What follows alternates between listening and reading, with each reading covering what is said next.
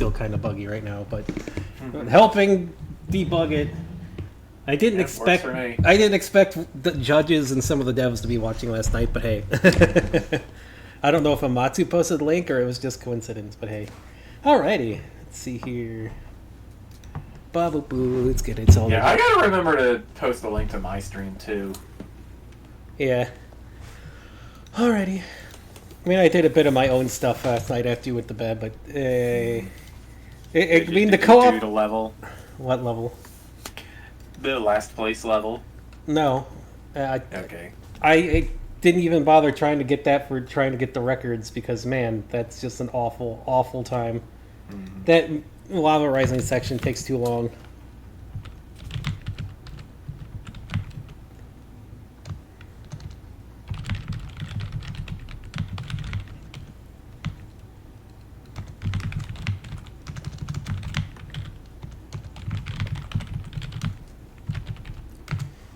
Yay. It's the dumpster city time. Wahoo. And hey, yes, I have Fox that's on. No, that is not an octopus that's on the table. That is a head massager. But yeah, we're continuing Magwell tonight because I'm not connected yet. I am waiting for Magwell to open. Co-op is apparently still a bit buggy, so we'll just have to deal with that. But hey, whatever.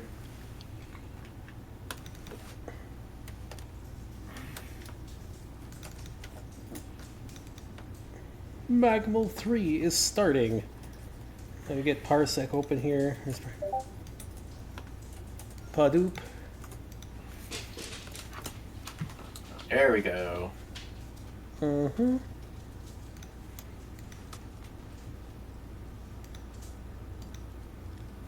Come on, Magwell. I clicked on this. He's open.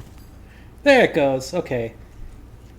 Well, we're gonna get, I guess, right into it. Even though I got a kitty here who's immediately trying to be in the way. Here she is. So yeah. Hey everyone, I'm Surreal Canine. And I have Fox Tenson, and we are playing some co-op. Make a good Mega Man level 3. And I have cat percentage immediately going on here. I don't. I just have Parsec %. Hopefully you can see the stuff on Parsec there, but okay, let's see. Not that, no, excuse me. Yeah, I can see it. Okay. I need to get a background set up, probably. What? Can you see it? I see the game, yeah. Okay. Or are you talking about in your stream? Because I don't have your stream open. Although, you know hold what? on. I should. I think you gotta disconnect. How did we fix the controller not working again? Oh, yeah. I gotta disconnect.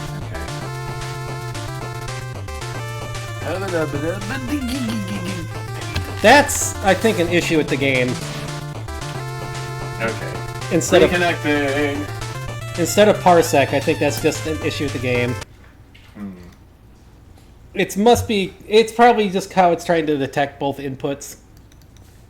I don't know why it puts you as number 1 for some reason, but I don't know, like maybe there's some settings in Parsec that you can tweak. I don't know. Not like, let's see, gamepad settings.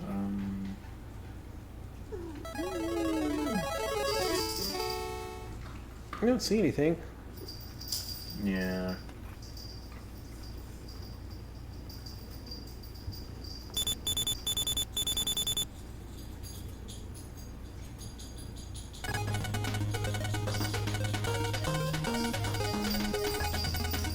Huh. Yeah. Yeah, I don't see anything. It is a Mr. T. And reconnecting again. Ah, okay. Maybe it's because... No, that still doesn't make any sense. Okay, I don't know. You're still trying to connect? Yeah. It says you're on here, are you? Nope. Try again? He's still trying to connect from the first time. It says waiting to connect. Nope, wasn't approved in time. Okay, I didn't see the pop-up. There it is. Here we go. Hi, it's Mega Man. So you have to join second after you have to leave and then join second because it screws up the stuff. Well, hopefully we won't get any. Don't get any more salt blocks then. There we go.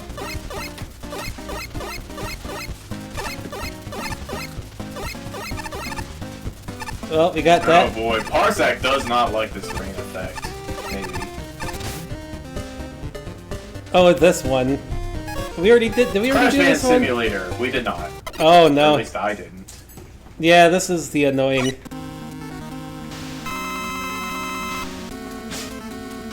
Oh no, Crashman is going to kill you if he dies. The floor will fall and will fall too. You're dead. So you need to make Crashman pass this obstacle, curse the fight in the end, and escape from those unestimable blocks. Use your Lemon's fire button to make Crashman jump into your direction.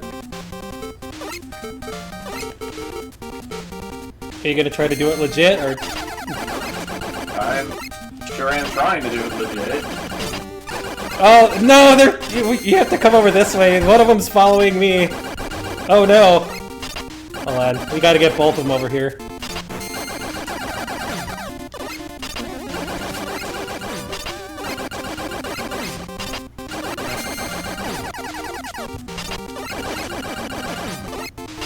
I have no idea what is happening right now. There we go! Oh no! Oop, well, I was trying to get the token. We can't with them. We have to come back after we kill them.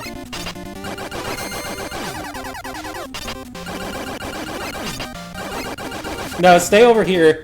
Otherwise, they're gonna keep trying to go over by you. Oh, they can jump that high. That's one of them. Well, that was one of them.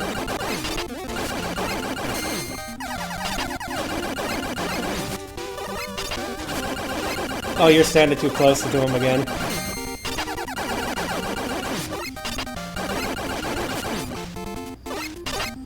I need to just see. Is that them using time stop? No. Then why are you using it? I'm not. There's a bright man in this level. Nope. Get over there. Or Flash Man. Get over there!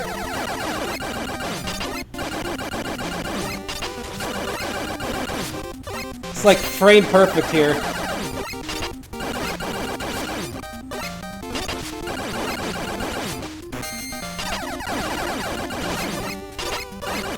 Oh, this is so annoying.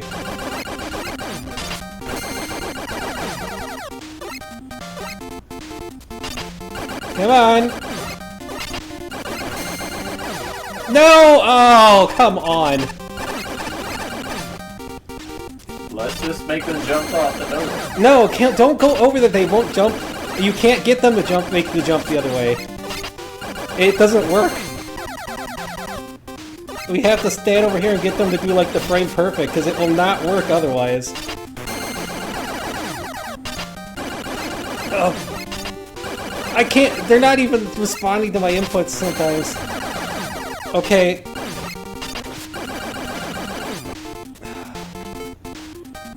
Let's take care of frickin' Flash Man first here, because my god. He's being annoying.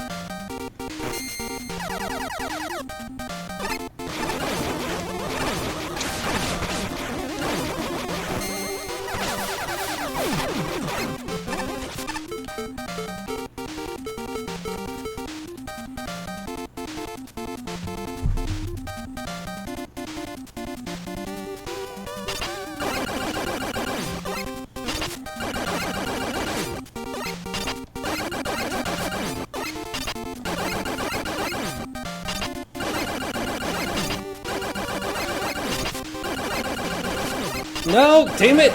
You have don't go over there. They try to stay on top of where you're at, like run underneath of them. We can't get them to jump to the right unless we stay to the right. Or else they'll come back around. Ah, this is torture.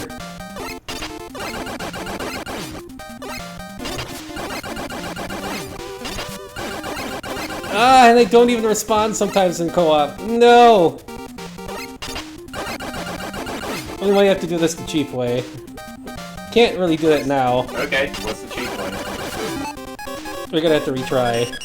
Cheap way is this.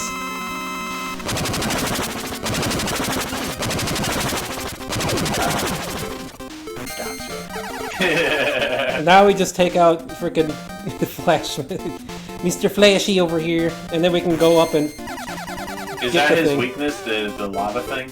Yeah. Okay.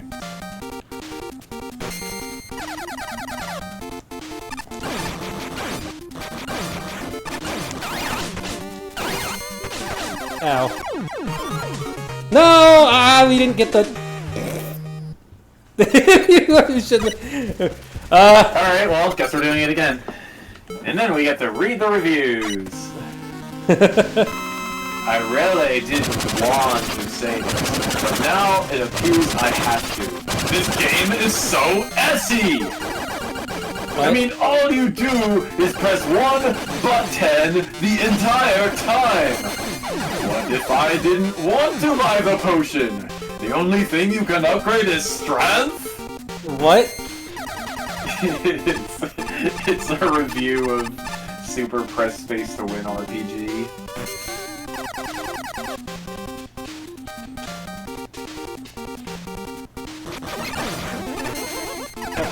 Ow, stop that.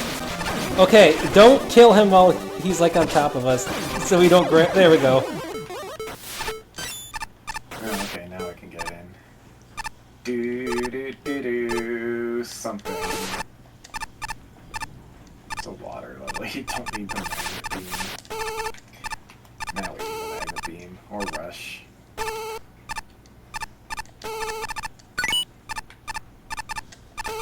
I don't know, magnet beam seems to be the quickest go-to I found in most of these.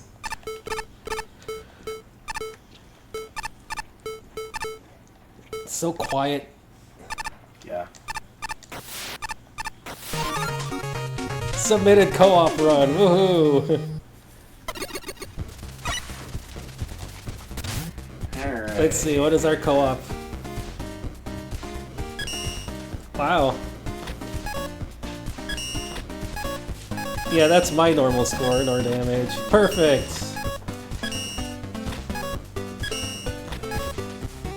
Token Oh, taker. I like this. Co-op. We are... Wow. Really? It took us that long? Didn't seem like it took that long, but... Oh well. Alright, let's see here. Oh, right, I can't actually flip through these. Well, this is a familiar feeling concept. I know I've played in Mega Man Maker before multiple times. How to lure around Crash Man, or rather Crash Men, so he's safe to kill later seems like a neat idea, but in practice, it's actually really frustrating to control, turning the experience into a chore with how long Crash Man's gauntlet is. How to lure two at once is just a cherry on top, as they're very rarely synced up. But then there's also a Flash Man at the end of this section, and the floor doesn't explode unless you kill all three of them. As a result, you can just use Tornado Blow and Spark Chaser to kill Crash Man, and then go kill Flash Man and claim the element. I rather doubt that was the intention, and it breaks the level clean in two. That might be a good thing, though, as it would have been super annoying otherwise. Huh? Inside you, there are two Crash Men? One is jump, one is shoot. Two broken halves of the same. Who will win? Or, that's not how it... Oh god, you do not look well. We not challenge.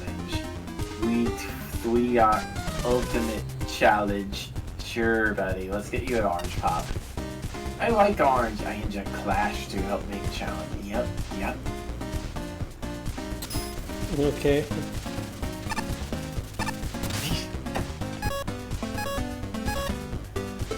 I get what you're going for here, but it doesn't work. It really doesn't. Influencing the movements of a boss to solve puzzles that gives an idea on paper, but in execution it leaves a lot to be desired. For as simplistic as this level is, trying to do this the intended way by getting two copies of Crash Man to cooperate with jumps is downright tedious. If you somehow manage to get to the end, though, you now have the task of dealing with three bosses at the same time. This whole process would be really frustrating if it weren't so easy to cheat it. The floor doesn't break away until all three bosses are dead, meaning you can just use weapons that can reach Crash Man from below, like Tornado tornado blow or spark chaser, and then head to the right to deal with Flash Man alone. While I'm thankful there's a workaround to frustration this level could cause, I still can't ignore the fact that this is a glaring oversight that breaks the whole point of the stage. Maybe it could have worked out better if it was split into different segments, along with using different bosses that you had to avoid rather than indirectly control. I'm honestly not really sure what else I can suggest here, other than to get more people to playtest your stage next time. You'd be surprised by how many ways any given level, even most basic ones, can be broken. Clash of Crashes! This was certainly a weird little experience. I find the concept of manipulating and escorting an enemy through a series of obstacles to be a pretty neat gimmick. As the current stage stands, however, it's more like a proof of concept than a fleshed out execution, which is a shame. Yes, that's what I think this stage is trying to go for anyways. It isn't actually really clear what good it does for sending a Crash into the end. If anything, it makes the end fight more difficult, pinning you against both Flash and Crash at the same time. Like, kind of just spawn camp you a lot, the little hole you have to get out of. I do notice the platform you start on disappears if any of the Crash End were to be eliminated, so it's kind of an enforcement mechanism in place. It doesn't work though, you can just ignore the Crash End doing their own thing in their chambers and go out your way to the end.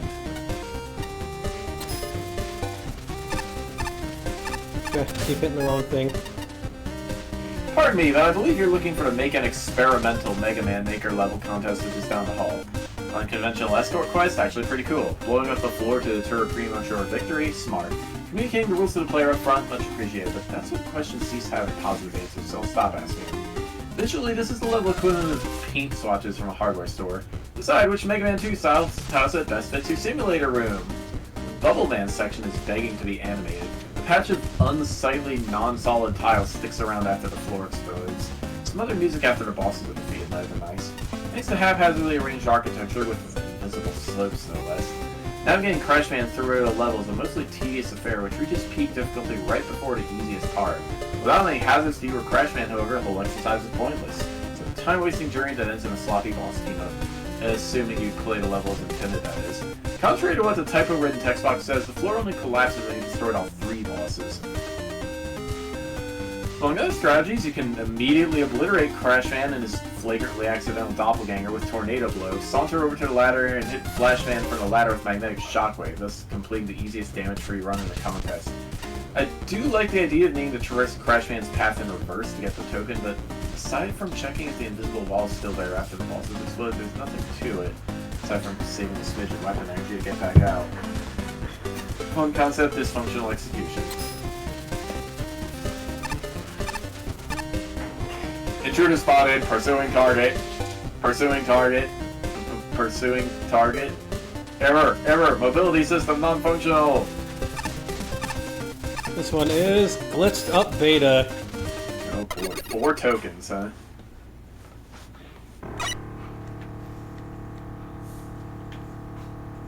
Mega Man, is that you? Help me! I tried to experiment, but this happened instead. A version of Sonic Man is the source of this now. Be careful, oaths are really deadly. Threw a Suzy Octopus battery at them to confirm that. Oh. Apparently you were the Suzy Octopus there. Thank you, sweetie, for kicking my hand. Can I use... She did not appreciate that input, I guess. Oh, jeez. Stop kicking my hand. Hey, no, quit kicking my hand. Checkpoint. Let's go. Checkpoint. I am upside down. Why am I upside down? This cannot be possible. How is this happening? Ah, why did he help me?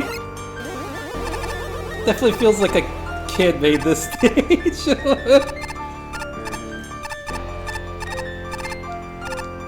Any idea what the music is from? It's the Exorcist theme. What?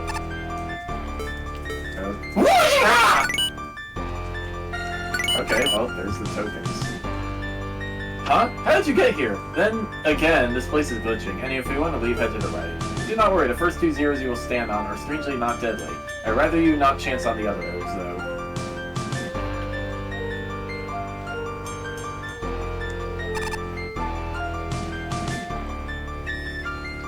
I don't even know why the Exorcist theme, or... 1 and 1. Not 3 equals. Holy.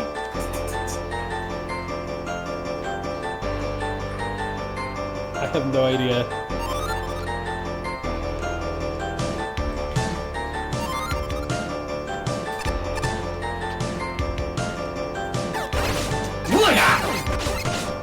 Oops.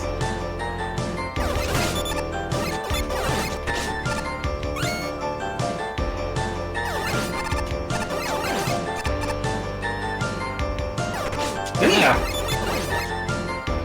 It keeps happening.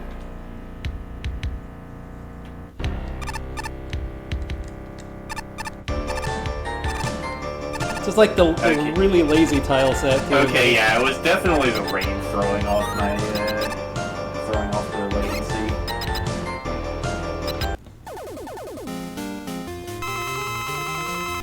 Wait, who's this guy? Sonic Man. Ow. Is he from DOS 3? I don't know. It's gonna be hard. Wow, this guy's gonna be real hard co-op because I don't know who he's focusing on. Maybe what his weakness is? No, I've been beating a lot of these Buster only, but well, I guess there's a way to find out.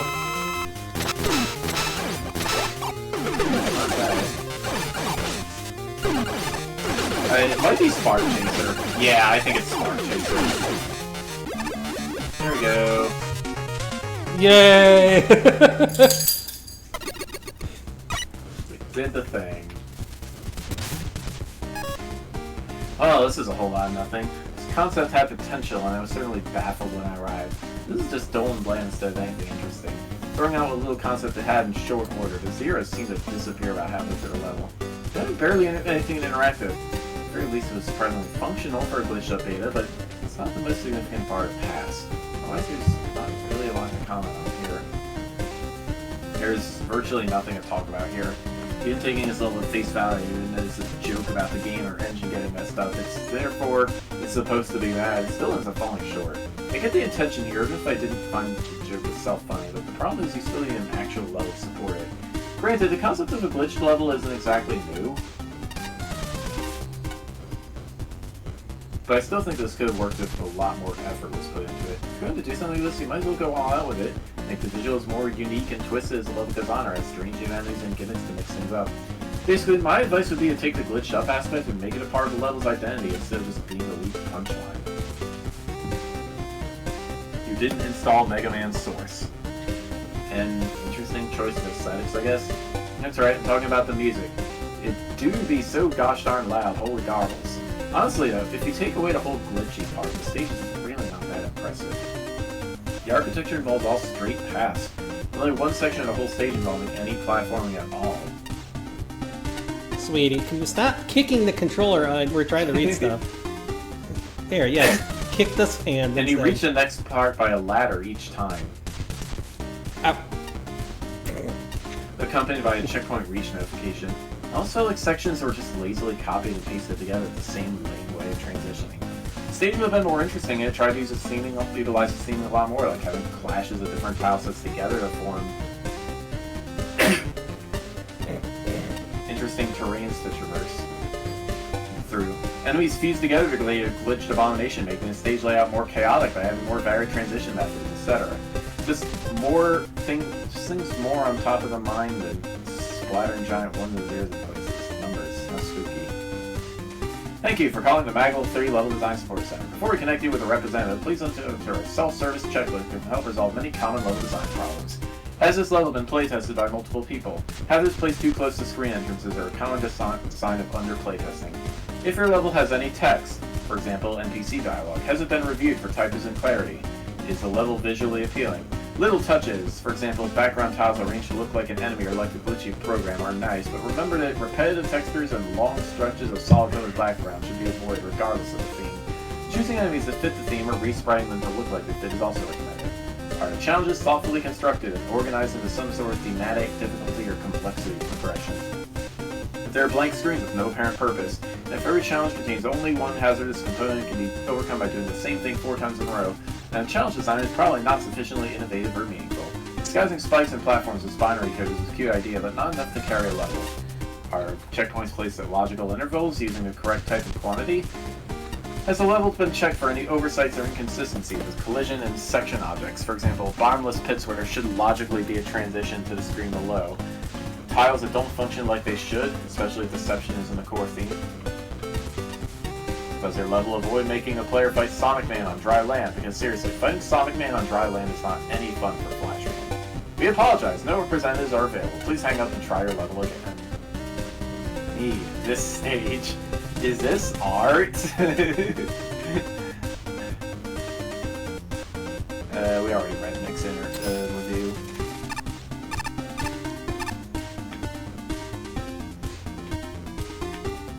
Hey you, you're an intruder, right? Please say yes. I never have anyone to shoot at these days. Maybe it's because of all the unstable ground and rust and spikes. And rusty spikes on unstable ground. Oh, and of course the tetanus, but that's a non-issue for us robots, eh? This level is... You don't know the drill. By Papyrus Semi. Oh, hold on. There are hidden things in this area. I know where they're at. Ow. Excuse me. And yet you don't know where the mets are.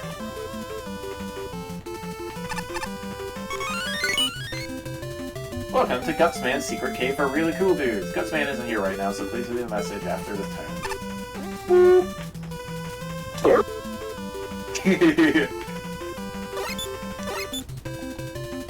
Oh, yeah, you can hear my soundboard then when I set it off, huh? Yep. Ow. Yeah, the invisible ladder, not only that, but this. Like, even knowing about that, it's just, what? Wow.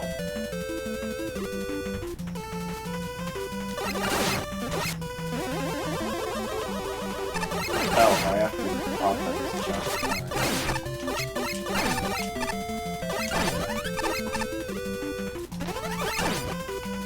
Whee! And of course, the, better pick the right side or you're gonna die thing. Hello, puppy!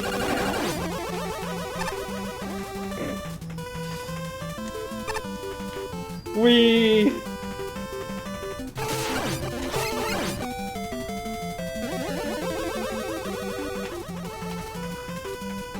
Just empty sections, and hey, there's another hidden ladder right here. These are all just really dumb. Sorry, due to budget cuts, we are unable to afford Drill Man. Gutsman. Oh. Budget cuts, budget cuts! The only reason we can't afford Drill Man is because we wasted our stage budget on those stupid gravity flippers, Crash Man. This just keeps going, and it's just Jeez, like... cool down, Gutsman. Yeah, sure, that's easy if you aren't subject to violent, uncontrollable mood swings, Crash Man. Yeah, whatever. Hey, look, it's space. Wow, that's a lot of tanks. Yeah! Welcome to the level to farm if you want to fill up, I guess. I guess so, yeah. That's how I got a bunch of achievements, just speedrunning this level. Likes this level. Besides, those gravity flippers are totally worth it, Guts Man. Well, at least we could afford enemies for it. Well, at least we could afford enemies for it.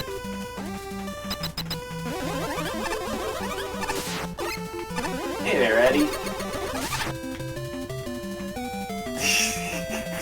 These just don't stop, and it's just like, enough. This one's a different color. Some days later. They're still just going, and it's like, okay. They're still going, it's like, enough! Oh.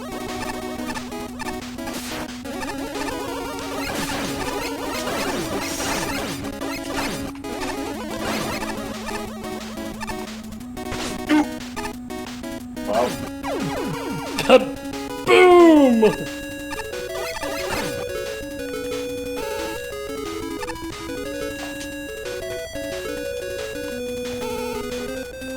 what button do I press to get back in? Sorry. Ah!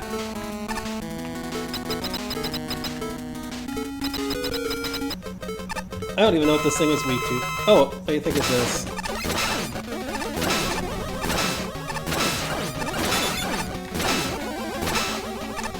Ow!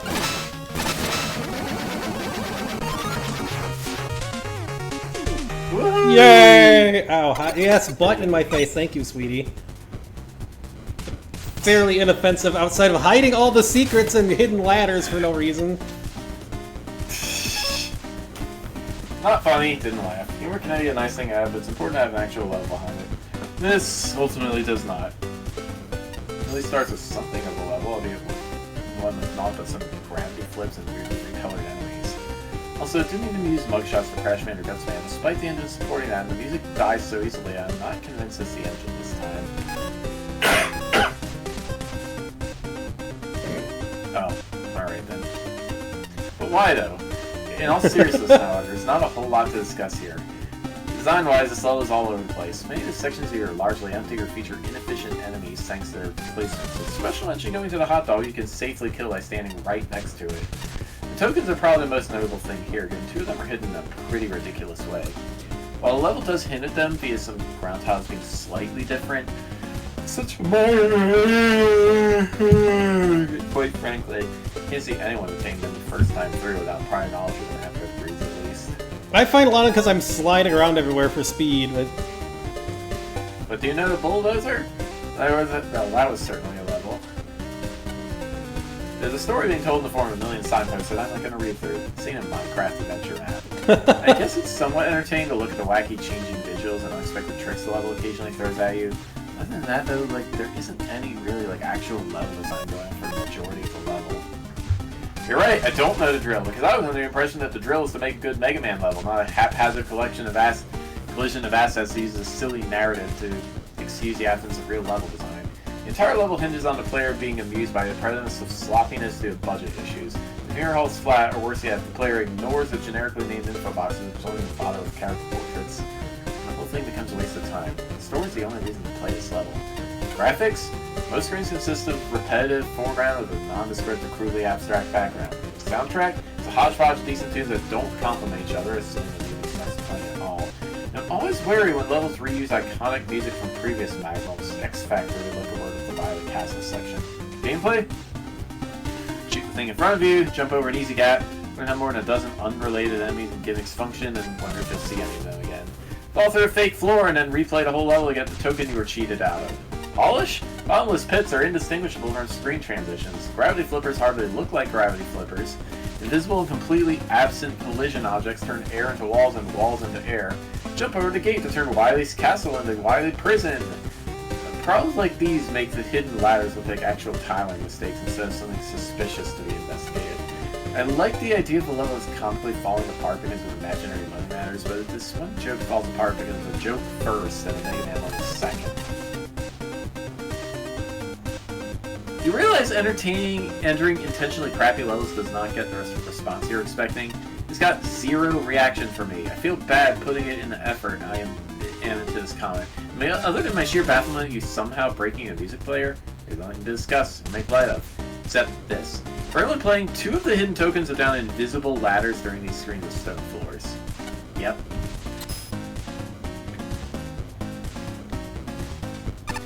This one is not delivering, on promises by Giga Otomia. It sure seems like... Oh, yeah. Oh, this level doesn't have a it's a Quest 64 battle theme. Oh, that's what it is? Yeah. Sped up, but yes. What? What? Well, there's a co-op glitch for you. Oh yeah, this level is impossible to Mega Buster only.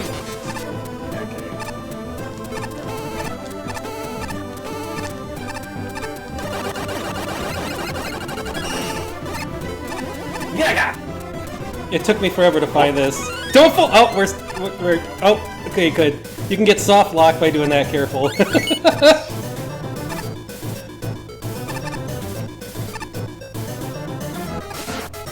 What? What? Uh-oh. What? What? Crap. Thank you for wait, why did the crab lift off after? What? Crab, you're supposed to lift off right away. Well, whatever.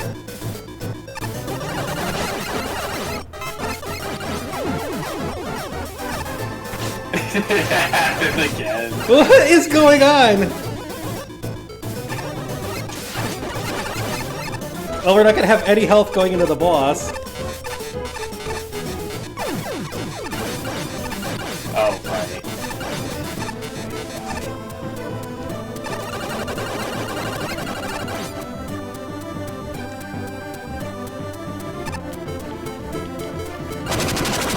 Ow. Ow.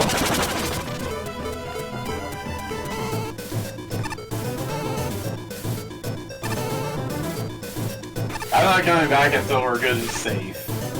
We're not going to be safe. There's no checkpoint in this level. Yay! We don't get hit, I guess. Oh, hey, it's quick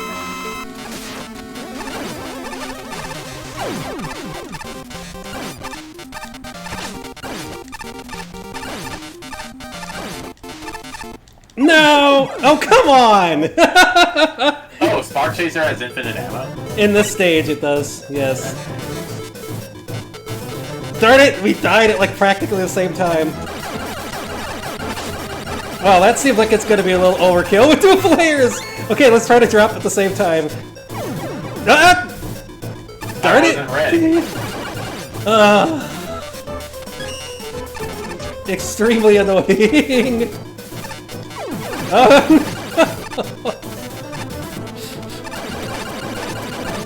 Buffer! Come on, health!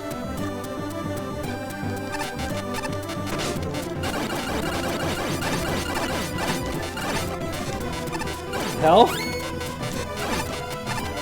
There's a little bit of health. Alright, coming in. Kill the crabs!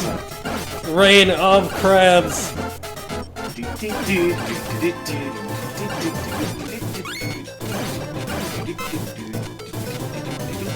Or something.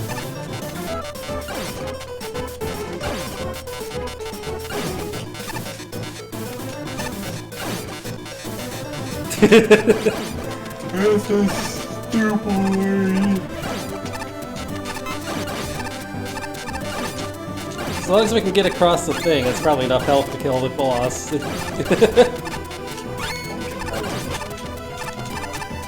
Although the flash, although this quick man is wanting to attack both of us.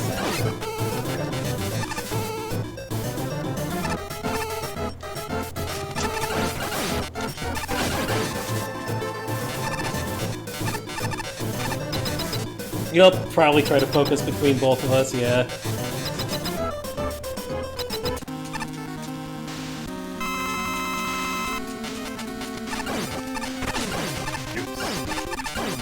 Yes, it doesn't help that it's really hard to see in this stage. There we go. It also doesn't help that I don't know the patterns for any of these bosses. Quickman is a pain in the ass even knowing his patterns. Yeah. Ooh, thunder, thunder, thunder. Co-op! Player number 2! I'm number 3 in this one, apparently. Okay. We are number 2. Hey! You know, if you promise me nothing, then how would you not deliver on promises that don't actually exist? But then I suppose there's some promises in the level won't deliver on in the end anyway. Anyway, for the level itself, this level is short. It has a lot of arbitrary design, infinite weapon energy for some reason, and absolutely no checkpoints. It's definitely not an award winner. I wouldn't even call it fully functional. Still, there's things in here to note. The crab room was memorably silly, and the wispy quick man, which I know is from a ROM hack, was an okay twist on the old dev kit boss. That's about all there is to say. I don't get it! Yeah, I got next to nothing for this one. There's a lot of things I could ask why to in this stage, such as, why are there no checkpoints anywhere in this level, even if it is incredibly short?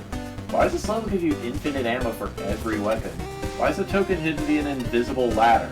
Regardless of what the questions the answers to those questions may be, the rest of this level's problems are all glaringly obvious. The only other semi-notable thing in this stage is the modified quickman fight at the end.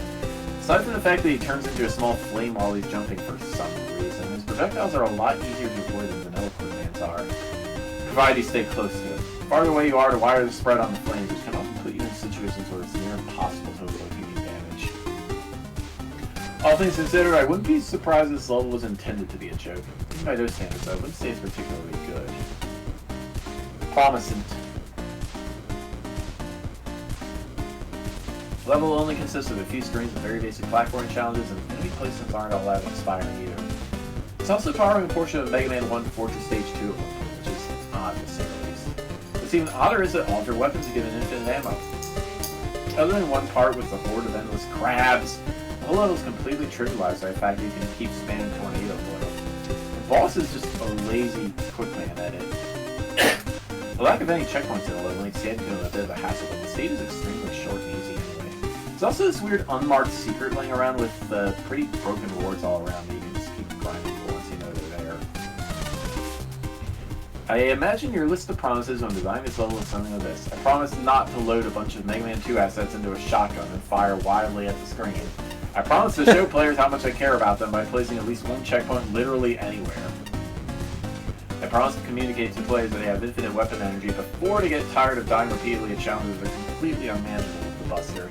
I promise to spare players from awkward screen transitions, aimless free-scrolling, and bogus challenges such as looking for a token in an unseen room accessible only by a tiny invisible ladder that is not telegraphed or hinted at in any way. I promise not to create a secondary secret room, creating an egregious reward requiring dev team intervention to maintain game balance. I promise the boss will have all his sprites replaced with a cute little flame, and his projectiles will be free of technical polish problems, thus ensuring he's taken seriously and not written off as a slapdash joke. I promise that creative dev kit boss alterations, acceptable music selection, and compulsory functionality won't account for a majority of the points this level receives. Whatever the actual intent was here, please promise me that the next level will be just like this one. By the unlimited fiery strength I now hold in my grasp, the world will tremble at the purple light of spam, spam, spam, spam, spam! Lovely spam! Wonderful spam! Uh-oh. Sweetie, what was that? What? Oh. What? What? What? What just happened? I don't know. Uh-oh. Apparently there's a quick restart key. Apparently there is a quick restart key that Sweetie hit. Well, it saved the level thing. Now you have to disconnect again just to get this to work quickly. Thanks, Sweetie. Just let me know when you're disconnected, because this is... There's got to be a way to... I am not disconnected. There has to be a way to get this to work, right? Oh, you're not disconnected, well... I'm disconnected now. Okay, yeah, there has to be a way to get this to work, right? Because F2, it keeps... huh? Oh, no. It was F2. She just she managed to hit F2. Lovely cat. Just lovely. Alright, rebooting. Or reconnecting. Okay, here we go. Sweetie! What are you doing, kitty? What are you doing, kitty, huh? You're such a kitty. Rain! Rain! Bitrate killer! Playability in Parsec killer.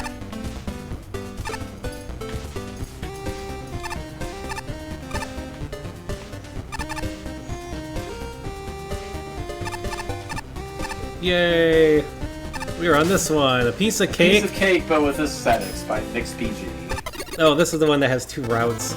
Oh, which one do you want to go first? We got it to do them both. This was the music that sounded like one of the JoJo themes, but it's not. It's megaman from Mega Man 9. Yeah. I don't really remember a lot of the Mega Man 9 music. It's been a while. I like perfected the game, and that was years ago.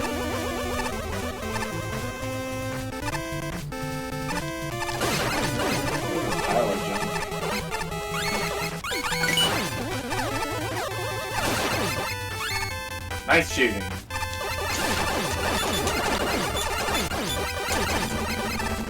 Yes! Woohoo!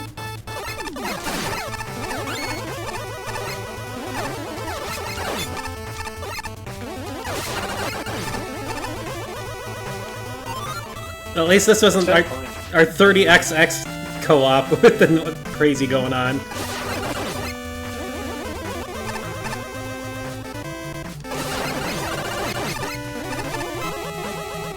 Whoa!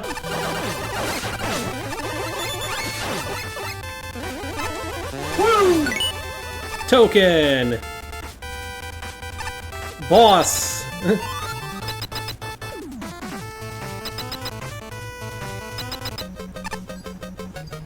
it's Dustman.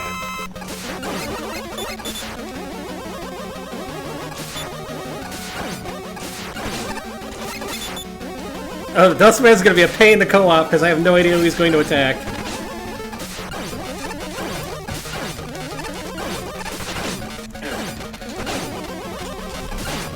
Dustman's one of the easiest ones to no-hit, but it's also... we don't know who he's going to attack. Because all you need to do is jump straight up and then it'll avoid you. Now for the second path. If Bench says hi. Hey! Hi, If Bench. Yo! Whoa.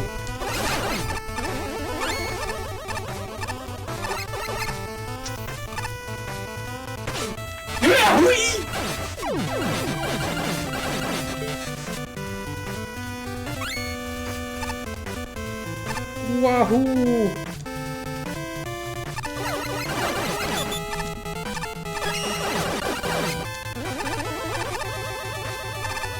No! Well, at least I got more health for you to revive with.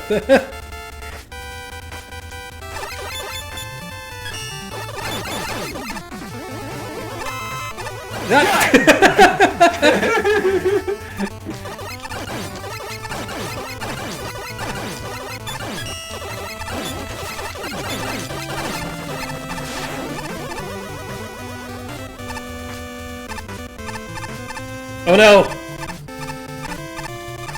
Oh no! Some of these levels are definitely not designed with co-op in mind.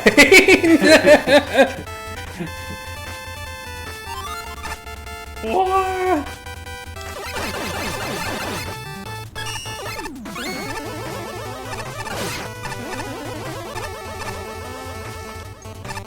Whoops!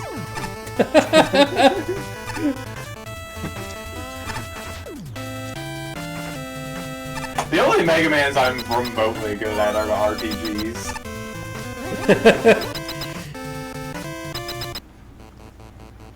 Yeah, Magwell's been good. I'm only on tier 2, but that's because I've been streaming it.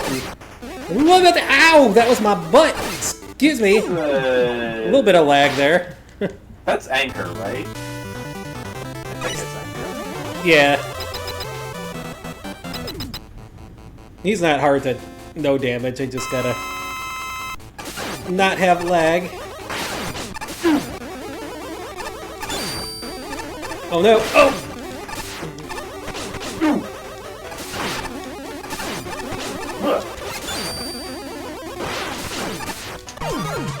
Yay!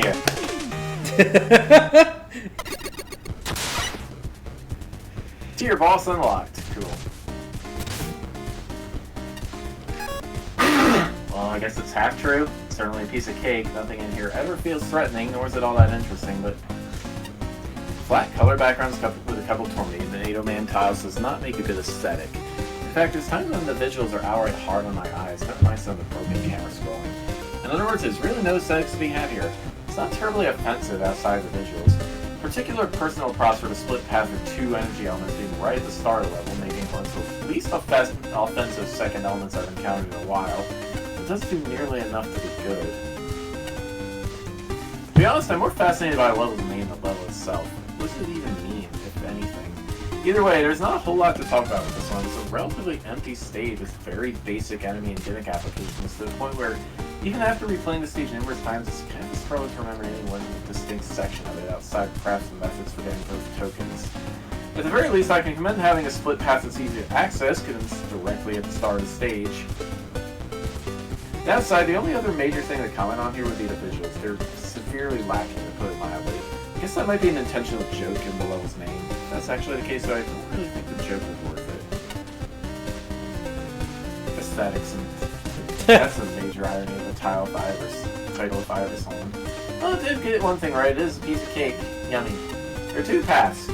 Both of them are relatively simple and aren't really all that remarkable, other than the occasional screen flash in the form of bright background tiles. I guess that's supposed to be the aesthetics. Fancy font. At least the split happens right at the beginning, but I don't know if the split was very necessary to begin with. The stage could have been combined as one and it would flow just the same for how seamless both sections were. For example, for each end you fight Duskman and Anchor respectively. They're very standard ones, no changes to their arena to spice things up. One interesting bug did happen where Anchor's element had spawned inside the boss cave and got pushed off screen because he got too close to the wall there. Oops. I have to wonder about who's been decorating the cakes you've seen, unless you mean aesthetics in the sense that this piece of cake plays music. I'll give you credit for the subtle difference in floor color between passive for confident foreground graphics, but beyond possessing solid colored backgrounds and occasional moments of overzealous window tiles offer no sense of place or wonder. As for creativity, I want anything at all. Create something. Just drop one or two random enemies onto boring platforms, and especially don't let whole screens go by without any real danger unless you're giving the player a break or setting up a surprise. One enemy acting as a shield for another enemy is a good first step, but it's not enough to carry the entire level. Three main things make up my total score here. Absence of problems in construction or programming, a lack of anything to aggravate me or to justify a skip teleporter, and the fact that I gave 5 points for a perfectly acceptable soundtrack. Apart from screen transitions being indistinguishable from pits, this short level is easy enough to navigate. Checkpoints are sufficiently frequent, collision and transition objects are used correctly, though you can blindly fall into tellies in one spot. Each path has a couple prominent enemies or gimmicks, so there's the vaguest sense of focus. Challenge introductions are passable, if for no other reason than enemies are usually introduced one at a time in the blandest setting possible. Although watch that laser shrine, how little challenge there is. The design allows for freedom of weapon use without needless restrictions. I care about the title accurately describing the level, and despite the contentious aesthetics portion, this level is indeed a piece of cake. Piece of cake with aesthetics. Well, that was a boop. Bye.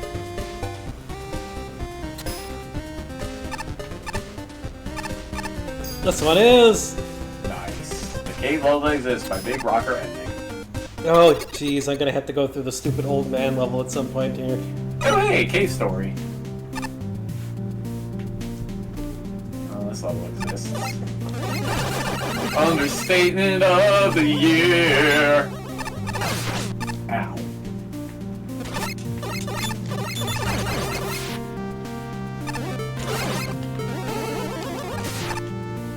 Okay.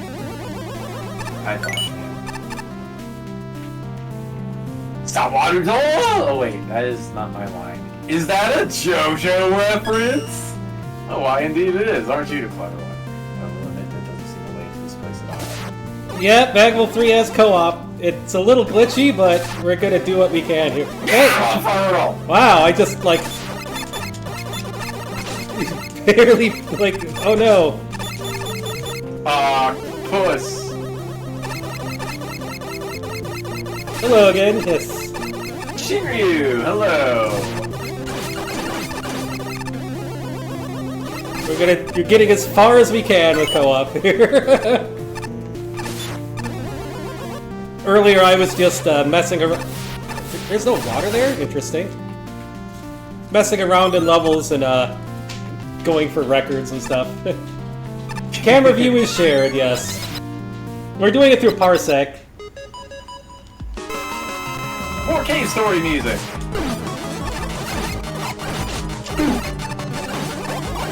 Wait, what? Oh no, there's a second boss. Yep. Yeah. Well, I guess I got the health. Okay, that's not even the end of the level. That was a pain in the buster only. Yeah, I've been all right. Woohoo! Yeah. More cave story music. Who are we fighting? Oh, that's right.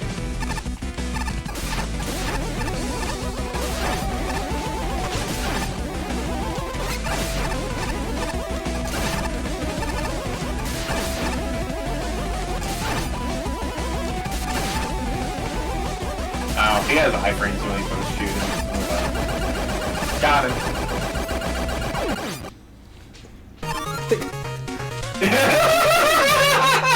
Yeah, that halfway through Kuro 2, geez, yeah, that's I haven't.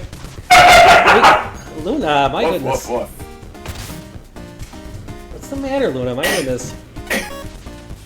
Not gonna lie, this was kind of pointless. A whole lot of nothing happened, and there's not much to comment on. About the only gameplay worth bringing up at all is a double Death Kit boss, which is bad because they tend to overlap like crazy and be a pain to dodge. And the unnecessarily big rooms, which is still bad because there's nothing to do except get lost for no reason. Beyond that, only real comments are that visuals are extremely bland. There's a broken slope and the music is nice. Yep, it sure does. In all seriousness, no, there's not much going on with this level. Many of the room layouts are pretty bare bones, featuring a lot of wide open space that makes most of the enemies a non-issue. Even more so when coupled with higher jumps granted by water physics. This is especially true for the Mecha Dragon fight, as you're given 4 whole screens to deal with him. Beyond those issues, the only other noteworthy thing here is the double boss fight. Unless you're going to set them up so that their movements and attacks play off or complement each other in some way, fighting 2 bosses at once is typically more of a pain than anything. Just sticking Bubble Man and Sonic Man in the room together, regardless of how large it is, doesn't really work out. The loud music that exists. As well as inconsistent volume. Audio mixing, people! This level certainly lives up to its name. It's a few screens of enemies, and the only thing that's going on is the cave story aesthetics. As far as crossover stages go, this is unfortunately quite barren. It seems that the collisions of the slopes are misaligned, often making me count traverse them instead of them without getting stuck in the ground. Another issue is that sometimes it's difficult to tell if you're out of water or submerged, since the water tile looks very similar to empty tiles at first glance. Also, doesn't help that the screen transitions would mask the whole splash effect from normally going out of water. I seem to be really bad at fighting Bubble Man on the ground, as the fight with him and Sonic Man felt quite unfair with the lava tiles on the ground. I do have to wonder why people love putting the underwater bosses on land. Bubble Man's buster shots are very hard to dodge without the water physics. Meanwhile, Sonic Man will punish you if you don't stand bound to the ground close to him at all times. Mecha Dragon, on the other hand, is completely non-threatening with so much ground to stand on in this arena, trivializing the fight. What a title. The confidence you have in your level is exceptional. Ironically, this barely feels like a cave after the first couple screens. However, it does feel like some DOS games I played. Minimalistic, but not altogether unappealing graphics, large free-scrolling areas with no sense of challenge progression, and enemies haphazardly introducing them forgotten forever. No bards will sing of this level's clunky layout or lackluster architecture. Not that anyone will be able to hear them over the music, mind you. Volume aside, the relaxed audio is a good fit for the level, and one of the only reasons I enjoyed myself at all. At the very least, the level needs more background detail. The teleport statue is a good start. More polished use of collision objects, for example, putting water collision over the top solid platforms. And some sense of focus beyond random water enemies sometimes, I guess. As a side note, if you're going to use a thematically unrelated Flash Fan NPC in the contest where one of the judges is named Flash Fan, given dialogue I might actually say, Sawarudo! Indeed. Water physics inexplicably disappear when they're needed most. With low gravity, Sonic Bubble could have been a genuinely fun fight instead of the part where you give up on a no damage run. We call him the weapon refill at the gate, though. I would have loved to battle Mecha Dragon in the submerged air with larger hops between fewer platforms. Even moving the dragon onto the center of the arena would be an improvement. All that room to work with, and the dragon hangs out so far off screen that you're basically tickling its feet with whatever weapons it reach. Yes, this level certainly does exist, but it needs a better selling point than it doesn't not exist. If you aren't going to put any effort in, Leona also dislikes this. Neither am I! Alright, I need to get some water if I'm going to keep reading these reviews. Alrighty. Here's some robot. Oh wait, there was something I need to unlock if I remember. Let me do this. Does it work on this one? Huh. I guess not. Weird. When I hit print screen before to take a screenshot on my single player, it unlocked the skin. Maybe it's just unlocked?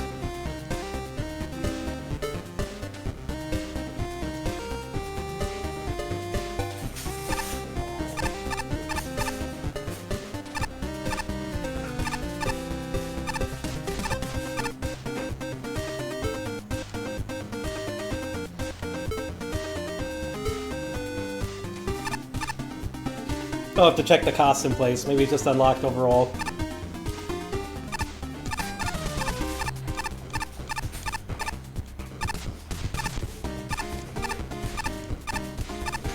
Oh, he's Surreal K9's getting some water.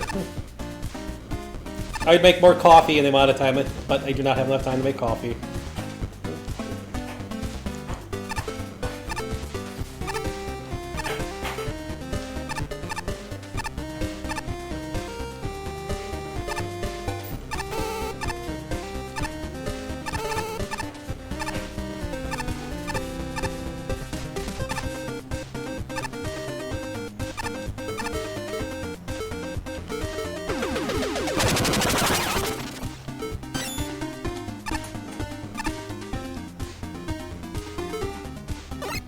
Yay!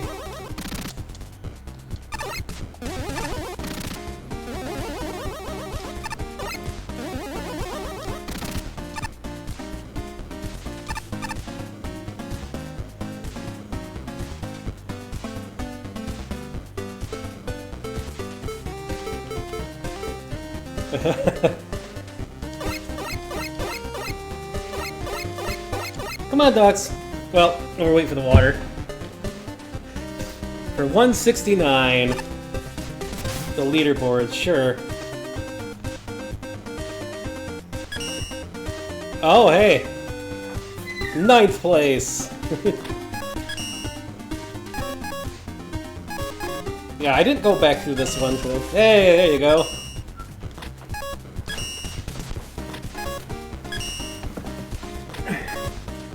No, I may not. Whoops! Hey, we're #1 in co-op. I have to go back and run through that. I may not be a cave level, but I sure do exist. Alrighty. All these robots have silly stuff about them up here, but... Okay, let's check it out. Armed explosive robot, drill man. Failure. The drills at the bomb tip cannot reliably penetrate walls and remain fixed. Note to self. Apparently a Russian scientist is designing a similar robot to this one. Consider reviving this drill bomb. Feature use, Dr. W. Time-stopping robot, Light Man. Failure. Time-stopping technology doesn't work, in fact, just causes the body lights to flicker constantly. This robot makes me physically ill, Dr. W. Armored combat robot, Barga Man. Failure. Upon completion, this prototype went out of control, only saying something about assimilation. I noticed more of this robot appearing weeks later, just as other prototypes have vanished. Dr. W. Nature combat robot, Elephant Borg. Failure. Despite possessing great strength and bulk, this robot's power consumption is laughably poor. It runs out of power in just 2 hours. It also refuses to accept any fuel other than, of all things, peanuts. Surprisingly, peanuts do not power robots for very long. Dr. W. Air Assault Rune, Thunderman. Failure. This robot cannot handle the voltage of its own electric attacks. Every combat test has ended with the prototype completely short-circuiting itself and starting at least 2 fires. Being Smoke Man and this useless bolt-flinging bucket of bolts, I regret not putting more windows in this place. Incendiary combat robot, Smoke Man. Failure. This robot's unorthodox means of venting excess heat has caused tar to clog up to its servos and irreparably damage important circuitry. All attempts to provide substitutes have been violently refused prior to total mechanical failure. I need to consider a different means of controlling nuclear power in a robot. Nothing. Nope. Nature combat robot, Worm Man. Failure. Hindsight is always a nuisance. I've only now realized I built this robot a smidge too tall. Upon completion, it couldn't walk out of its manufacturing chamber. So to crawl out, it claimed to hate small spaces. Ah, so much for natural camouflage. Probably make a better combat robot out of a tree.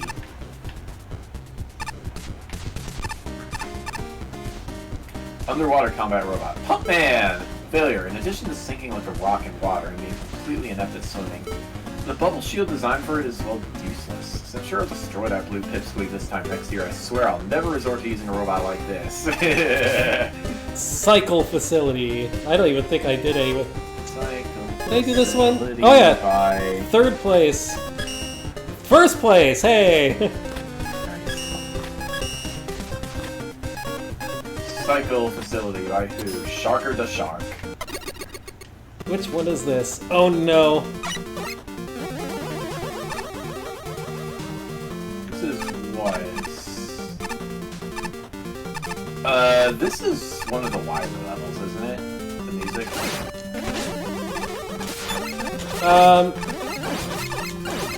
I don't... maybe?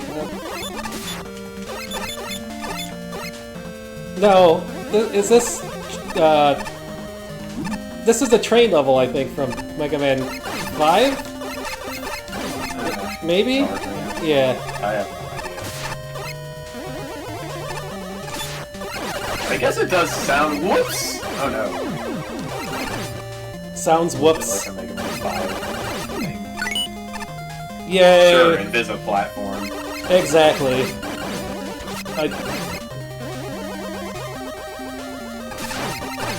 I mean,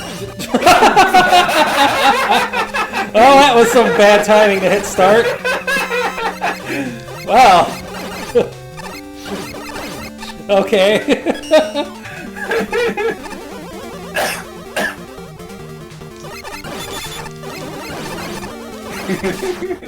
I am just going to be an incessant source of slapstick in this Let's Play, huh? Oh, what? Quick, man.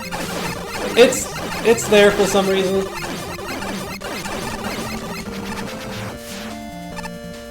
Okay. SpongeBob cave eaten alive, bullboard. Absolute preparation. Okay. That's one of the exits. Now we gotta go back through again to get the correct one. I don't know what is with people adding, like, completely hidden ladders in places.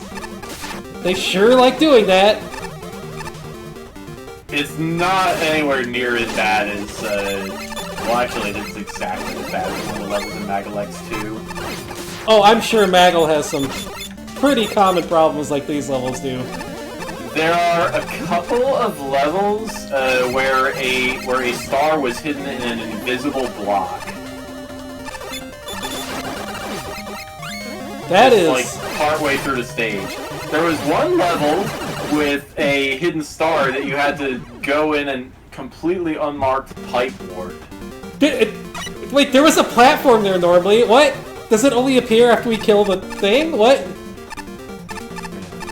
I wouldn't have jumped down there like that if the dev of that level said the dev of that level said he didn't know how to get rid of the star and just sealed it off from stuff. Oh, okay. That sure is. I mean, these contests bring a lot of interesting ideas, but at the same time, it's like some of them really show that level design is hard. I made 3 rooms for a draw contest once. It was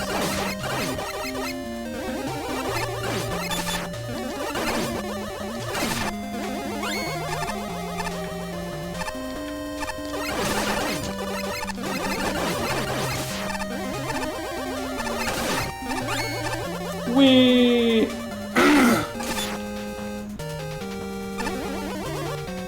Okay, so levels with long scrolling area, downward scrolling is what can kill the other player if you're not falling at the same time. Let's not take the hidden path.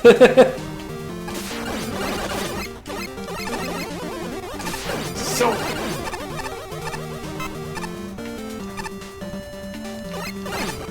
Damn.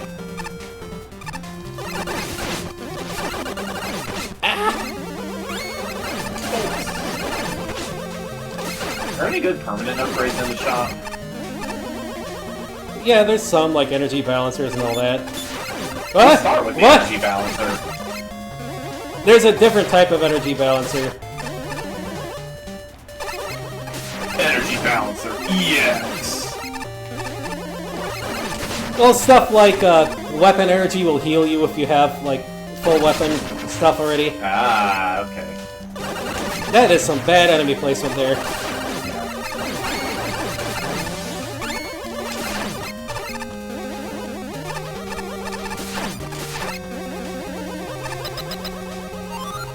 Who are we fighting? Grey Devil!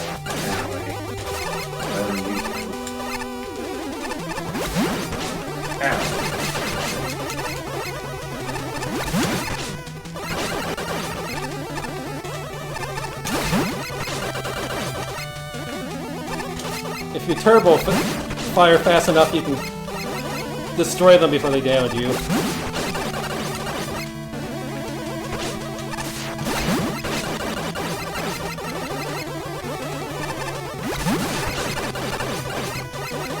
Or if we're both firing, they just kind of go at the same time. Yeah! Alrighty, what does that co-op on there for that? What do we got? What's their co-op time? 2!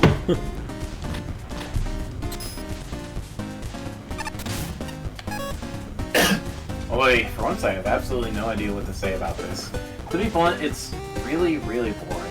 A bunch of enemies in really simple locations with the odd gimmick here and there that makes being slightly more than basic.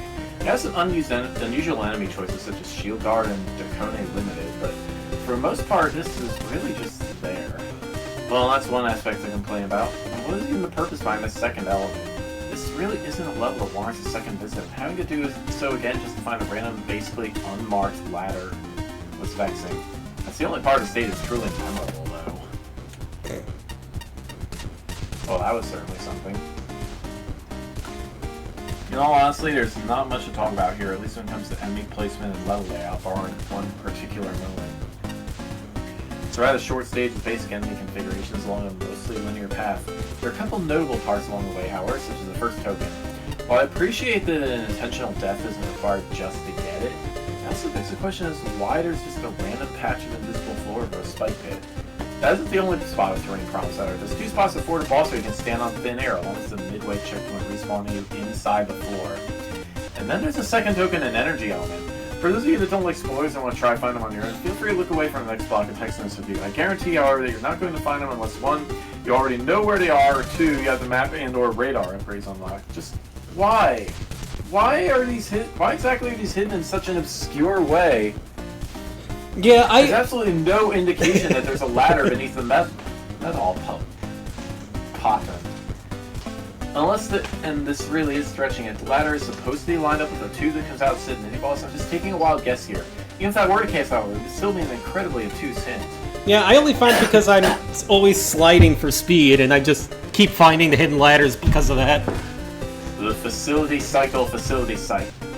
Whole aesthetics keep switching around per room. Is that the cycle part of the old facility? This level is a whole mishmash of random gimmicks, enemies, and misaligned collisions. Feeling like the stage is just kind of thrown out there without much care or thought put into it. If you need even more evidence of how unpolished the stage is, the respawn point is embedded into the ground, truly the level of all time. Now that we top this all off with a funny secret ladder into the last token and element, along with a funny memery imagery. Next. The hidden ladder that was like above and like unmarked in the one level, the climb upwards was the worst. It took forever for me to find that.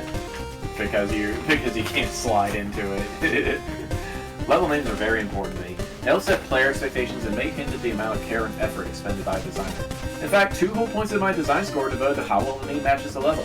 Cycle implies wheeled vehicles, or perhaps something cyclical, such as seasons. Facility suggests a location with specific function. I originally pegged this level as a place of inscrutable purpose that cycles through unrelated tile sets and enemies, recycling the same uninspired configurations ad nauseum. But as soon as I wrote that sentence, it maybe occurred to me that this is a recycling facility. Magpul 3 contestants, we need to have a talk about naming recycling-themed levels. So let's assume there's actually a theme here. I see junkyard tiles, vaguely industrial tiles which don't match at all, junk spewing enemies, and enemies that dispense discarded balls and metals. Yeah, it's a recycling facility. I don't know how bubbles in a Google will figure into it, or why we detoured a single screen for some other level involving lasers. I'll leave those questions with philosophers. Numerous design flaws are textbook examples that happens when someone still learning how to use a dev kit doesn't get other people to play test their level.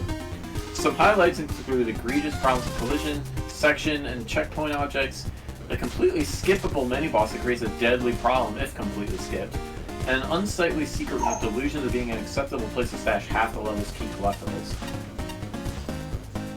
Still, the level is playable and not overly long or difficult. Music is good. Background graphics when they decide to show up as a character.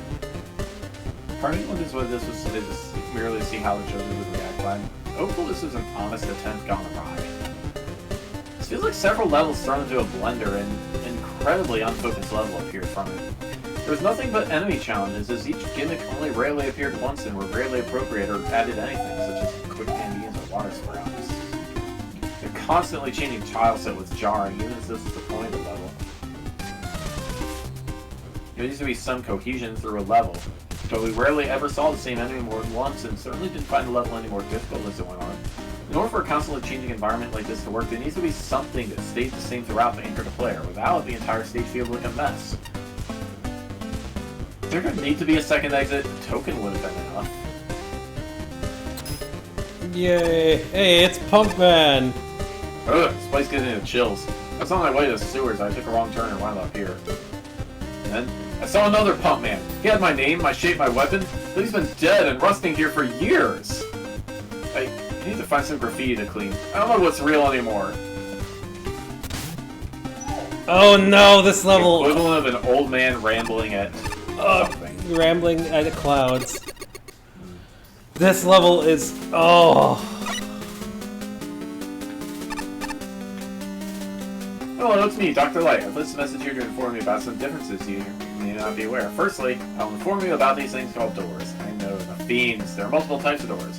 Orange-yellow doors lead to forward progress, while blue doors lead to somewhat silly things. Two things will damage you if you touch them. Spike balls will hurt you quite a bit. Blue spikes will hurt you quite a lot, or in other words, kill you. So watch out. There are also secret passages hidden from view, so keep a close eye on your surroundings. There's some powerful foes up ahead, so stand your guard. Good luck. I think this is the latter half of the Wily Fortress from Mega Man 3.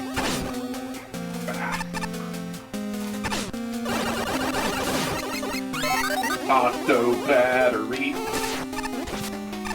Good call. Ah!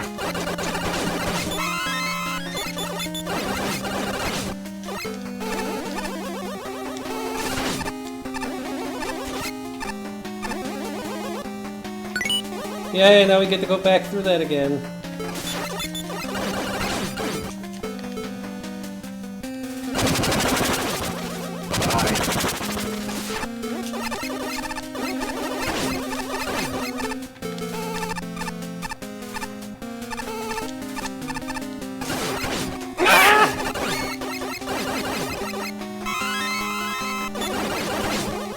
Yay for help. And nuts, I guess. Checkpoint.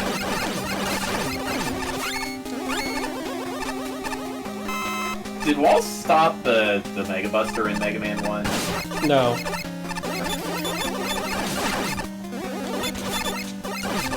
Can't recall whether or not there was ever a Mega Man where Wall stopped the Buster. I don't think so. Wait, Mega Man Legends.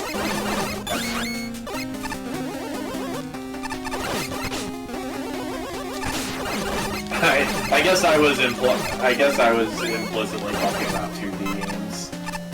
Can I not slide? What? Wait a second, what? There was a token. I know, hold on, we're gonna have to retry the level to get that. Oh wait, we can't! It's gonna put us here. Whatever. That wasn't... no. We have to get that. At least the first token we grab is already done. And we don't need to deal with it.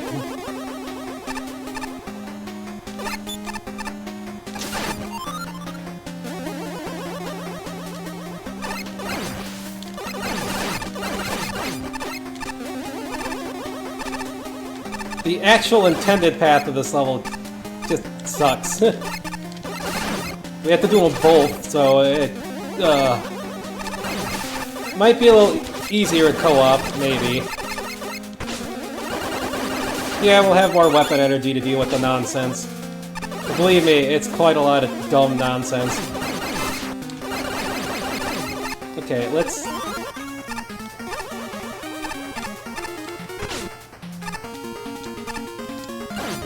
ah, darn it. What? Yeah, that's gonna happen. Okay, well, apparently we want to be the guy. Except me, I don't want to be the guy. Oh. Yay! Iframe abuse. I wonder... why did you pick those up right away instead of waiting for me to spawn?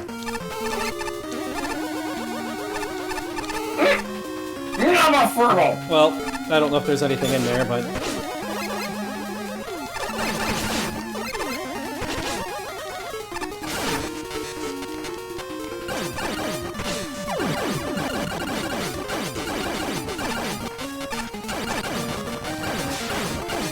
yay! Well, checkpoint. Checkpoint. You could beat this boss.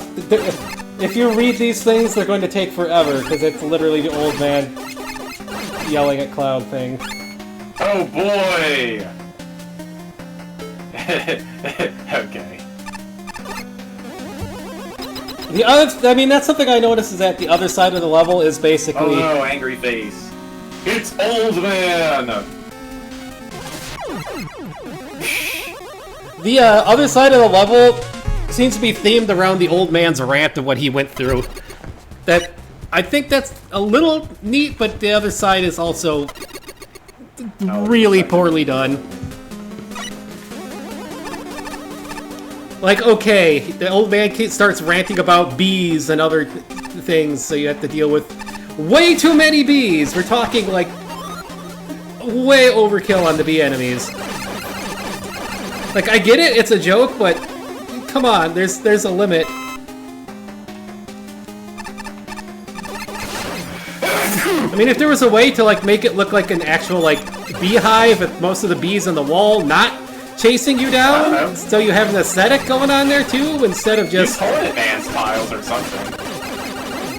Yeah, but you'll see what I mean when we get to it. What they go overboard with.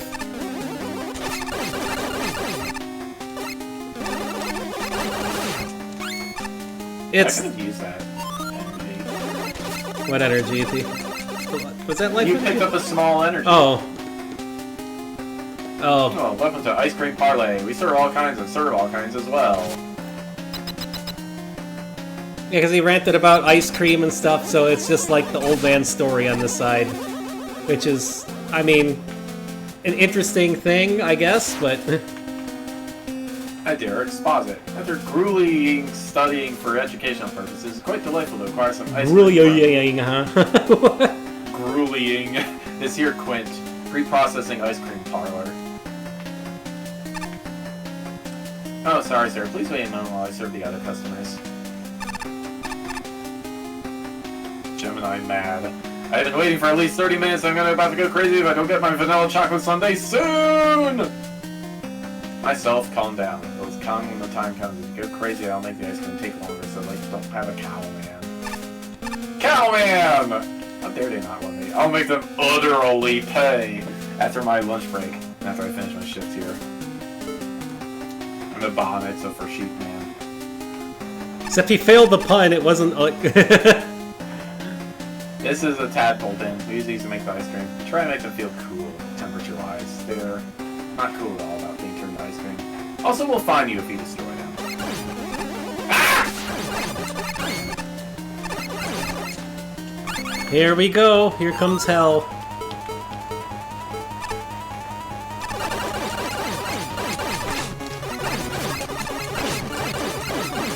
Don't even try to destroy all of them. There are too many. What is this, an Oprah meme? Ah! Yeah. Oh, I'm dead.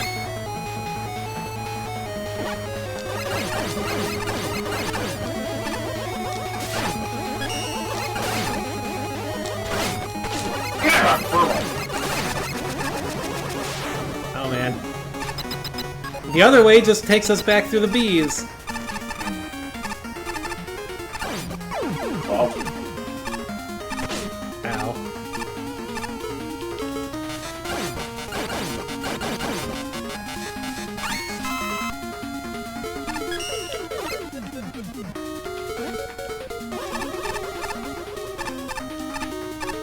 Ah! Here. Try to shoot it.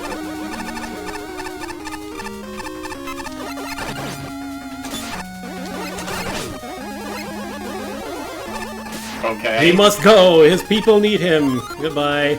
And Hey! here we are again. So wait, where's the other energy element? I guess. I guess it was down there with the bee thing? I don't know.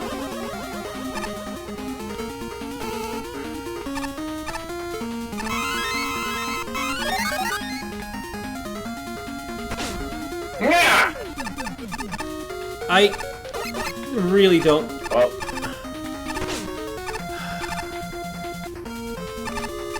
Z.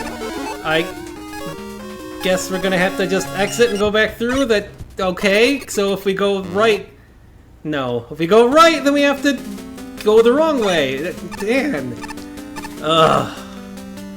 This sure is a level.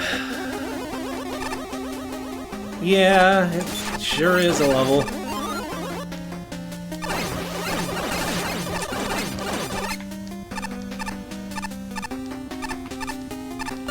And the boss is a nightmare, too.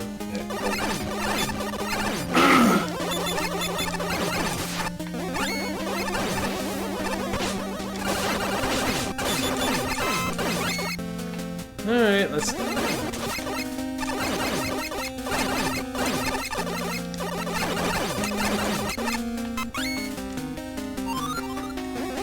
Ignore the seal fin thing.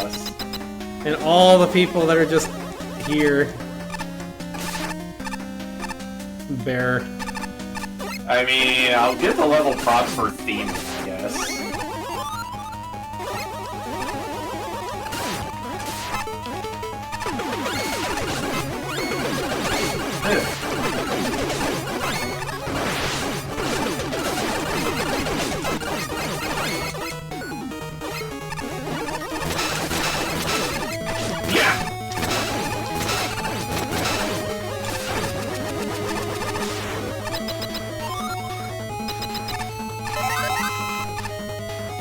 Hello, it appears you came from a room with an excessive amount of bees. Perhaps you'd like to fight even more bees. If you so desire, continue with the ladder for the mini bosses follow. 2 mini bosses in the shape of these. If not, continue to right until I start lightning. Yep, okay.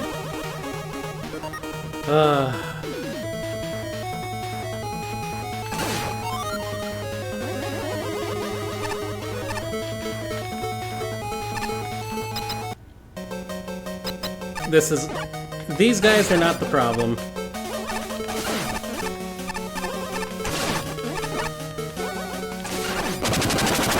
Actually, I didn't want to use that. Whatever.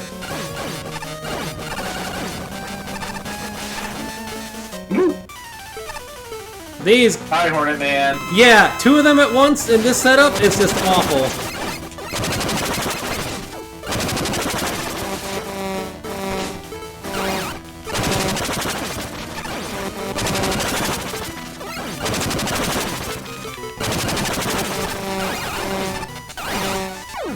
Oops, I'm dead. We did it! We did the thing! It's so awful.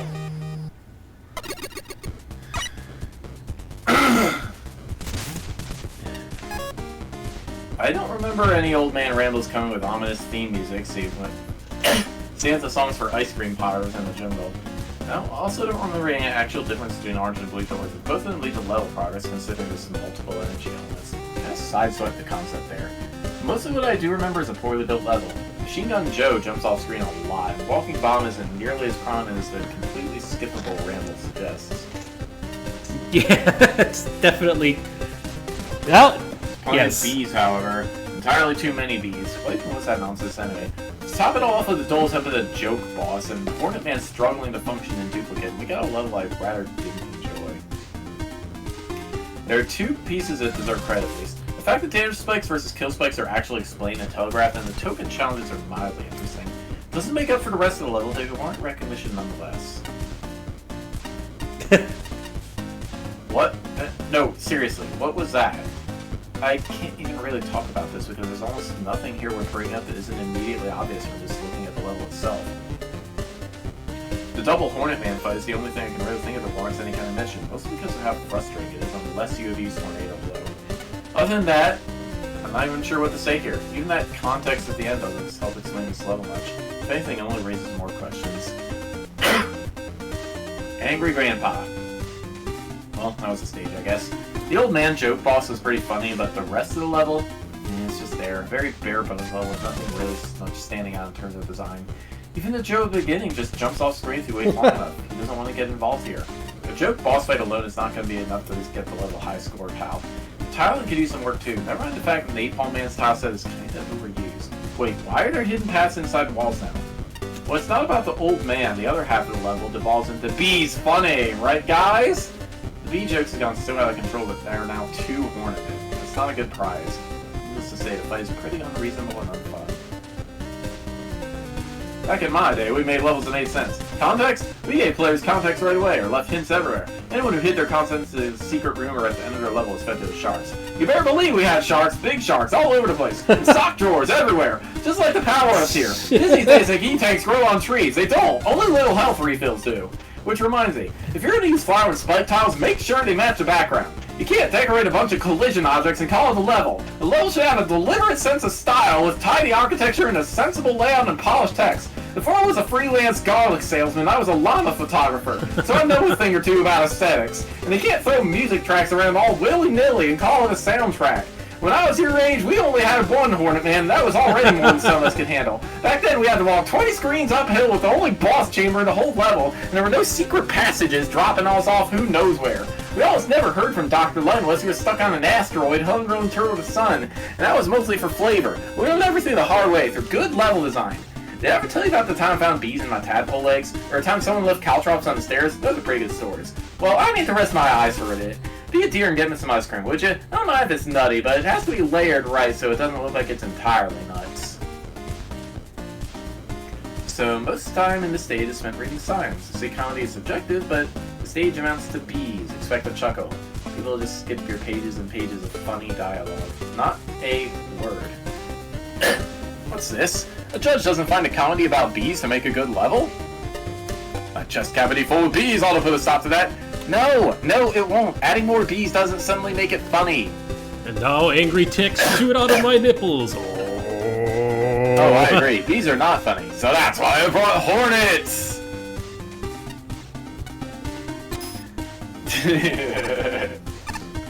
I hope you enjoyed my old man. Oh no, Proto Man is butting in again. Old red UFO back when we first fought.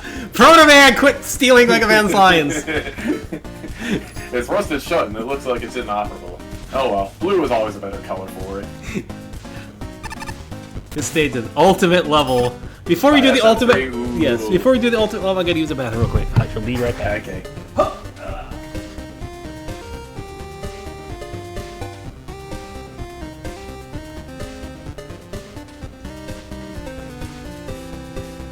I hope you people enjoy how much I destroy my throat for the sake of good comedy.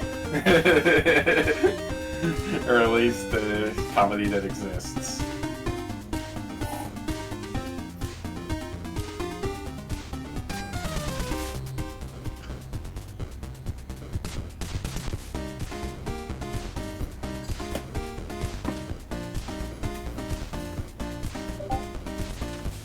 Uh-oh. Discord. Thing exists. So yeah, I'm Surreal Canine. For those of you who don't know me, I've been friends with Fox for like 14 years now. He's a cool dude.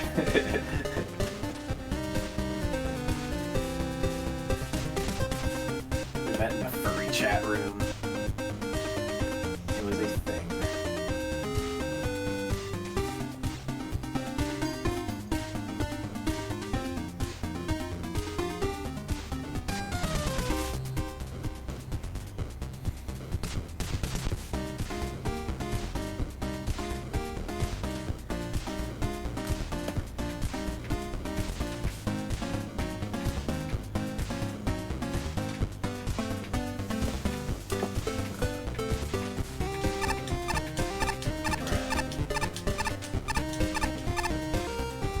You just sleeping here. Alright, and here we go. Ultimate level. Woohoo. Oh, right. Ultimate Destiny. I don't know. Oh yeah, this was the like inoffensive level almost. This is my first level, ultimate level. I'm doing this stuff with Magmal. I have little experience in Game Maker Studio. Okay, now enjoy the level.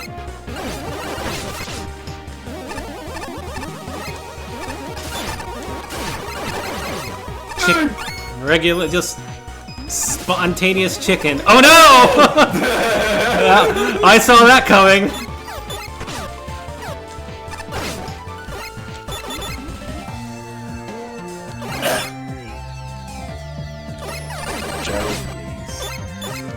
I'm fine.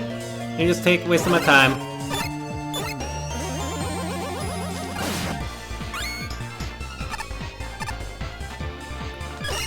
Penguin.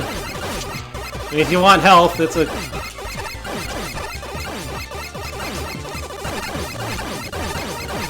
Sometimes? I guess not that time. Whee!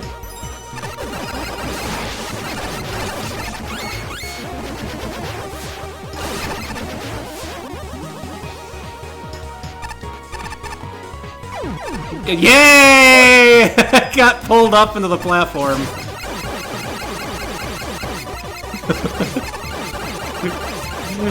Worms!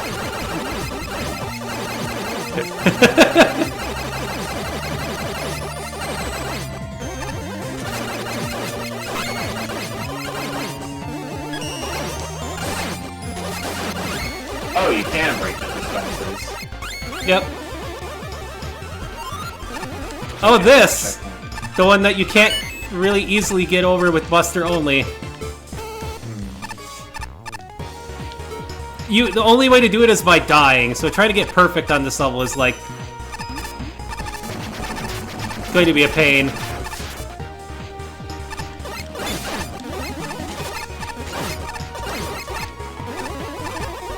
This sounds like a Sonic level, but... Bye! Have a great time down there!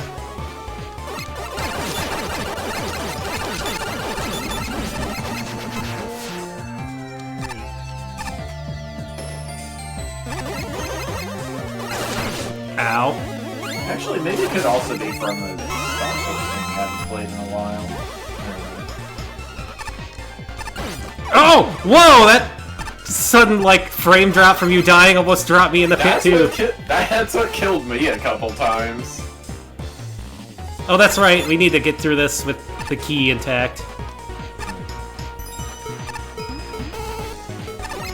There's nothing over there. Checkpoint reached. The end is near. I hope you're ready. Ready. I'm not ready. Oh, well. We have to restart the level in order to get everything now. That is just... That is just kind of bad when you have to restart the entire level. So does the player who picks up the key have to survive, or is I don't know. Have to... I think maybe... I honestly don't know. We haven't tested that. Maybe it doesn't matter, but...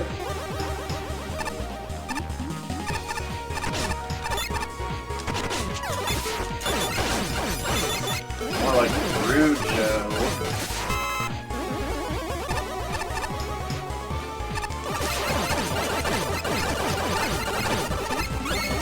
Teamwork! Yeah.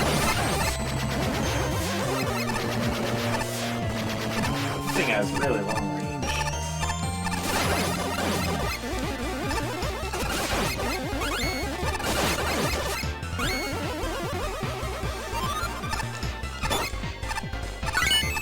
Yeah, like, I don't know how they are expecting you to...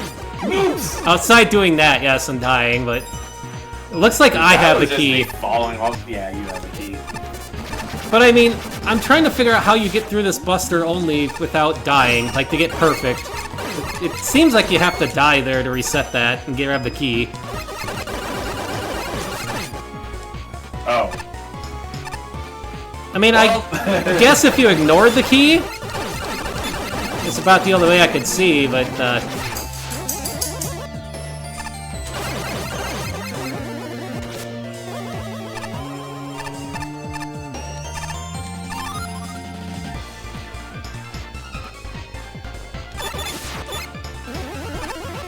Needleman Needles.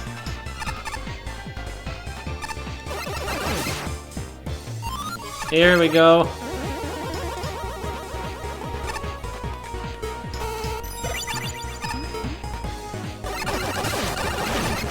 Ooh, capsule. Gotcha. First.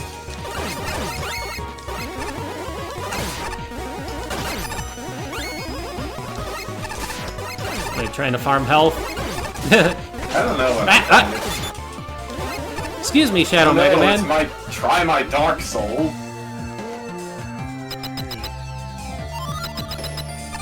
We did it! Yay! Hey there, Eddie.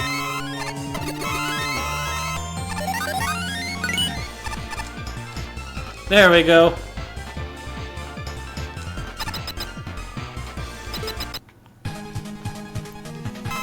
Hey there, Quint. What was the name of this level again? This is the boss theme from Mega Man Star Force 2. And now he's dead. Wait. Okay. Oh, right, ultimate. Oh, yeah, yep, the old... B. Splash Woman! Pull this plushie up to your ear, you might hear the ocean. On top of recording of Splash Woman's new hit single. Is this a plushie? No. It's adorable. Probably. I should ask an expert on it. I think there's an expert back at the hotel room. Might be nice for us to bond over collecting plushies. And now, boss time. Oh, you want to read reviews up there? Yeah, let's do that. This level is called Ultimate, but it doesn't seem to be shouting about Maria very much. As for what it does... Well, not a lot, actually. While yes, this level has a lot of different pieces, the majority of the actual design is basic jumps and flat surfaces. This takes any potential variety and curve to it, with the vast majority feeling samey, even though there's a new toy in every room. Variety is a good thing to have, but it's a variety of scenarios that create an interesting design, not a grab bag of pieces of the same window dressing. That being said, there are some specific moments I need to cover. First, there's an unnecessary amount of pixel-perfect jumps in the stage. They're not exactly difficult, so you can just use utilities, but the excess makes this a bit tedious. Secondly, while the idea of carrying a key through the level is a neat one, I'm not sure I appreciate how easily the checkpoints can throw over the player. Granted, if that didn't happen, there would be no difficulty in getting the level's token, but having to restart everything for one little mistake often leaves a bit of taste. I'd much prefer an actual challenge of fake difficulty. Still, as a first level, this really isn't bad. A bit on the boring side, which really hampers my ability to talk about it, and touch too many tedious parts, but there is a foundation here. My main piece of advice: the variety of scenarios with a small handful of gimmicks is usually more effective for level design. Quality over quantity, and don't be afraid to experiment with different placements. Oh, and the custom graphics are pretty. Regularly appealing hearing black backgrounds got dull fast, but otherwise they look nice. I don't want to turn this review into a full-on lecture, but assuming the text box at the beginning isn't a joke or some elaborate, trollish ploy, I'd like to give you some advice. When it comes to level design, there's a number of things you need to keep in mind. One of them includes proper introduction to new gimmicks and enemies so they don't blindside the player. The stage goes against that basic design principle in a number of ways. I'm not saying your enemy gimmick setups need to be handled in levels of easy, but they should at least let the player get a proper feel for what they're going to be put up against. Putting them in a situation like at the start of the stage where two different dropping platforms are introduced over instant death, it's a bit much for an introduction. Having two enemy types waiting for you on the other side of this platform isn't doing any favors. The stage also suffers heavily from a one-and-done problem where a gimmick or enemy will appear and then never show up for the rest of the stage. A good chunk of the level is like this for that matter. Funnily enough, despite the stage being so frantic with its constant use of different enemies and gimmicks, it's still relatively easy. The only points where things become somewhat trickier during certain 4-tile-wide jumps, which I don't think are possible without utilities. Then there's the fight against Quint. While I'm all up for changing things with the vanilla engine bosses, I can't help but wonder what the point was of adding gravity flippers to Quint's fight. It only serves to make him easier than he already was. At least that's what I'm getting out of it anyways. Overall, this level definitely isn't the worst level I've ever played, very far from it in fact, but it's still not particularly good either. Practice makes perfect though, and I know you can improve immensely over this. Ultimate level, Magma 2. It's okay for a first ever level. You definitely see some beginning design mistakes such as not introducing your gimmicks first in a safe environment. Several of the platforms first appear over a bottomless pit, especially the rough placement of Picasso 24 mandatory 4-tile jumps that almost require the player to do them almost pixel perfect. All gimmicks and enemies come and go, never be used again for the rest of the stage. Minor complaint, but no walls or the screen bed makes it so annoying to secret hunt. The powered up switch setup is also quite precise without using weapons.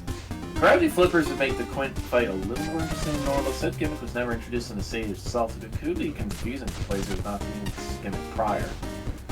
Granted, it's still is a dev kit asset, but the point still stands that proper gimmick handling is important. I can also believe this is a legitimate attempt at a real level with a reasonably kind checkpoint placement, thoroughly normal length, good sounding music, and graphics that vaguely look like something, I guess. But then there's an ambush by Picasso 24 and Sniper Joe, and end is near sign secretly forecasting a cheap death, and a halfway interesting fight with a boss who's notorious for not being taken seriously, which collectively make it hard to believe that anything the ultimate level ever had any intention of being good.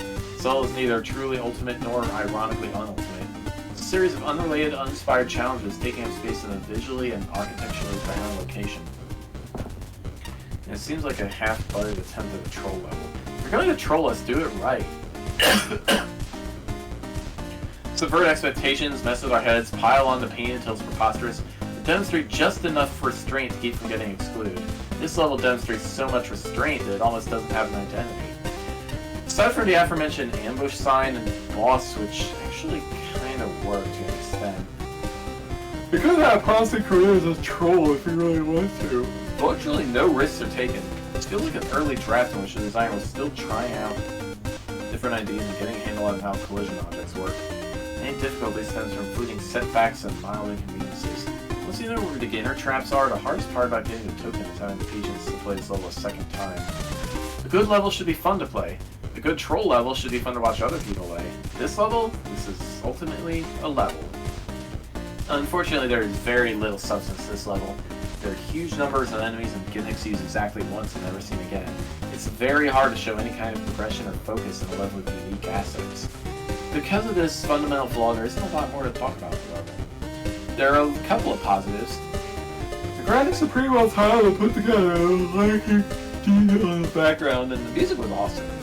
Funnily enough, the Quint fight was pretty enjoyable because of how silly it ended up being. Checkpoints are also pretty well placed, though one does bypass a puzzle, so shrug. There are a few pixel-perfect or even impossible Buster-only sections of the level. It's pretty obnoxious and break what Little Floyd level has. The token requiring no death is not a particularly fun concept, especially when you can be locked out via checkpoint later on. It is obvious this is a first attempt, but I would recommend looking at other levels and limiting what assets you use in the future. Also, try to get other members of the community to have a look at your level before you submit and take advice from them. Yep. Boss time! Tier 1 boss by Snow on Pyro! Hey, I recognize that name. We'll do it legit the first time, that way you can do it the speed running way. Megaman, am I ever glad to see you? Pickle, the biggest pickle there ever was. It's really sad feeling, but someone stuck in who's just regular. I tried politely to eject that nonsense-spouting interloper, but I got befuddled and ejected myself instead. I'm too embarrassed to go back in. Could you shoot away the trespasser? Boss time. This is the boss that I was like constantly fighting earlier today for stuff. Ah, finally, something good. Too many dentures, boots, and apple cores down here. I still can't decide if that weird badge I found is worth keeping. Maybe I'll use it as a drink coaster. Uh-oh, I think I've been followed. This area is closed to traffic. Leave this area now! Return to your homes, families, and favorite television shows. Mega Man and Proto Man are like having a rave in the corner here. Hey, I'm allowed to be here. I got a tournament pass. You're the one who... The mayor has been notified and is sending bureaucrats to this area. Evacuate now before you all die or worse. Wow. Okay, fine. Guess I'm trespassing. You caught me. I don't know. Why don't you escort me out? I'm sure this restricted area would like some quiet time alone. Right now? No way. There's too much good junk left to find. I can feel it. Anywho, I'm going to get back to digging. I'm not in the mood to fight, so see yourself out, okay? Oh, today just got even better. I spy with my singular eye. A health bar! It's so beautiful. Yeah, me and Amatsu were training first. Like, I beat him by like a nanosecond, and I was like, yes, first, and then somebody like completely beat both of us, and then I just worked at it, and... Okay, now we totally need to fight. You might get blown up a little. I hope you don't mind.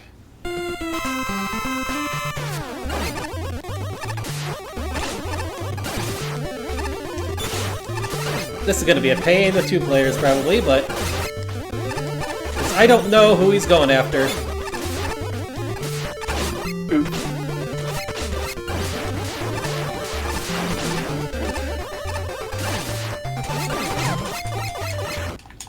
Got him. Yeah! I'll let you beat me, but I won't let Plof in a tiny piff like some nameless chump. Today I explode like a boss! Ruffian in the rubble. She would get. did the thing! Yes, we did. Back at the hotel.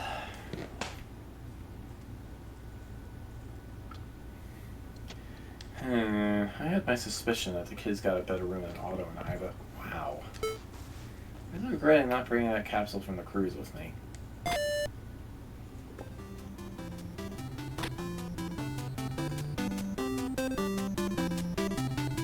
Welcome back, Megaman. That's Proto Man. Are you senile, Dr. Light? He's turning into Professor Oak.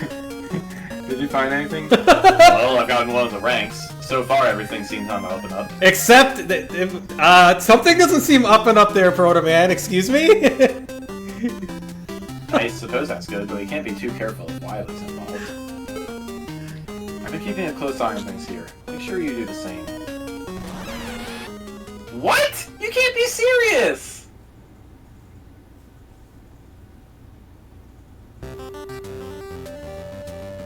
Me? Disqualified? But I'm one of the strongest robots here! Strength doesn't mean anything if you can't play by the rules. I'm afraid none of these ranks you've given me are real ones. I won't allow poor sport in my event. You wretched cheat! I'll pay you back for this!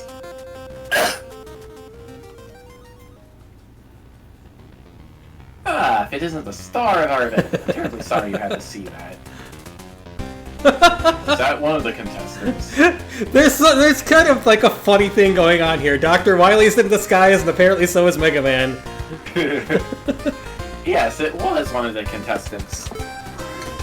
Well, unfortunately, some robots are simply too eager to prove themselves the best, but cheating isn't the way to do things. I see. It's good to know you're being thorough with the rules, Mr. Webb. Yes, no, but it is funny. It's like Proto Man's just like kicking his brother down the stairs so he can steal the limelight for a bit, just randomly. Please, call me Ernest! I hope our accommodations have been to your liking? Yes, so far everything seems to be fine. We appreciate the effort. Good, good! I'm glad to hear that!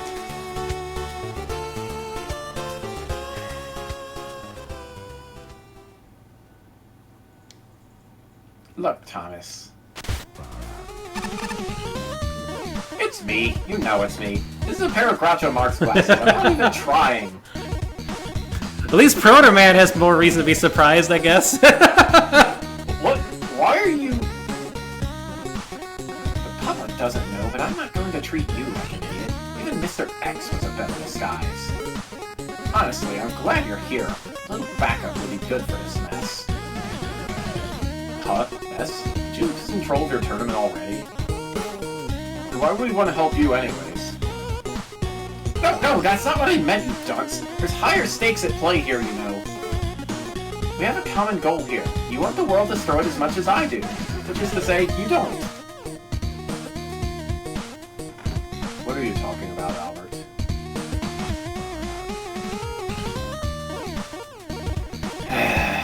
Look, you remember that mess with the Wily Star from the last festival?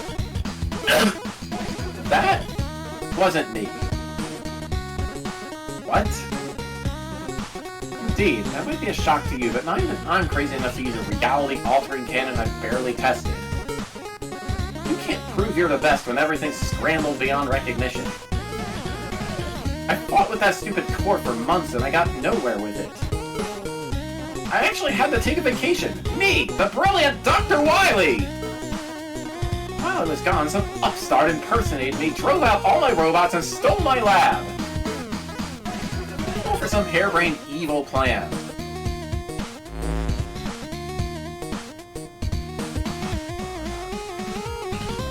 Thanks to them, my bunker's in shambles. I needed this cheap disguise just to get anywhere. You'll forgive us if we find that hard to believe, Albert. I can't expect you to believe me either way, but I'd like your help. I haven't yet deduced the exact identity of that reality core thief, but I haven't wasted my genius on blind guessing. Whoever upstaged me and activated that core must have been someone who thrived on spectacle and publicity. Why else would they have made that gaudy announcement back at the festival? Therefore, Artist Turner's purpose is to try and draw them out. There certainly won't be content with stopping after one plan. Whether you believe me or not, neither of us want some loon to break the world again, so I think a truce is in order. You're right. We can't allow something like that to happen again. If you're actually willing to help us keep this tournament safe, we can have a truce. As I said, cheating isn't the way to do things. Stopping our mystery upstart comes first. Then we can go back to proving I'm the best. That's how you want to see things, Albert. Perfect. Well, I'll be keeping an eye out for tomfoolery. Together, we'll make sure this is an event that no one forgets. Costume unlocked! Question mark. So that was never actually wired behind the reality core incident. I had a feeling that was the case. Something about that whole event never sat right with me. Wait, you think Dr. Wily would never do stuff like that? Wily has done many things in the past in order to prove his genius to the world. Stealing the robots of others, blackmailing scientists, harnessing otherworldly energy, unearthing ancient technology, time travel, unleashing a virus. Oh, and I ended up in jail once because of him. But mangling the world the way that imposter did, that just didn't feel like Wily. You say all that and still think he wouldn't do that? His tournament's just started. It's already been gathering a lot of attention. Which should be perfect for doing that hijacker right into our grasp. Hey, there we go. It worked this time. Say, that's not the only reason you hosted this tournament, is it? Like I said, that was partially the reason I'm doing all this. There are many factors that have led to the creation of this whole event. No point listing them all out to you at this moment. Saw the trailer. This tournament was also meant to lure me here, wasn't it? Well, we wouldn't have nearly as many watchers without a world-renowned hero here, now would we? I'm promising to hold up my side of the truce. We expect you to do the same. Check out those costumes. Burn. You're right, now I've got a rank, I can visit the buffet. Glad we chatted. The Victor Heights Buffet and Bar is open. Contestants and tourney visitors gather here to be at ease and chat. You are authorized to proceed. Please comport yourself with dignity.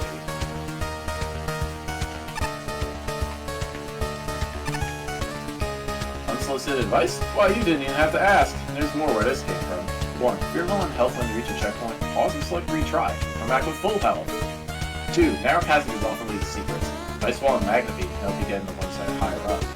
3. A lot of people put a lot of love into this whole experience. They did it for you. Think about how cool that is. Quake Woman. Hello, it's been a while, hasn't it? Quake Woman, it's nice to see you. Hope you and Vesper Woman are doing well. Yes, things have been on the up and up. Dr. Lalind is working with the tournament staff, so we're staying here for now. Apparently, Ernest Little needed assistance in analyzing these mysterious stones that he dug up. I wanted to investigate everything for myself, but just being near him made me feel nauseous somehow. That doesn't sound good. What are the rocks like? Orange rocks with an ice symbol created them. I'm unsure where Ernest got them. Sounds kind of suspicious. According to Mother, the rocks are mostly only shells, hollow on the inside. Could they ever start a new nefarious plot? Well, if it helps, I've already got my eye on Ernest, so if he tries anything funny, I'll get him around here to stop it. It's reassuring. Good luck, Megaman. Good to see you, Megaman. I've been better than ever lately. I can't lie, though. I'm getting a little down since I wasn't able to enter the Wait, is that Gumshoe? It is Dick Gumshoe! See, I thought about it. What if the strong robots running around? I don't know if my cute bees would be enough to top the competition. There's a 7th tournament later that and you got to beg Dr. Lynn for combat upgrades. Oh yeah, I'm envisioning it now. Get 2 busters on my arms for rapid fire action. Vote out anyone who dares approach me. And I can keep my cute bees while I'm at it. Who are you? Agent Krantz. Hey, Megaman! Fancy running into you here, huh? Oh, hi, Agent Krantz. It's been a while. I hope you being here isn't a sign of something bad has happened. Nah, don't worry about it. Gil and I just wanted to get out and enjoy the sights. Well, I had to do this good amount of convincing, but we're here now. Phew, I'm a little on edge, so I'm glad that things are okay for you guys. No problem. We'll be around if you need anything. Jill said I was maybe getting a little too excited about this room, but hey, gotta root for you somehow. They didn't stir. Ah, hey kid. Figures you show up in a place like this, pal. Aiden Stern, it's nice to see you again. You look like your usual Stern self. If I had a nickel for every time I've heard that joke in my career, I'd be rich by now. I'm just messing with you, kid, though. I figure you got a lot on your hands already, so I don't be too hard. Never fail these flashy overturns, but Rosie's been enjoying this, so I can't be too upset. Oh, I'm just glad you're here for that and not something worse. Yeah, there's slow days for us every now and then. That's why we're out here in the first place. See you around, kid. Don't believe I'm rooting for you to knock yourself out. Gee! Hey, the coffee here isn't bad. I was 7 cups today. I feel great. You don't believe this crazy story. I saw some weird cart riding robot hook it into his closet not too long ago. They must have really made themselves comfy because I haven't seen them come out since. Huh? Why did I go in? Well, that's about my favorite. You did.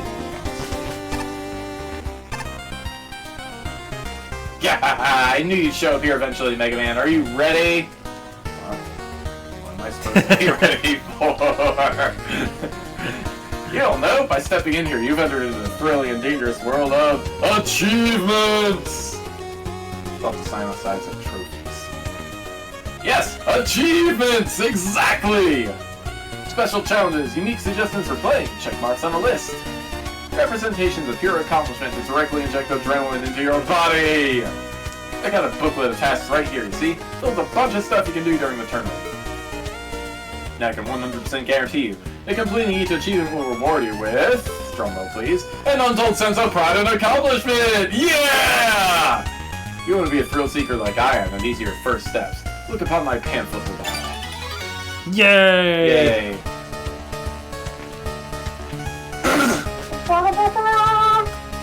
I want to get up on the stage. Konnichiwa! Jill Pop here, aka Idol Woman, the biggest name in the live entertainment this side of the building. You want music? Oh, I'll give you music. I know every tune from every corner of this event. I take requests. I'm not just here to entertain. I'm here to support you and everyone who came here to compete. Call me Attorney Rhodey. Good performance starts backstage. If you want to talk shop about tools, equipment, or the idol biz, I'm your gal. Everyone at Chance Man's upgrades can be a game changer. Unless they're flush with tokens, how do you choose? There's no best upgrade, it all depends on what kind of competitor you are. What do you need now, and what's worth saving up for?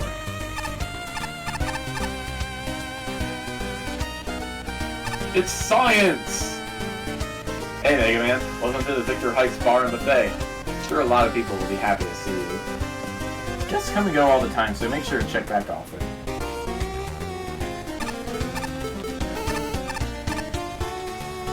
Oh, hey, what's up? Not many people realize they can talk to hotel sprinklers. Chocolate's a little boring, but there's a bit of music camouflage in it. What? I'm not a rodent, I work here. Us animal-type robots need jobs, too.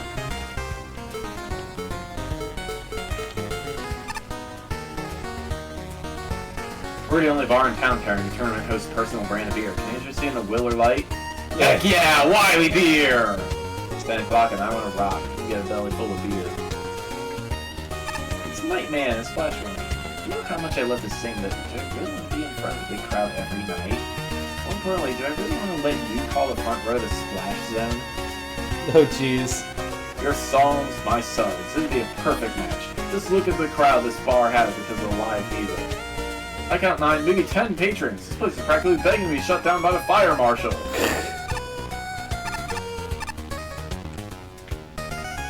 I carry a multitude of fine vintages from all the way back at 2000X. All day, every day, I get thinking. Ever wonder what they put in the synthahole? Why you feel buzzed? I sometimes did wonder. Well, I looked it up on the interweb, did my own research. Viruses! Small little viruses that force our anti-malware system to kick in. It's that damage and corruption to our software that we interpret as good vibes. Crazy, right? Could you imagine humans poisoning themselves like that just to feel good? Don't be ridiculous. Humans are logical beings of pure math and calculations. What possible reason would they ever stoop to that? I have to wonder how we strayed so far. Maybe I'll go make myself a hammer.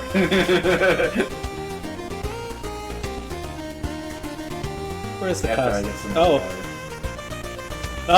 Pray. How have you been handling the simulation so far? I think You've been improving your strength. I think oh no, it's Bob! We have an imposter. My gaze is always on you, Megaman. The scent, the sounds, I know where you've been and where you're going to. When the time comes for the final, I know you'll struggle against the pressure of overwhelming odds. I'll see you there. Long time no see, Megaman. You're talking to yourself. Megaman, what do you do? I have my reasons. Here's some advice. Clearing these gauntlets won't be as simple as going down a place. There's more than the person needs to eye. I've been surveying each area. If you see me, perhaps I'll share what I've discovered with you. After you've cleaned these gauntlets and gained pride, that is. Thanks, but how come you're helping me? Some colleges, sportsmanship. Now go and earn those ranks and see you in the finals. It's talking like a bunch of women. Who's participating while I have to fight him? Well, I guess I should be the guy who's helping him. What does he have to say about Region 1?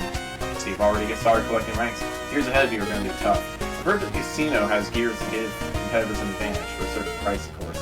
You should check it out. You're going to need every edge you can get, man. Good luck. The co-op bugs are great, yeah. Let's find the... Kitty is still here. I think it was still sleeping. Seriously, how long does Robot Cat need a nap for? Kitten! To the casino. And a costume shop too. So hitting print screen and the thing unlocked Flashman. Yeah. Okay. And we have Maestro. Custom! I'll have to make the custom one at some point. You can change from Proto-Man to somebody else if you care. Okay. Maybe I'll be Roll. Roll base is there too. Yes. Oh wait. Who do you want to be? I want to be Roll.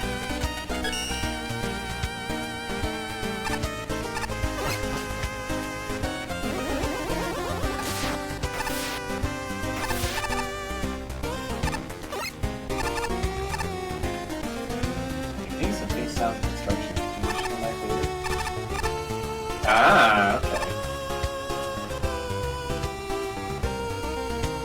To the casino. Is this the casino? No, it's not. That's the dev room. Oh, okay.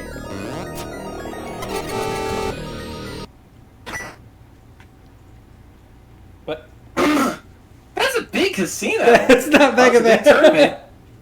Gotta have somewhere for everyone to blow off steam. Break from the gauntlets is nice, but I'm still here to compete. I'm betting they have more than gambling in here.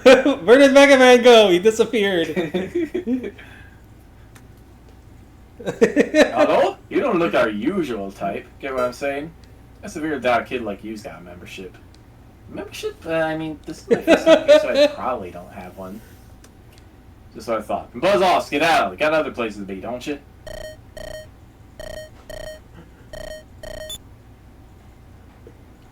Boss? Hey, what's up? Huh? Let him in? What do you mean it's Mega Man? It's obviously Roll. Yes. Hey, Bouncer Boy, boss said to lay off the kid. Give him one of our spare memberships, apparently. What? You gotta be kidding me! That makes sense, though. Boss is rather eccentric, isn't he? Hey, be quiet. I haven't hung up yet. Forget I said anything. Apologies, kid. Welcome to the Magic Card Casino. On the orders of our boss, here's the lowest tier of our membership. Bronze membership! Also been informed that the boss wants to meet with you on the top floor of the building. I wouldn't keep him waiting if I were you, but enjoy your visit regardless. I wonder why the boss wants to see me. Weird. No music. Launch party, woo! Alright, love, welcome to the Magic Card Casino, the entertaining capital of the 6th sponsored robot tournament. Take a gander, we got good spread up in 3 different floors full of Ritz and Glitz. You're lucky to have one, we sold out in a jiffy, and the boss doesn't give away his fares to just anyone. Bronze gets you in the door. Silver and gold, but you need to find it on the second-hand market now.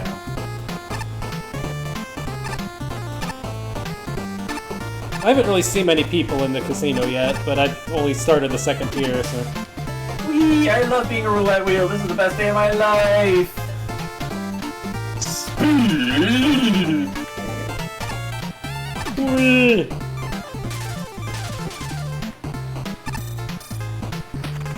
Wait, can you talk to that guy up on the ledge here? Is that a guy you can talk to? It's a lamp.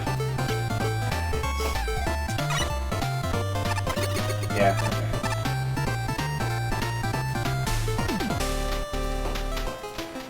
Ever since I flew above one of the tables playing cards, I can't help but notice all the cameras pointing at me.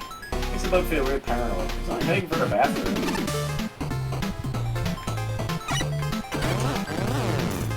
Hey, the kitty! Cards! Get your playing cards here. Unfortunately, I can't use the actual king brand instead of playing cards. That is not for us peasants. The king decreed that we test your patience. Verily, dost thou want to hear the rules? And best of luck to you. It's solitaire.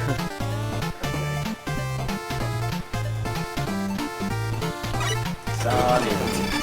Kitty cat. Kitty cat. This place is next level. Colors, lights, games. My sensors are going crazy. The only way this day can get any better is people stop mistaking me for a stack of poker chips. Why? How? When? Why are we trading bolts? Gambling with bolts! Bolts! Am I going crazy? Why is he trading the flesh of our fallen comrades? Open your eyes, Rust Buckets! Open! Stop this madness! I just read that guy's name is Bladder. I'm no capitalist, but I have respect for what they're going for here. Addicting machines that endlessly drain your wallet until there's nothing left. Isn't it a thrilling thought? After all, money and blood are essentially the same thing. Spin, spin to win! Bet where spin, spin to. Wager is 50. Never mind.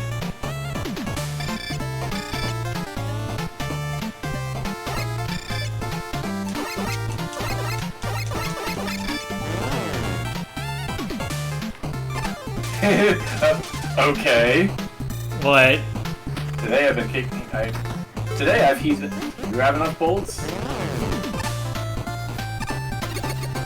I was just, ascending up. Well, look. It's Megalore. Hey, it's another customer. Just ahead of you lies a special weapon challenge to end all special weapon challenges. Rift Wanderer. Oh, but you don't have a silver membership yet. If you mention Snagman, please do come back. Hello there, Megaman. I wasn't expecting to run into you here. Pharaoh, man! What are you doing here? Man, you're like one of the last people I expected to hang around in the casino. I don't blame you. Typically, you wouldn't be caught dead here either, but Magic Man has a way with words, I will say. I've been looking to try out the simulation technology myself for quite some time, actually. In a way, we can recreate digital ruins that shall never decay. It's kind of fascinating. And right in front of you is the fruits of my labor, the Pharaoh's Challenge. Definitely looks impressive. What's it like? You see, I don't fully explain my little game, but it seems you don't have what you need to play it. You need a gold membership and something else I'm not ready to say. If you're smart and tend to read your head in strange situations, I'm sure you'll find out eventually. Good luck in the tournament, of course. Yahoo! I don't know where we get the other cards yet. Magnet Climb. Oh, look! Hello there, step right up and challenge your aerial survivor skills in Magnet Climb. Magnet Climb, you have to survive as long as you can in an endless ascent with nothing but your trusty magnet. Oh, a relentless barrage of enemies tries to knock you into the pit that breathes down your neck. There's no end goal, just live for as long as you can and go for a high score for bolt rewards. For the sake of fairness, your tanks are disabled. You have to rely purely on dodging skills. Good luck in there!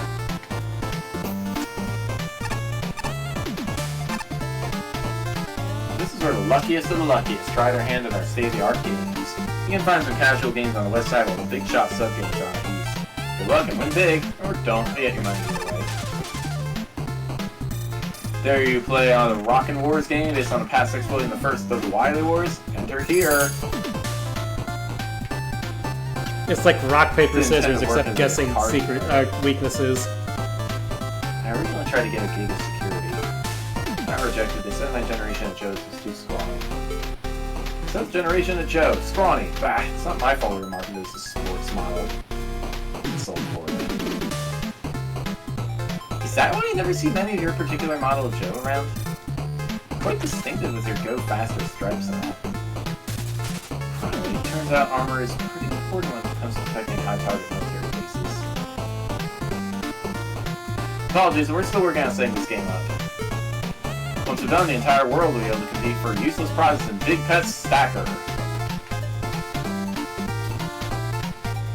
You there, our game isn't quite ready yet. We're in on an immense shipment of glass bottles this week. But fear not, Bottle Breaker will be open for all in due time.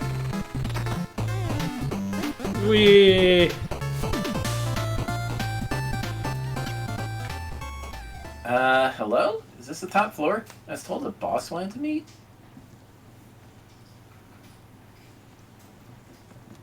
Why does it always roll in the first front and center now out of range? Ah, you finally arrived. You're lucky, you know. My patience almost ran thin. Wonderful, wonderful. Now our show can begin.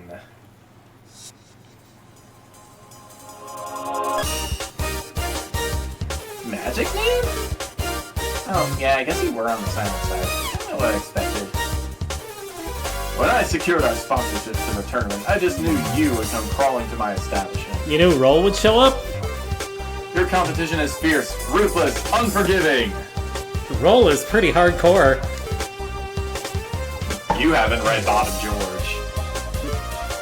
Of course I know you're the type to beg for help in your time of need. And luckily today, I shall be your savior. Huh? I mean, I appreciate the help, as you necessarily say it. You don't need to explain yourself to me. I understand your feelings completely. Let's cut to the chase, shall we? I have an offer that I'd like to propose to you. Per the Magic Card Casino's promotion of the 6 worldwide sponsored robot tournaments, each of the gauntlet simulations has been provided with tie-in materials, let's say. This right here is a trickster token. I'm sure you might like to try it. These lovelies have been scattered throughout the simulations you've been challenging, all thanks to yours truly. Now, would I be right in saying you have the skills to tackle these sorts of collectathons? After all, you helped collect all those noble nickels for after Food Life before, correct? I'm not sure if you're quite up to snuff, you see. The Magic Card Casino plans to put on an encore show to determine the music concludes. I would love someone like you, the champion of Mega City, to join as a guest star. The publicity we get from that, it's rather enticing, don't you agree? So, you just want me to appear on your show? What do the tricks and tokens have to do with that? It's simple. You're the type to favor your everlasting peace over the true spice of life, showmanship. If I brought you on my show now, you'd be about as entertaining as a spilled bucket of paint. But if you have the spirit, the resolve to collect each and every one of my trickster tokens, perhaps you could convince me otherwise. If you're not fully on board yet, maybe this will change your mind. Chance, man! About time! I was waiting way too long for your dramatic cue. It's an honor to meet the famous Mega Man and induct you into our little game. I managed to snag quite a few goodies through my own bets to offer you, see? If you bring any trickster tokens, I'm more than willing to part with my inventory. Not only do you prove yourself a Magic Man, but you're going to snag the upgrades out of the deal, too. I'm not sure about this, but I have a hard time coming up with a reason to disagree, to be honest. What's the matter, Lakota? Because I've given enough people my autographs this tournament. What's an encore show on top of that anyway? If I'm going to do the simulations, I might as well keep an eye out for the tokens. Good attitude. I truly do want you to prove me wrong, Mega Man. I'll take that as your official agreement, then. I'm confident you'll be able to find all of my tokens. Well, I won't waste your time anymore. Good luck in the tournament. I'm, of course, rooting for you. You'll know where to find me in Chance. Please enjoy the offerings at our casino as much as you'd like. Hey there. Let's check it out. Energy Saver. Okay. Only works with the first 8 weapons. Are we stuck? Oh, you're controlling it. Energy Converter. When you're full on ammo, all ammo drops become health and vice versa. When you're full on both, they become bolts. Do you want this? I don't know. Flurry Buster. A solar-powered buster that enhances the buster, increasing the number of shots you can have on the screen. Revenge Burst. If you get hit while holding a charge shot, you lose your charge to unleash a burst attack that damages nearby enemies. Payday. A modified metal detector increases the value and drop chance of bolts, but lowers the drop chance of everything else. Skull Amulet. A special charm that will save you from a fatal blow as long as your HP thoughtful. Sturdy helmet, usually worn by Metals, that reduces knockback after getting hit.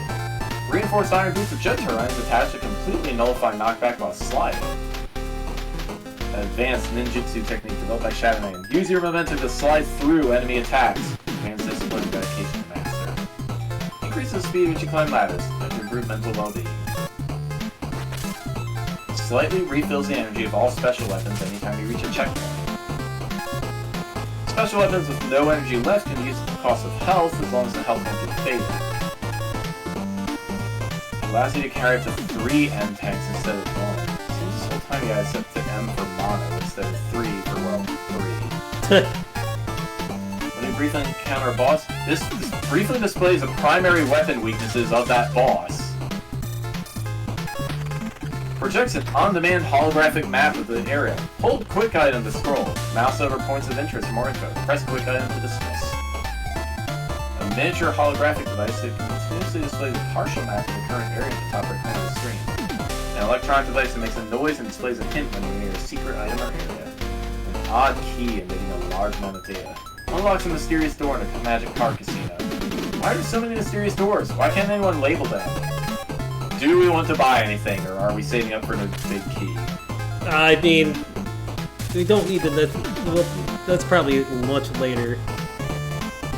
I mean, if you want energy converter, you can get energy converter. It might help with that. On my own, I was saving up for map stuff, but it's. Okay. Alright, I do seriously need water. Alright.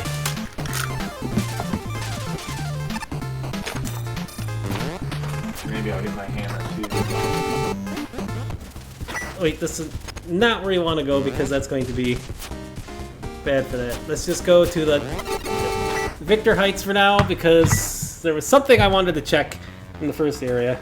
While you get water, I will get stuff too. I would give you kitty care. Do you have some of that? Come the husky. What?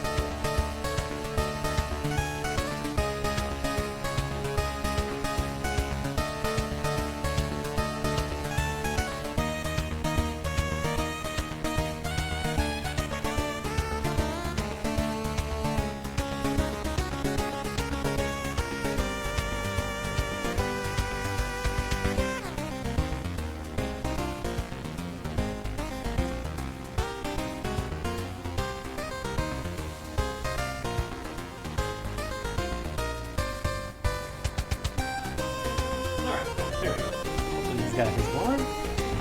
Alright. You back? Not yet. Okay.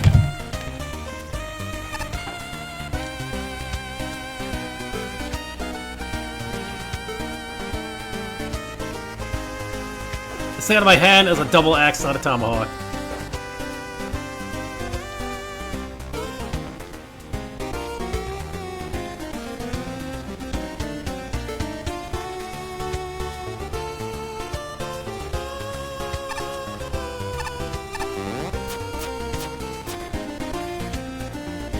We're legally obligated to have a sewer tier.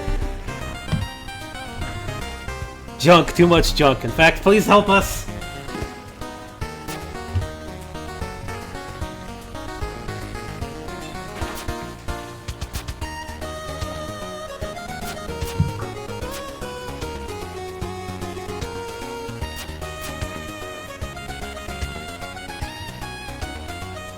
I wonder what the Mega Man helmet is for. Those costumes, maybe? Huh.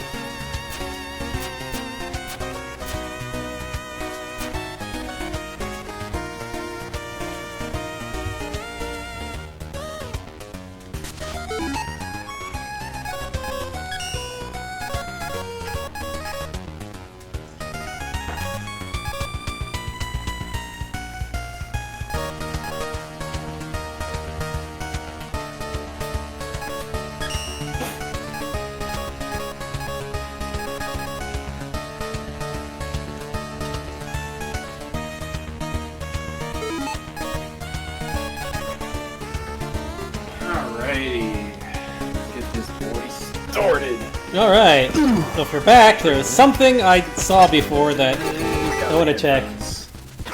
Alrighty. It's cool to have you here, Shiryu. Good luck with work tomorrow. I know that feel. Being up there, oh no, it's the Extreme Killer, but this I found before. I don't know what it does. Where's it go? Do you dare enter? Sure. UFO coordinates. Error, sending the best guess. Okay. Ouch! Maybe this is teleport's worst guess. Good thing these spikes are worn down. Must be a cheap, slightly less lethal spikes to talk about switch to after our first battle. Well, the first ones always seem pretty cheap. There's gotta be something hidden in there. Wait, what? Yeah, there was another press up icon. We should go back. Well, this is a boss. Well, here, let's get the co-op speed on this.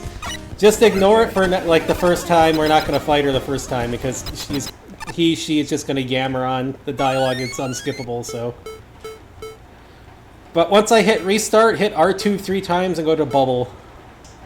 Okay. Well, once I hit restart.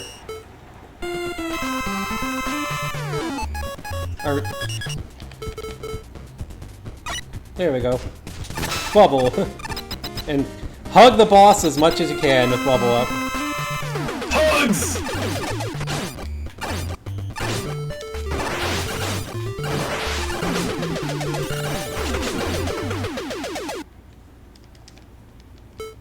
Yay!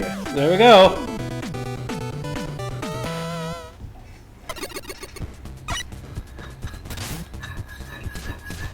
Now what do we got? Co-op 3. 14 seconds! Yay! Has anybody else...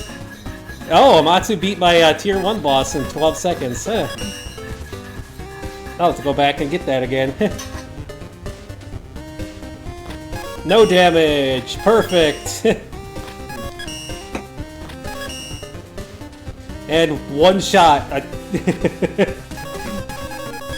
12 seconds, man. That's... You gotta wait for that to cooperate a bit. Oh man, you know what? This one's good enough. At least nothing good for... Nothing builds something that works for it. Notice his body design is surprisingly weak to his own metal blades to a crippling degree that I didn't get to read all of that. He's too busy coughing. Wait, what was that? Hunter Woman mentions a secret hidden in here, outside of the Chozo here.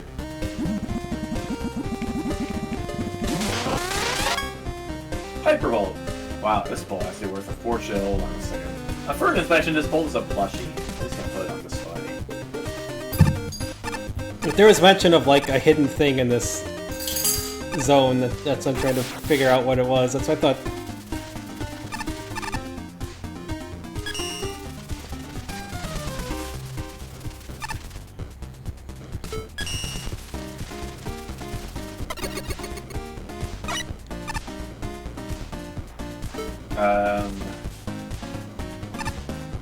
Maybe we have to do it. it. We didn't teleport into the spikes. Maybe we have to do it a couple times? Maybe. See, because she mentioned something here. Everything's more active requiring to teleport right there. This is a simulation. I thought it was part of the building would be cool. I wonder, I found a giant predator. No source at least. I wonder, Megaman, are you skilled enough hunter to find it too?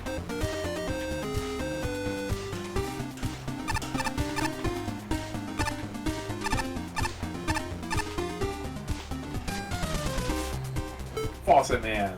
Faucet Head constantly leaks sulfuric acid no matter how much the valve is fighting. It's itself, consider a more compact form of weaponizing water.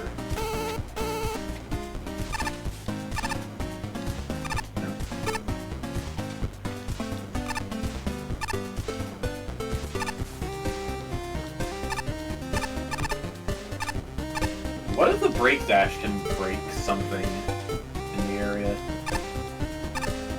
Maybe. Wait a second, look at this wall. What about this wall? Okay, I was wrong. It looked like, you know, kind of cracked and stuff. Yeah. Frames! Frames! Also, hi, Proto-Man. Frames!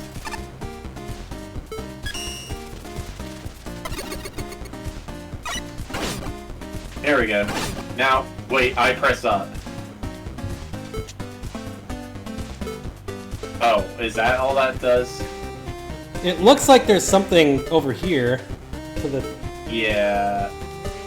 Do we see, like, right here?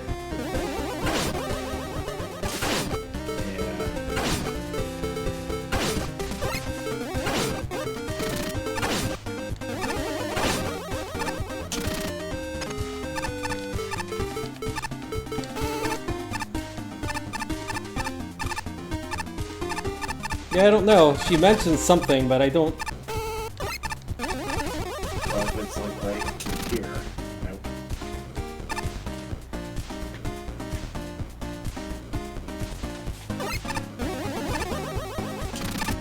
Oh, that actually consumes ammo while Yes. we're here?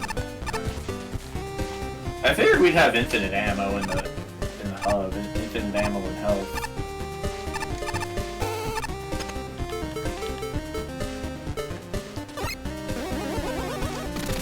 Yeah, I don't know. You mentioned this teleporter, and I just don't know where it could be.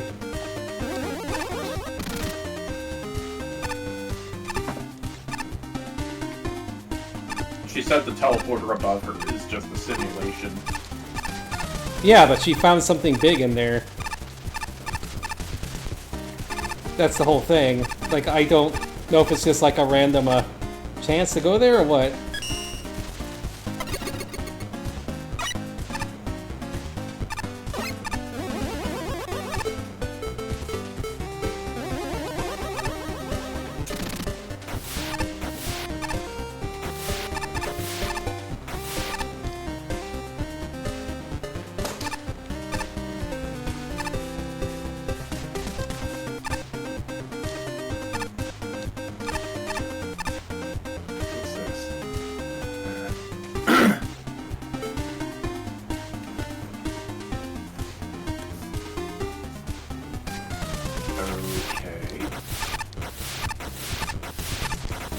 Fix maps, eliminate ceilings.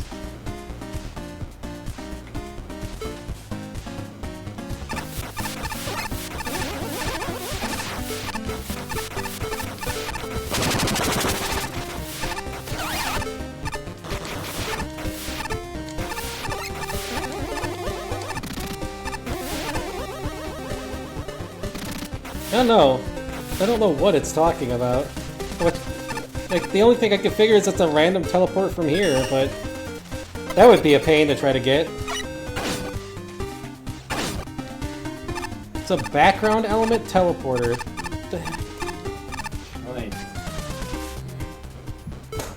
Try looking for more active quality of the teleporter up there, but it's number 168 I think she's talking about. I thought it was part of the building like a fool. And while in there, I found a giant predator. A source, at least. Alright, let's go into level 168 and look for this giant predator. This cycle facility. I don't think that's what she's talking about, but... The teleporter up here? Yeah. She's staring to the left and talking about the teleporter up there. Yeah, but there's nothing really in here. There's nothing in here. Outside of just the level you've already done. Right. Maybe she's talking about hot dog. Hot? I don't think so, because she wasn't here before we beat the stage and that other teleporter opened up.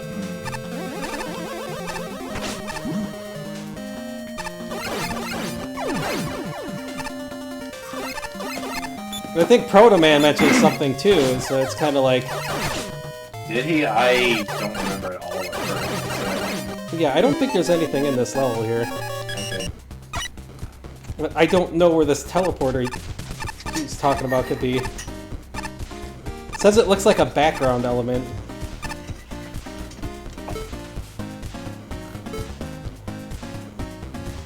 She said she thought it was part of the building.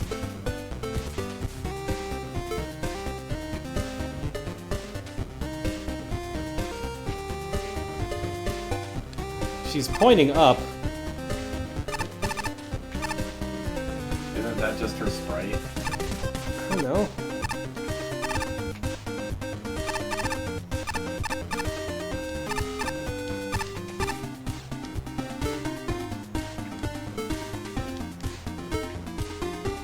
I don't know what she's talking about. It's kind of hard to...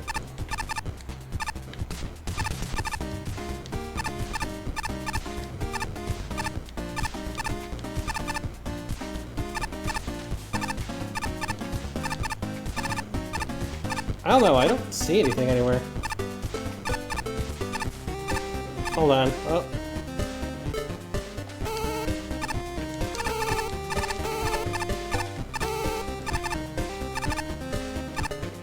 Wait, what? Oh, we were just standing on magnet beams. I don't know what the hell she's talking about. Like, I don't see anything anywhere.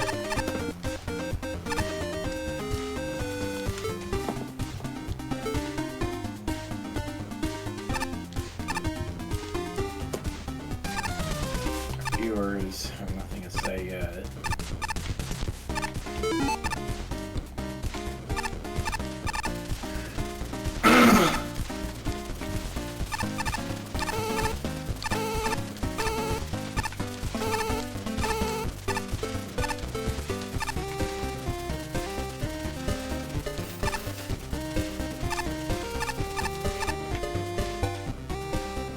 None except small, then some minor nuisance.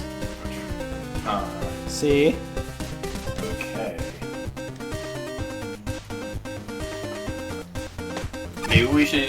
Maybe we need to save up for the map and come back. Maybe. Alright, we got some time to do World 2 levels.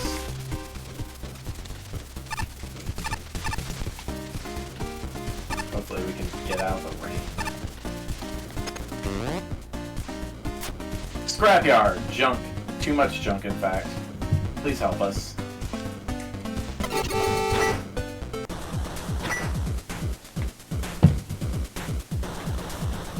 Welcome to the Scrapyard! This old place has been reused and beautied up for the tournament. Impressive, huh?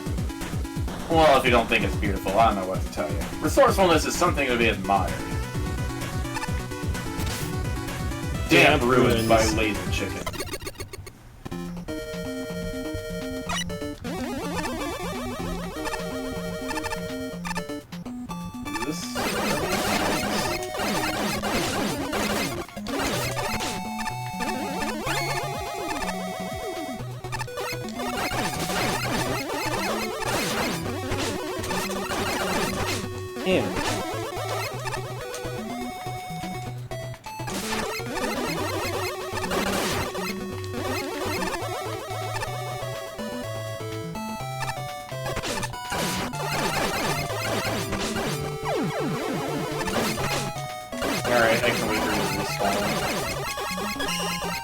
My turn. Darn it! I was hoping the iframes would have protected me there. Pixel perfect frickin' dodging stuff is super annoying. Oh my god. I hate it.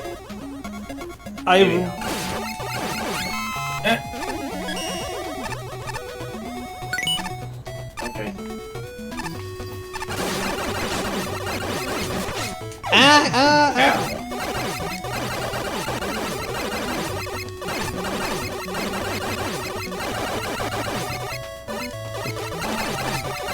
Well, health would be nice. Your health is too low. I know! Hey, you guys, health, please? A little health would be nice. Hey.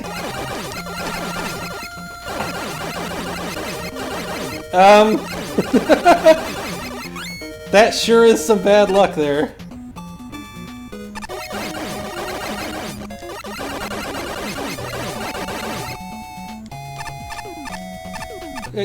Yay! Checkpoint? Nope. Oh, what? That didn't even look like it fell on me! Oh, great. All the way back at the beginning, jeez. Well, at least we don't need to worry about the terrible pixel perfect collectible there. Yeah.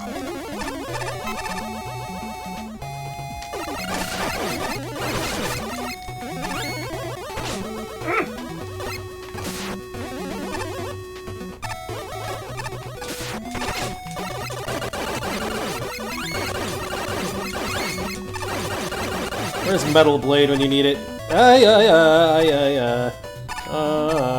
Bob. What if we got left? But Okay.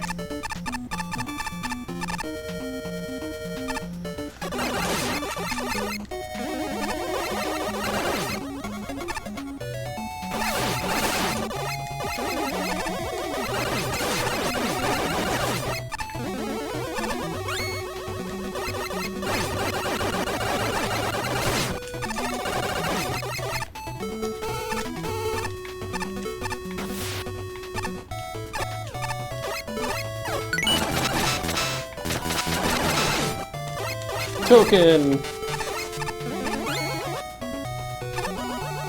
Fish. Wow.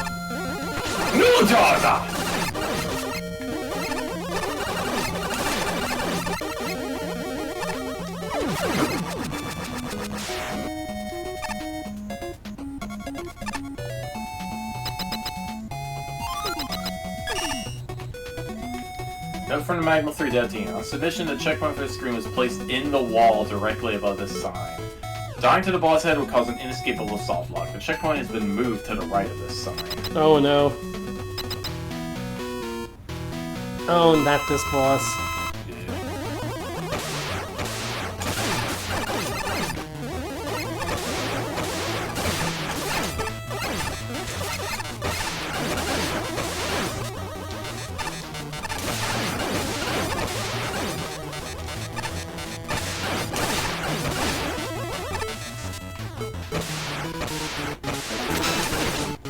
Ow, of course I had to hit both of us.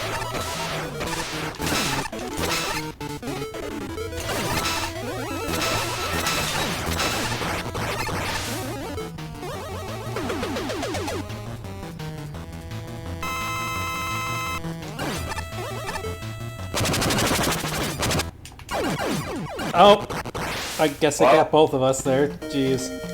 Well, and now we have to do everything pretty much just with the Buster, which this boss isn't kind of an annoying boss. I have all my weapon energy.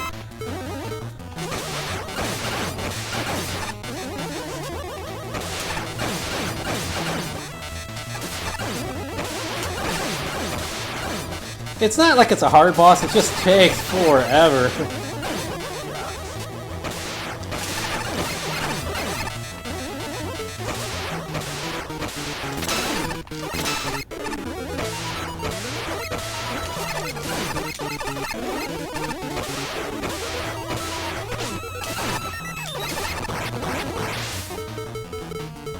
Especially when the door, like, desyncs.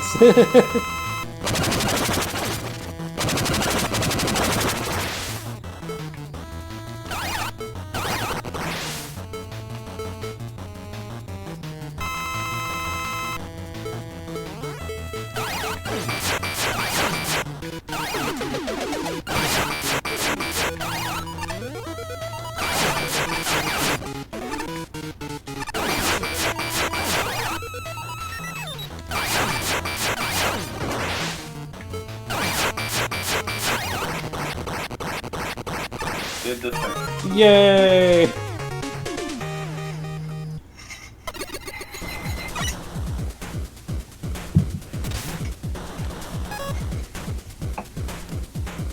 Wow.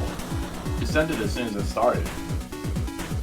While it has a good selection of pieces, the end result doesn't capitalize on any of it. In particular note are Karakari, Shiboin, and Ace Mambo. Karakari only appears once and barely does anything. Ace Mambo never gets to do anything unless you don't drop straight down. And Shiboin only really matters when it's falling right next to you. There are moments I enjoy, the Uranus Mole Room and Knuckle Duster's layout comes to mind. And I will grant, I don't know if I've seen powered up guises and Uranus blocks combined before, offering some creativity. Otherwise, this feels unfinished, especially with torches and tools that don't animate, and overall don't give me a whole lot to work with. It has more interesting stuff than the usual Mets and Joes, but there's not enough going on to be anything other than lackluster. I wish this level tried to do more. If there's anything I can say in favor of this stage, is that the combination of the rotating platforms and water jets is a good idea. While it's not used anywhere close to its full potential here, I think it would be worth it if there was more stuff with it. Other than that, there's not a whole lot going on here. Even with the use of the rotating platforms, however, the stage still feels really basic. There's very few instances where the gimmicks are taken advantage of to make them engaging, with the first token being one of the only examples. What really hurts is that it's easy to see how it could have been improved. Some of the enemies, especially the Morning Joes, would be far more threatening if they were placed in a way to force you to interact with the platforms or water jets in some way, either by avoiding them or getting to a certain height to actually hit them. The only ones that offer any kind of engagement are the mobiles, which only show up for that one token room. That aside, the last notable thing about this checkpoint is that there's no checkpoints until the boss floor. Honestly though, given how short and easy the stage is, it doesn't really have as much of an impact here as it does in almost any other given level. I still wouldn't necessarily call that a good thing though. All that being said, I still love to see a more well-realized version of the stage. There's a lot of potential in the two chosen gimmicks here, it just needs to be fleshed out in the course of the full level is all.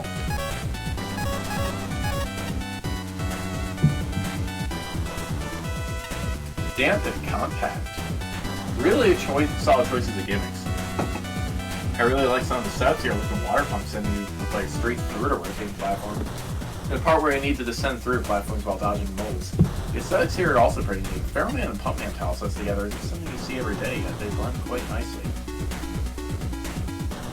The Megaman Shark as the end boss seems rather unfitting.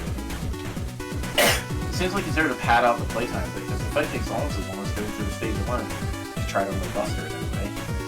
This stage is probably someone's first stage, and it's a good start if it is. I see the potential of a good level designer here. We need to talk about playtesting because the room before the boss cost you about 25% of the score I was going to give. Until the dev team intervened, it was physically impossible to enter the boss chamber. If you die at the boss, you can get back to a checkpoint in the ceiling where you'll be stuck forever. Don't let your level be ruined by avoidable boo-boo. Incredibly avoidable boo-boos. Aside from being unbeatable, the level is inoffensive. The best and worst parts are equally wild. I dig the atmosphere. Water and ruins is a pleasant combination, and the music choice sets it off nicely. Some animation, torches especially, would be even better. Fixing a suspicious collision-free ceiling would be good. Despite a slight gradual increase in difficulty, challenges feel underdeveloped. The enemy roster is a bit big for the screen count. Karakari could have had the day off. Water spouts offer possibilities that aren't really explored. It's easy to pick off enemies who are in distance before they become a threat. The last vertical area needs work. The sudden absence of water tiles is odd, and there's no clear path to safety. The few descending along this platform will work. New elements are introduced gently enough, though most of the early screen have too much going on at once. Graviton challenges are decent. The mini-boss fight is good. The Uranus platforms have their moments. The Momo room, including the tricky token challenge, is easily the highlight of the level. Mecha Shark fits thematically, but it needs spice. Water physics, water spouts, or even just reversing it to fight the head first. An E-Tanker, basically any power-ups at all, will then appreciate the level of a multi-phase boss, no middle checkpoint, effectively no final checkpoint.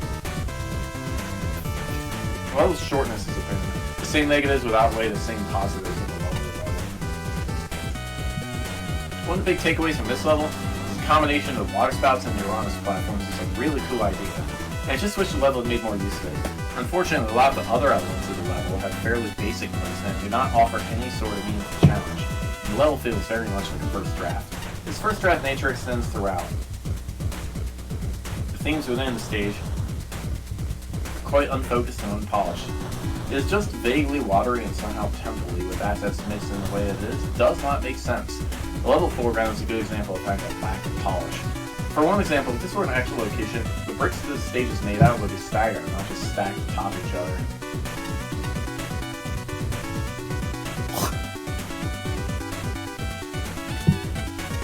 There are a couple of rooms that stand out as being particularly out of place.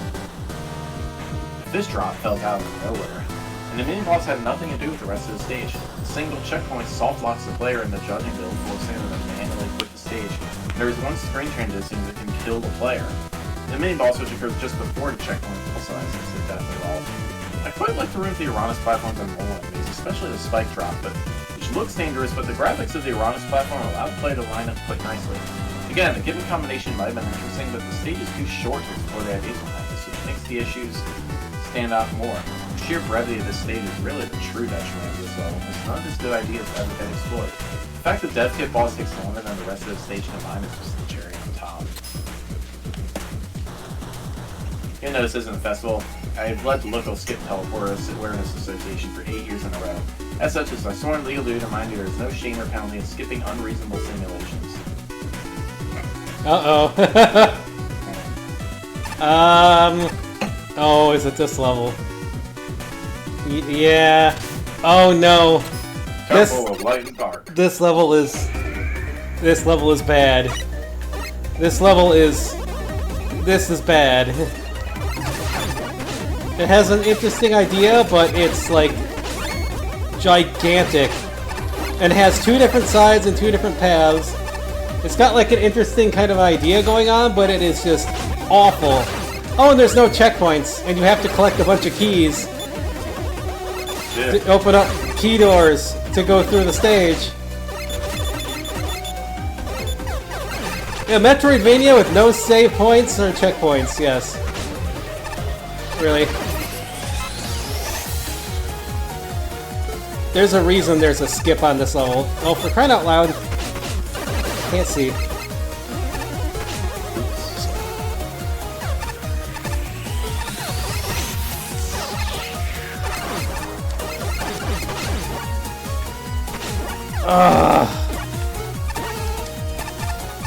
Oh no. Darn it! I keep doing that.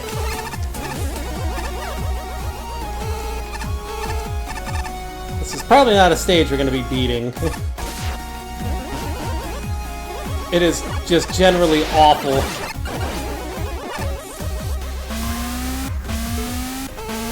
No!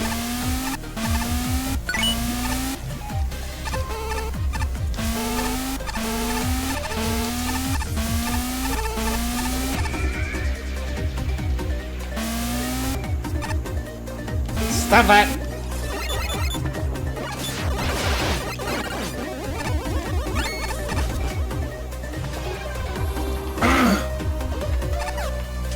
Well, this... Wait, you have health left. What? Yeah, I highly advise to skip this level. Okay. This is... I tried playing it, it is awful. It is beyond awful. This level is massive! It's more like two large levels that wind back in on each other. There's a lot of backtracking too. Why? To find keys for the key doors. You can probably guess that I gave up on this one immediately. Yeah, itches. It itches just thinking about trying to find anything in that dark maze. We put copies of the tokens and elements in the room below, like frighten them to see them.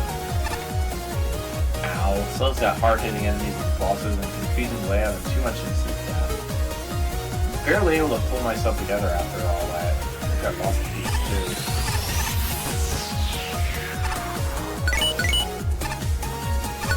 Woohoo! Yeah, it's a absolutely huge level. It is like massive. I mean, I skipped the first one too, but that's just because that was the lava rising segment was just atrocious. Yep.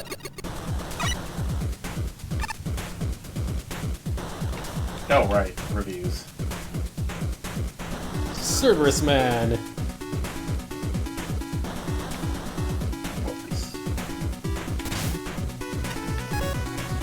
Oh, this level. This did not inspire positive feelings. Temple of Light and Dark is basically 2 levels stitched together. Both have 2 routes, one short and one long, and each have 2 tokens, one early and one late. Props for consistency, but those temples have very severe flaws. Not only are both very confusing to navigate, but they're also chock full of hard-hitting enemies and spikes, more than the average Capcom log level. That alone is frustrating, but they're also both pretty long temples, creating a downright draining experience. For specific problems, the Dark Temple Blackout is hard on the eyes since you have jet black enemies against a very dark purple. I have to squint and lean forward to see them at all, and I already use glasses. For that matter, Tomahawk platforms have a tendency to dump enemies into spikes, rendering them useless. The Light Temple gimmicks are Yokus and Force Beams, both of which have a penchant for brutalizing you as a slightest misstep. Yes, even if the lasers 2-hit KOing you instead of killing you outright. While I appreciate the attempted consideration, dodging is quite precise, and the checkpoints aren't merciful enough to present with tank chugging. Speaking of tank chugging, the bosses are a mess. Taking Darkman and Solarman, doubling their health and increasing their strength a bunch? Not the best idea. My blind run with Darkman was downright miserable owing to his speed, his ability to kill me in 4 to 5 hits, and his being a shield boss with 56 HP. When I got the Solarman, I erased him with the water shield. I didn't have any patience at that point. The mini bosses aren't nearly as bad as the end bosses, but they also don't seem to be implemented right, leading to these things that floating before. The Anchor fight is the most doable of the 3 outright bosses, which is ironic considering he's a bonus boss of the Dark Temple. Still, as far as token challenges go, I prefer Anchor to the challenge for the late light token. Killing a giant gorilla for a key. Taking the key through a huge force beam gauntlet, 3 more highly deadly runes or one mistake can kill you, and then you get the token. Completing the sequence from nearly start to finish took nearly half an hour by itself, because of course I died a lot, which is too much for one token. As a whole, this level is frustrating. It has ambition and some creative ideas, but the execution leaves much to be desired. There was one section that I enjoyed, the Dark Illusions of the Crystal Joes. That was the most interesting and IMO fair section of the level, and I really appreciated that Crystal Joe was allowed to be interesting. It's not much of a level, but there was something. Which level was Crystal Joe? More like that part. Yeah, we haven't even seen, like, a tenth of the level with how big it is. It's ridiculous. And There's a lot to unpack. One side. First off, a good chunk of this level is mazes. Mazes and Metroidvania-style levels have very checkered paths when it comes to the Magnum series. I know there's plenty of people out there who enjoy these sorts of things for how they mix up the gameplay, but I can't say I'm one of them. Personally, I just don't think these types of stages are suitable in the context of a level design context like Magnum. More often than not, they take much longer to complete than a regular Mega Man stage with harsh punishments of death, mostly thanks to odd checkpoint placement. And overall, I have too much trial and error thanks to an overabundance of winding and confusing pathways. Sadly, this particular level ends up taking pretty much every single one of the process, plus a couple more. The stage itself is divided into 2 sections, light and dark. It doesn't matter which one you explore though, because both areas have their own share of problems. The light section has rooms that are packed to the brim with enemies in almost every corner along some incredibly frustrating sets of Yoku block puzzles. One linked up to the diamond token has blocks that are just out of reach for maximum jump height, meaning you need to clip on top of them to progress, assuming you're not just using utilities to bypass all this. However, by far the worst of these is the block puzzle in the long vertical room. Having Yoku spikes that spawn on top of the player as they're trying to work around this part is a cheap shot at best. This is pretty much guaranteed to die unless you've memorized with all the spikes out beforehand. The dark section is a little more tolerable thanks to the lack of Yoku blocks, so not by much, seeing as it has sections with platforms and enemies that are fairly visible. Going deeper into the stage eventually puts you on more linear paths for both ends of sections, but you still have the same basic problems as in these parts. And any Pleasant gives very little leeway for being hit. Overly tight jumps or punishment for failure is often instant death and severe lack of checkpoints. The lower light path is easily the worst of these. Rotating beams that come out of nowhere. Definitely could have done some better visual indicators, coupled with an overabundance of enemies that make this path far more hectic than it should be. Out of all the sections, there was one that I actually enjoyed, the Spotlight segment with the Crystal Joes. Having the enemies projectiles go into their own shots for be able to stay surroundings is a really neat idea, and one that I wish had a greater presence throughout the stage. It certainly feels like a better fit for a level scene, more so than the surprise Yoku spikes and rotating lasers, that's for sure. On that note, I can see where you're coming from using Solarman and Darkman as the main bosses, but recoloring them and ramping up their damage output to absurd levels really didn't do their fights any favors. If If anything, they just serve as an annoying climax and almost all around unenjoyable stage. Ancient domain of illumination and illusion. So right off the back, there are branching paths. There are light and dark versions of the stage, and you can switch between their keys to find. Labyrinth-style stages can be hard to pull off right. Fortunately, this format just didn't cut it. Maze stage naturally means the player would be expected to explore through the same areas at least a few times before they have to lay out mapped out in their head. The stage didn't really quite make this process pleasant due to multiple reasons. The enemies, consisting mostly of messengers, have a common theme being shielded.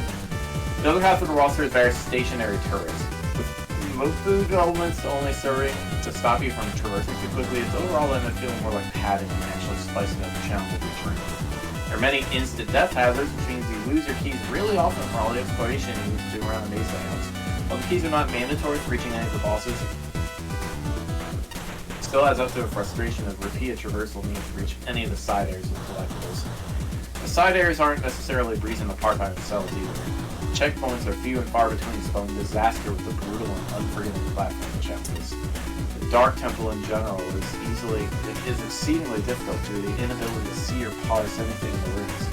It doesn't help that in some rooms the platforms are outright hidden and only visible up close. The nail in the coffin though is that there exist fake ladders, which is just an absolutely mean design decision for what's already a really miserable section.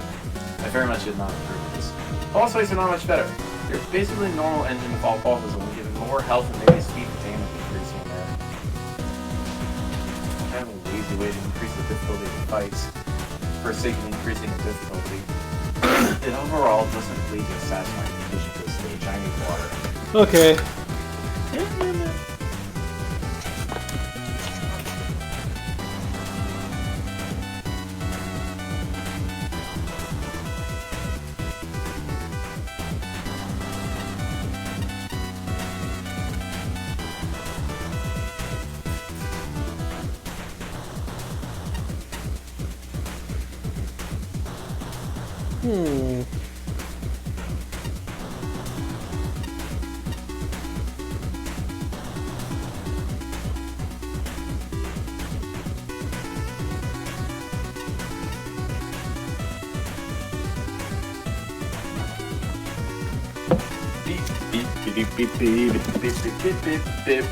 Oh boy. These are some really long reviews. Eh? Both of these are super long reviews in this. Oh boy. Hi. Speaking from experience, mazes are difficult to do well. This might have inspired work as a puzzle level inspired by a Link to the Past or Metroid Prime 2. Jumping between a light half and similarly get different dark half for each end. Instead, it's an exercise in memory forever. Two completely different level layouts. Rules and expectations are full of branching paths leading who knows where. Rules and expectations are thoroughly unclear. There's no obvious goal, too many paths, and zero walnut for challenges. Keys and keywords further complicate matters. Secrets are more likely to be stumbled on than sought out. There's no logic to how unless they're hidden. Light and dark are mostly interchangeable in terms of design, and you lack memorable landmarks to aid in navigation. Almost every room is saturated with enemies, often in the same few types and configurations that can't reasonably be overcome without taking damage from special weapons. Some of these aren't positioned properly, falling on platforms and into pits. There's an excessive amount of instant death for any level, let alone one involving so much backtracking. The bosses don't need multiple health bars. Downgrading the damage spikes, adding more checkpoints, allowing the player to see more of the Yoku block pattern before jumping in, and or requiring less precise jumps on the player would go a long way in making the current challenges more palatable without completely reworking them. On the plus side, the music sets a great tone for a level.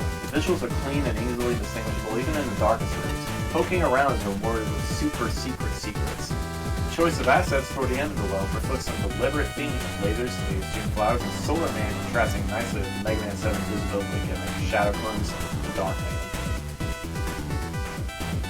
Level at its best when it focuses on developing more linear challenges with these themed assets. Oh boy, this is a stage that has a lot of little moments dragging it down, but those moments are going for a few very clear and global problems throughout the stage. There are positives here. In terms of how the mechanic is handle and pull off, the dual world seen in some games like Link to the Past and Metroid Prime 2 actually pulled over very well here. Rooms are familiar between the light and dark temple, but the differences in enemy layouts and terrain make them wildly different to play. I also think the general aesthetic and atmosphere fits. The actual tile set and method of tiling the level looks pretty good. And I appreciate the pits are clearly telegraphed. A very significant issue another certain exploration stage in Magma 2 failed to do. But the issue with the level lies with the level design, not the theme. It is yet another Metroidvania style stage that tries to have the player explore every nook and cranny for keys and navigate between the light and dark to get one of the two bosses or tokens on the side paths. Unfortunately, and this is the fundamental gameplay that Metroidvania exploration machines rely on, the challenge should be in the exploration itself, and not in how the player executes their movement. This stage has an ungodly reliance on instant death or high damage challenges. Some challenges require pixel-perfect jumps. Enemies deal heavy damage, and their death pits and spikes and pits everywhere. Certain challenges take almost as long to clear as an entire main series Mega Man stages. The green token takes a whopping 2 minutes even using weapons to get.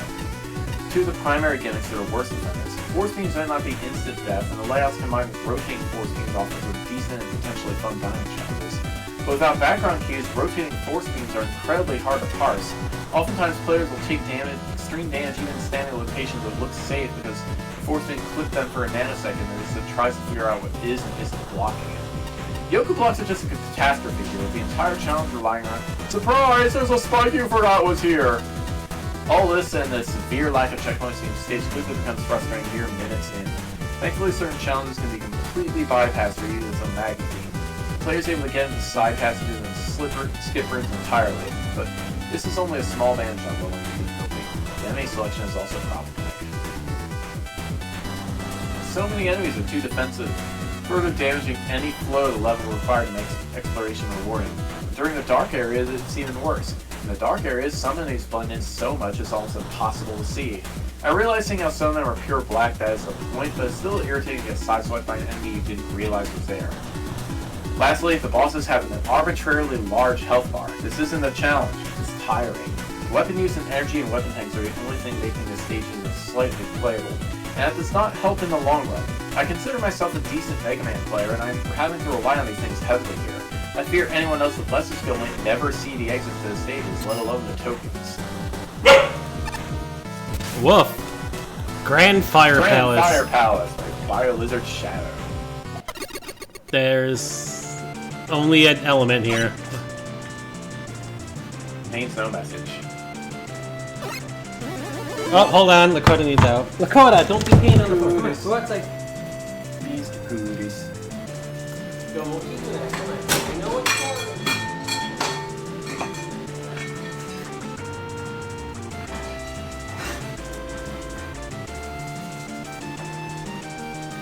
Ah, dirty dog. Oh man. This is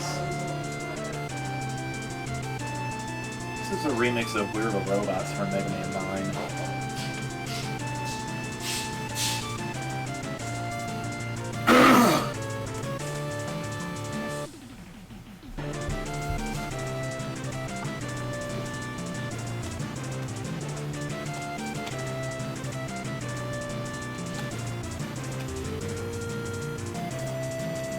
Okay.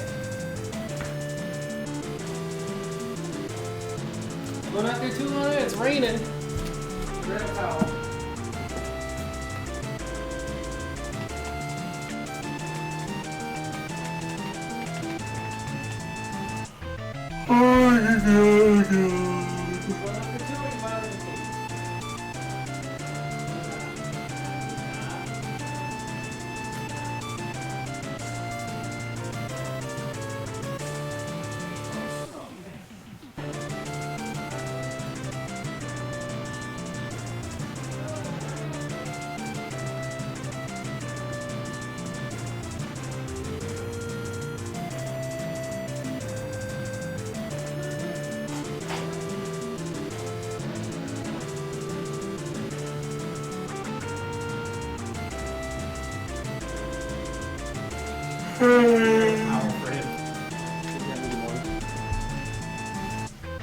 These coops.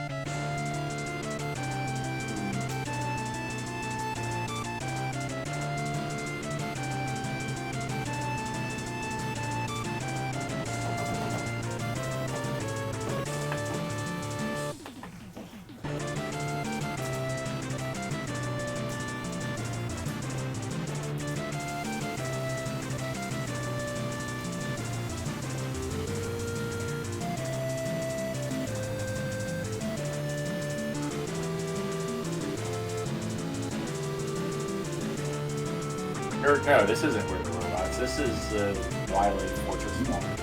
Light and Dark. Come on, Coots, hurry up. Come on, come on.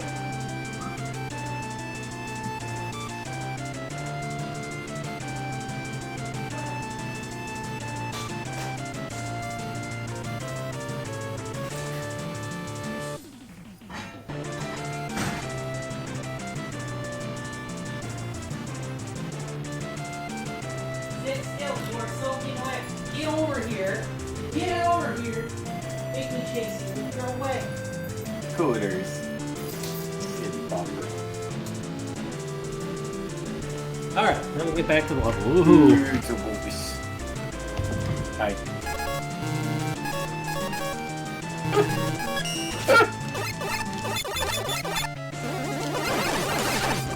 So yeah, the music for this stage is Wily Fortress 1 for Mega Man 9.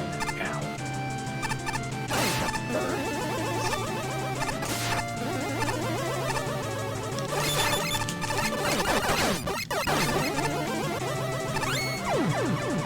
What? How?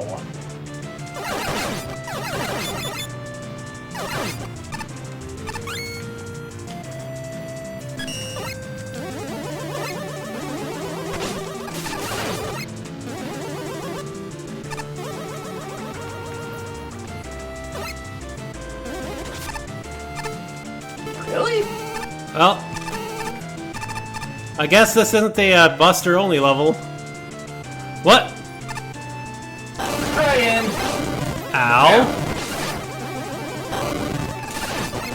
Ow. Good thing for a checkpoint, I guess.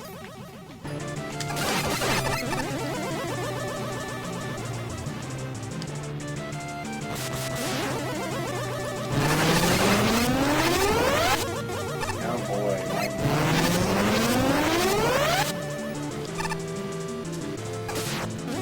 Watch it.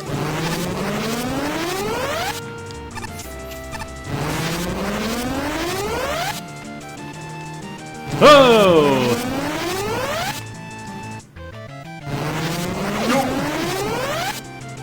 Well, it's all you, dude.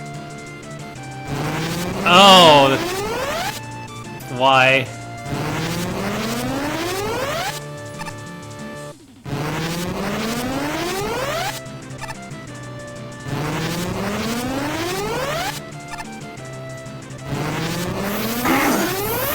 Fun!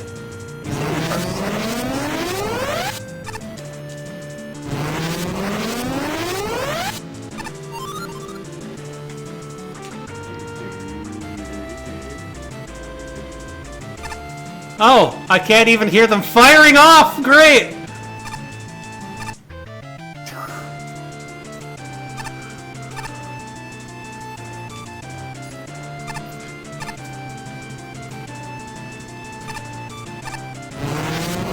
Oh, there it goes.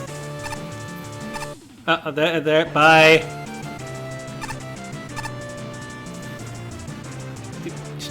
Should have had the sound trigger be in, like, the wider area. Oh. Why? What? Why? That's just rude. That is just dumb. That is remarkably dumb. Why? Whoops. And it's a single hit kill! What? Why? Because the level designer learned nothing from Quickman, I guess.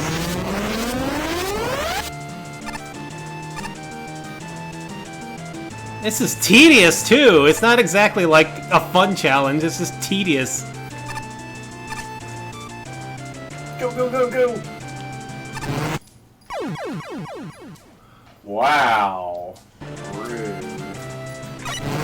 This is just genuinely awful. Like, why? Just why? Anyway, we don't even need the M-Tank. We have one already. Yeah, well, there's no casino token in this level, so... The slide didn't slide. Toasty!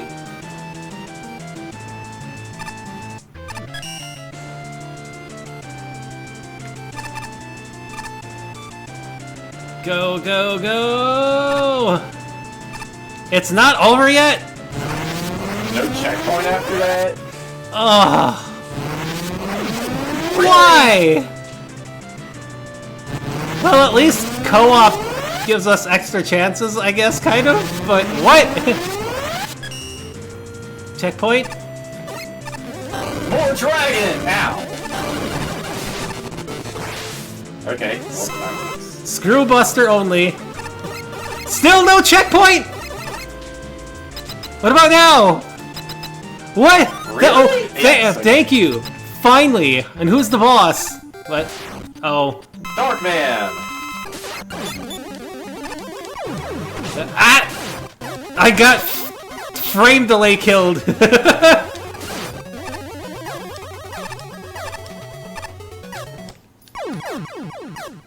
Trying to remember his pattern. It's been a while. It's simple. He attacks with fire, and then thunder, and then ice. Or maybe it's the other way around. And then he summons back.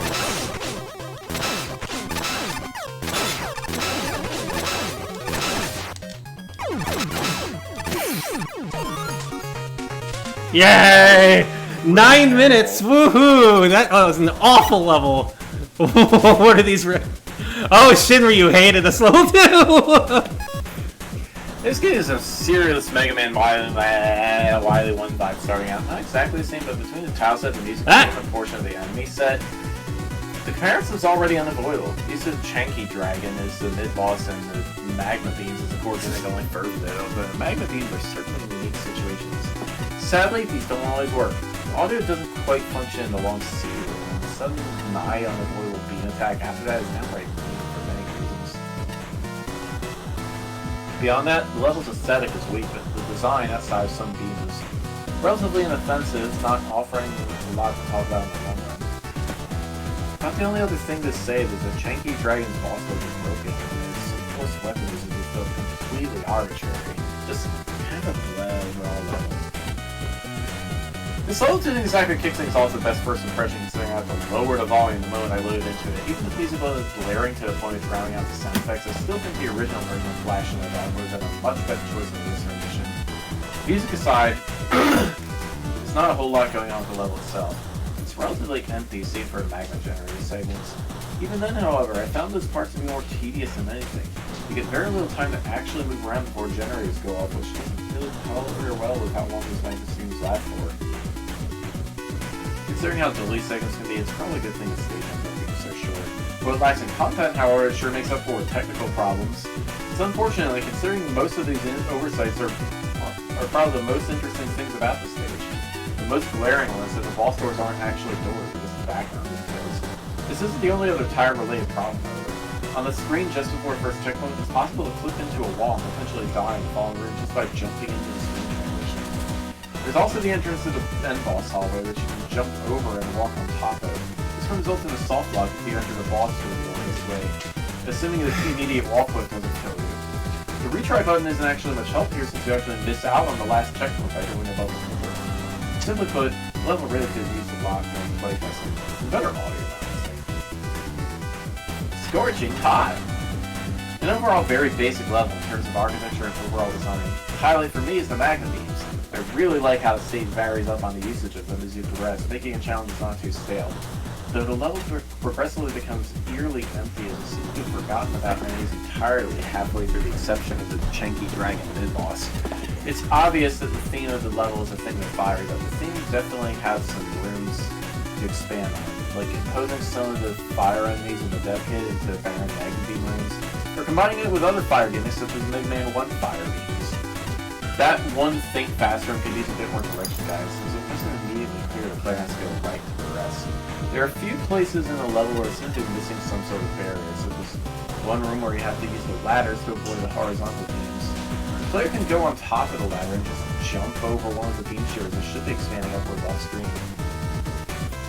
On the contrary, the player could get on top of the boss corridor from one room prior and get themselves killed in the wall of the boss chamber once they exit the screen, while also unable to trigger the checkpoint in the corridor. Doors don't function as doors for some reason. They're completely phased through from one side but become solid wall tiles on the other side. The remix of Flash in the Dark is a bit jarring with some of the notes being off key. The instrument choice here really doesn't make it sound all that great. It's also freakishly loud. My word, wouldn't have been better off to just use the default.nsf version that came with the engine.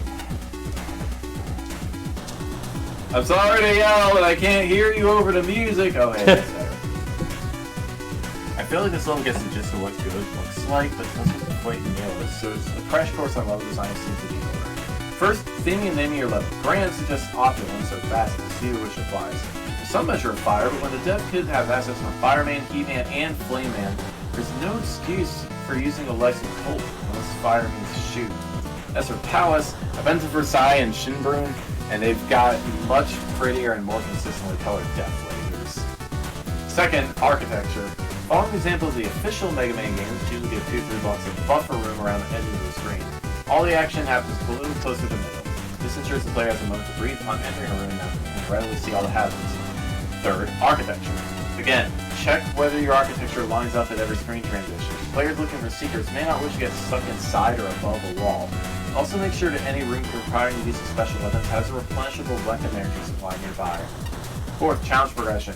Constantly scrambling to safety is a good idea. Thus, reorganizing the challenges to be progressively more hectic would be even better. Keep bringing back enemies in new ways to justify introducing them, and to keep the longer gimmick sections fresh. Use empty rooms sparingly. Fifth, aesthetics. Add text to your text boxes. Choose tile sets to flow together and boss music. Ow! Alright! It fits with the rest of the soundtrack in terms of volume and style. We can skip over length. Checkpoints. These are crucial considerations, but they're in pretty good shape here.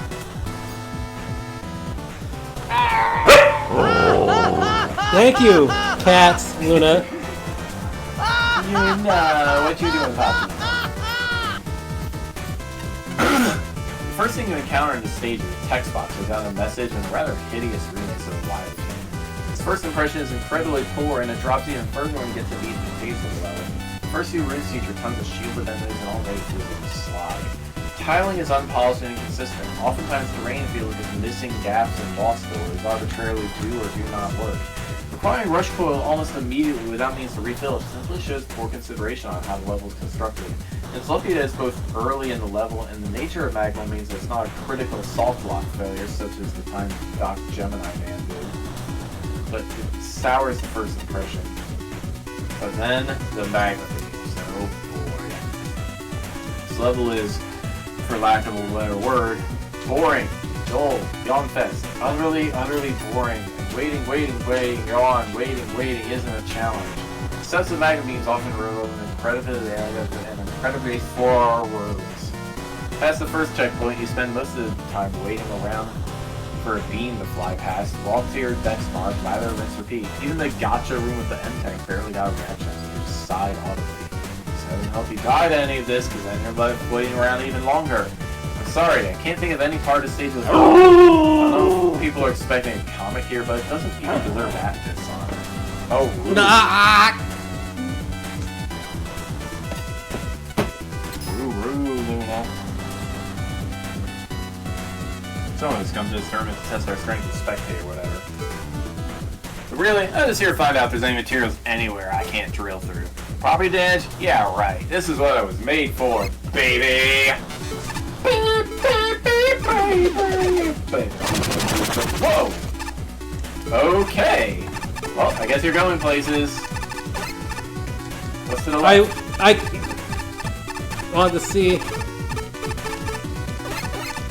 Let me in. Thank you.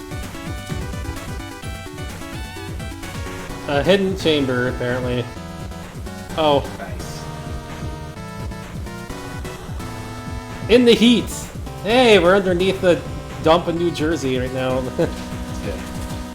Oh, what? Is this just a shortcut to the level? Maybe. I guess so, yeah. Oh, that's disappointing. Oh, yeah, it's a return path, okay. Ow, ow, ow, ow, ow, ow.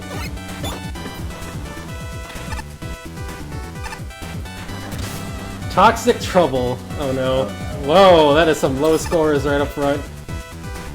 5% late penalty.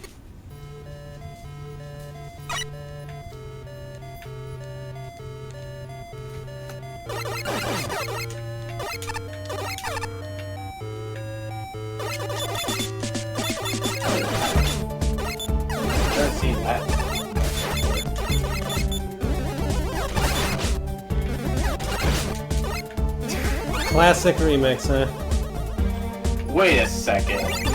You could probably jump up there. Yeah.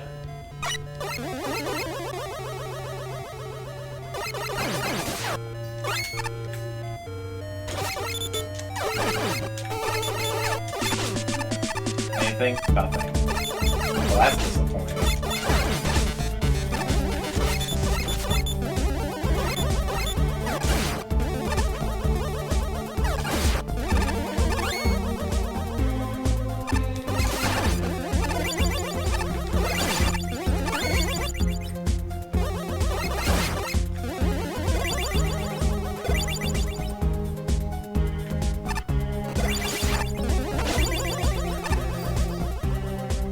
Woohoo! Oh, this is... Oh. And now it's not going to be clear what's foreground and what's terrain. What's background. What's background and what's terrain.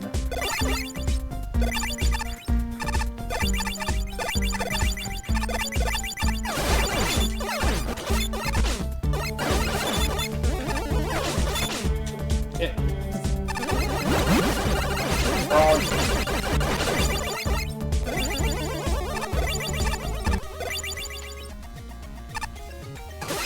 What? What?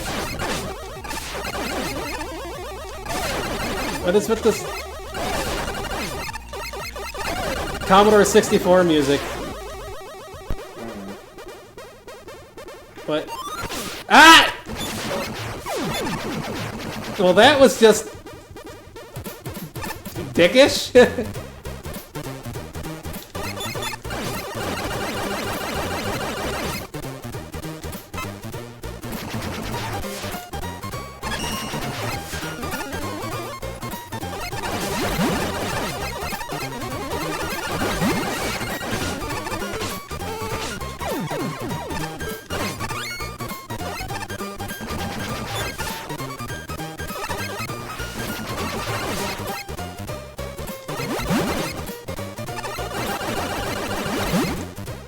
Hey, one up. Cool.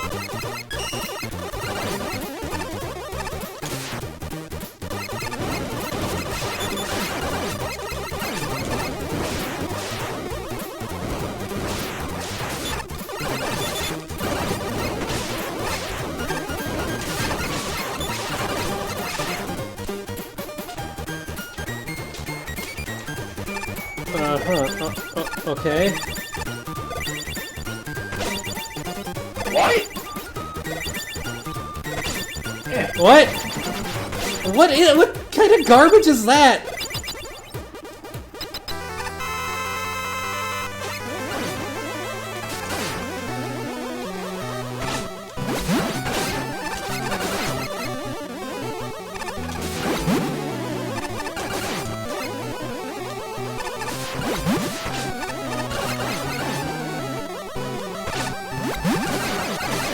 Where have I heard this? Is this from Final Fantasy Adventure?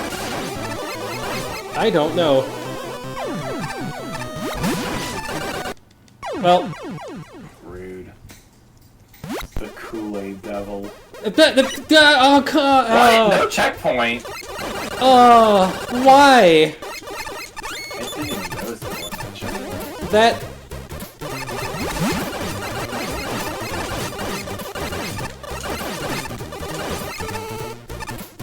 Nice catch. That was timing to say that there.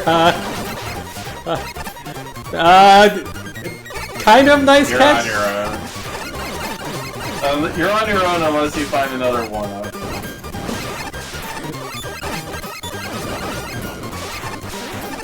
It has a checkpoint. It just doesn't have a checkpoint before the boss for some reason. Like, what is that thing down here? And like obviously the rocks above the rocks under the dripping water have to be not solid and they won't allow the water to fall, so of course you're gonna get stuck there.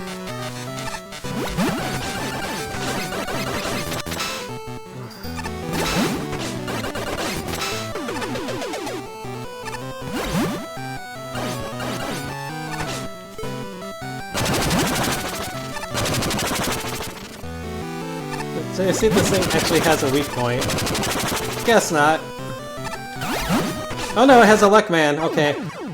Oh, this is awful.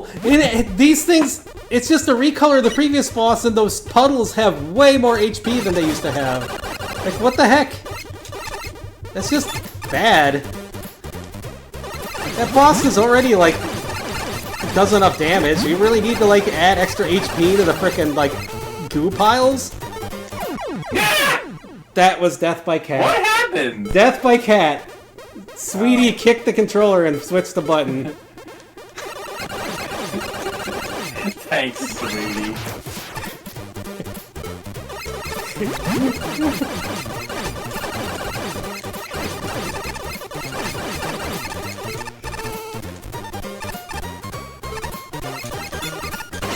Ow.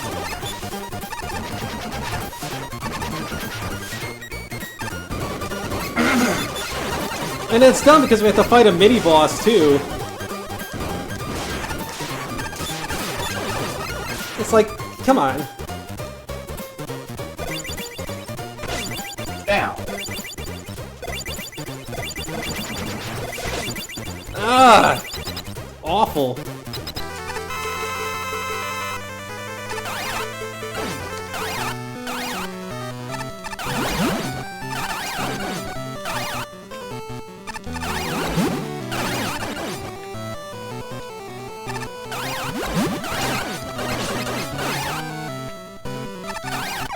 Victory! Yeah.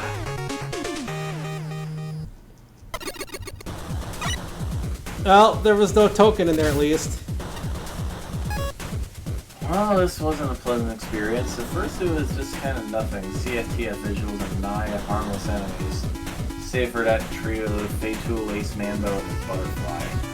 There was a new aesthetic detail with leaking acid pipes, but that's the only noteworthy bit that I never noteworthy. Challenger from the future. That's what CFTF means, I think. It's one of the Wonder Swan Mega Man games. Oh.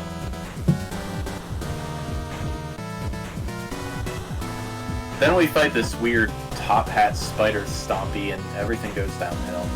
The emoji bombs are out of place and at least one of them has a teleport for no real reason. Multiple broken solids pop up and if these aren't a glitch, that's a significant aesthetics error. The enemies continue to be nigh harmless. This water that randomly disappears, and it comes in one of the most frustrating gray devils I've ever seen, owed to the fact that the slime doesn't despawn on its own, and if you die, it's back to just that the spider stomping. I like to talk about things I found enjoyable as well, but there's not much of anything positive going for this place. It's all a bunch of bled, and the most fun to ride from was the neat aesthetics early in the level. Level design-wise, there's not much that I hated up a whole lot to go on here. There's a very short stage consisting of simple room layouts, along with mostly non-threatening enemy and hazard places. Except for a few functionality issues and some breezes I have the end boss. There won't be much else to discuss with this one. As far as technical problems go, there's the fact that both the first and second half level things don't loop properly, although you have to intentionally go out for a while to even notice this. I can't exactly overlook it either.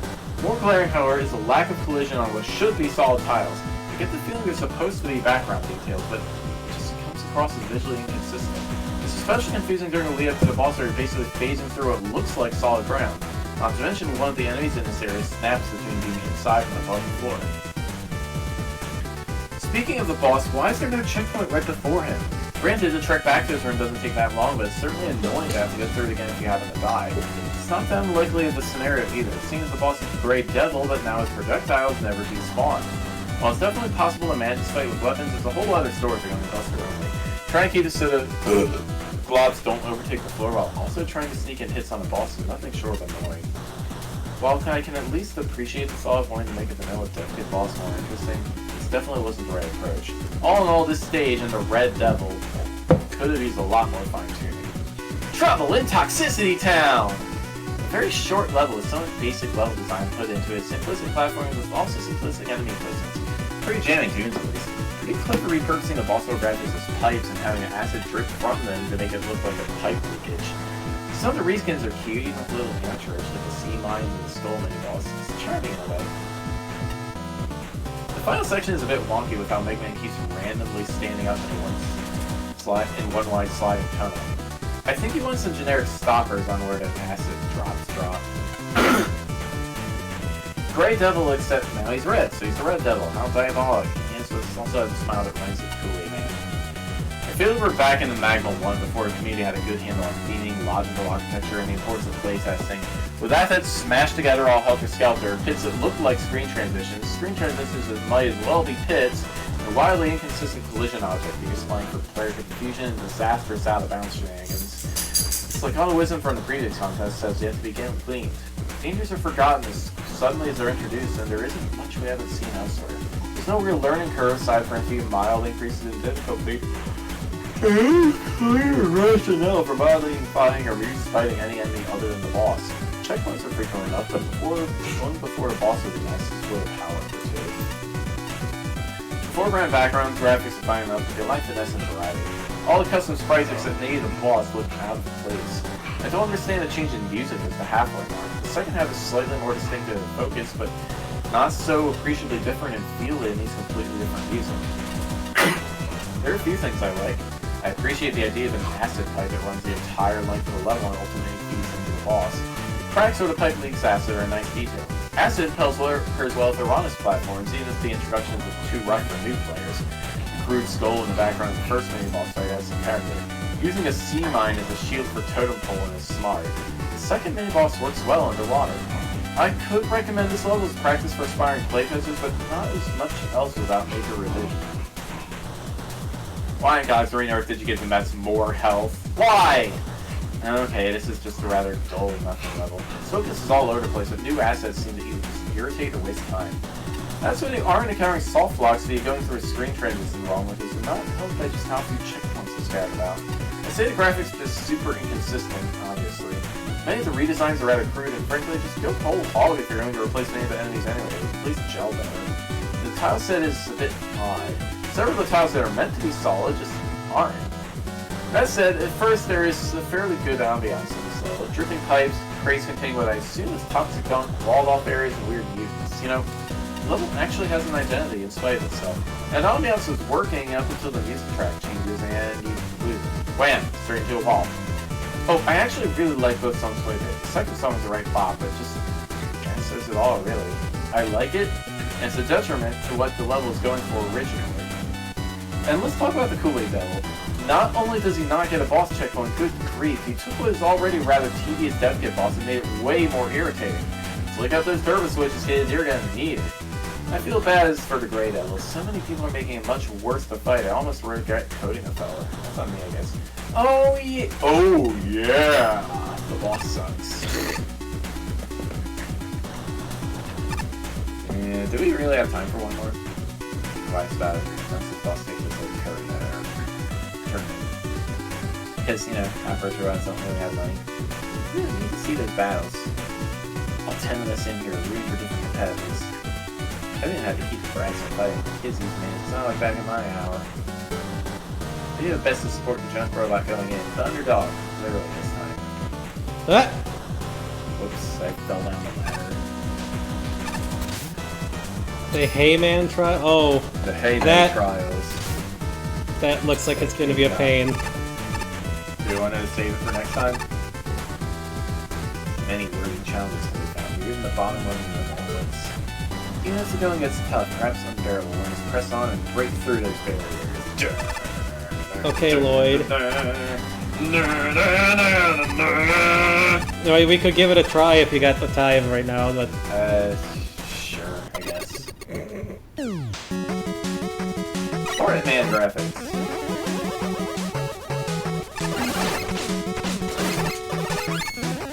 Huh? Oh. It's not a real ladder.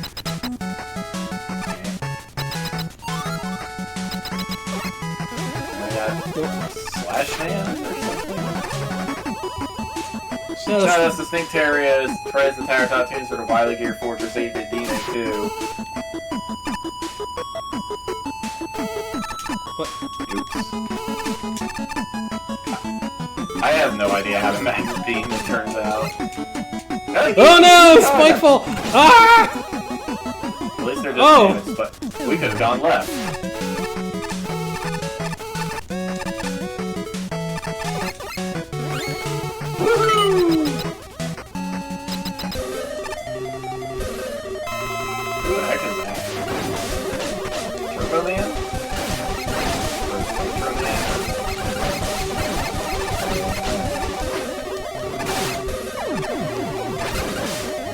Or is it Valley? Yeah, it's Valley.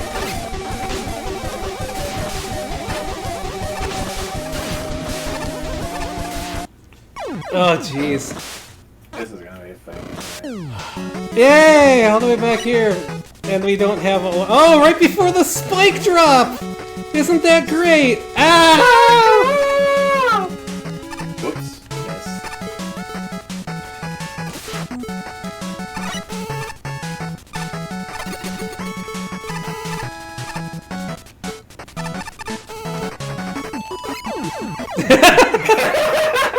Death by Cadian. Yes. She has such a grip on my stuff. Okay. Alright, you know what? Yeah. Well.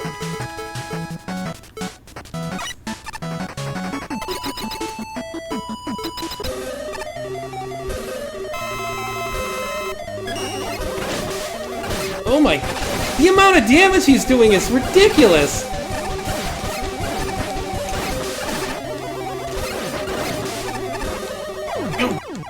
Oh, wow, the frame drop of you dying got me. Okay, they way increased his damage. Like, beyond any reasonable level there. Well... That's like absurd amounts of levels of damage that he's doing.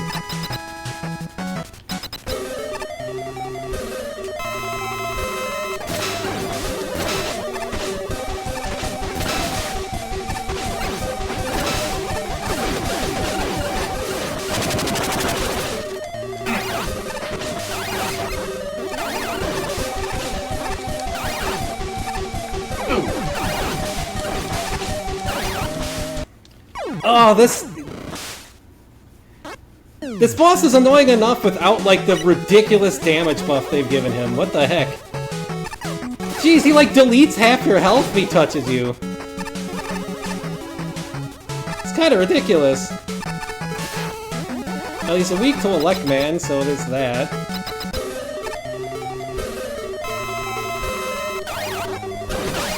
Like, look at all that health that's just deleted because he touched me. My gosh.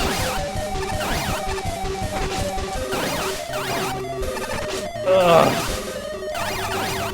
This boss is chaotic with 2 players, too.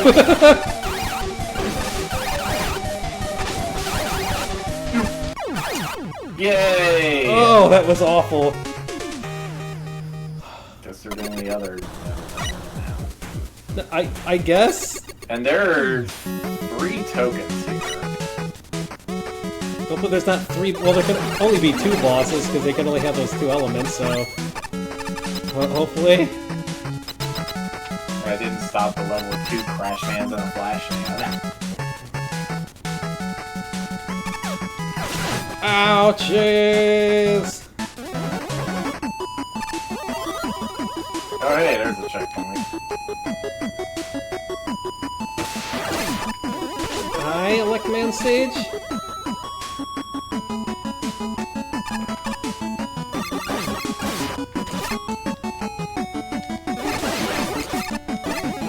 What do you think is down there? Death. I'm gonna rush that down and find out. I can't rush that down there and find out. Oh, Ice Wall!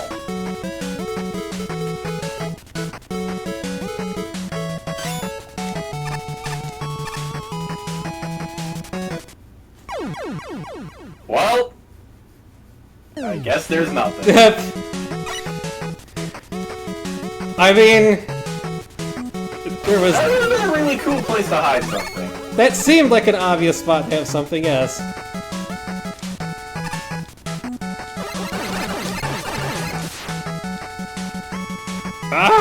What? 2-way transitions. Oh, good! Oh, no! That could have been bad. What? That's something. What? Whoops!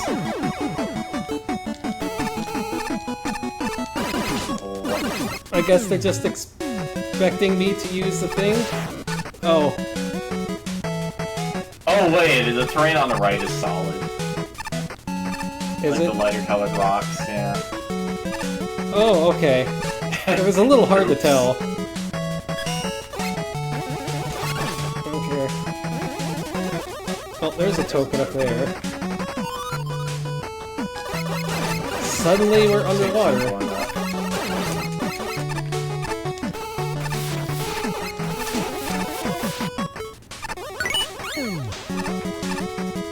Oh, hold on. I guess not.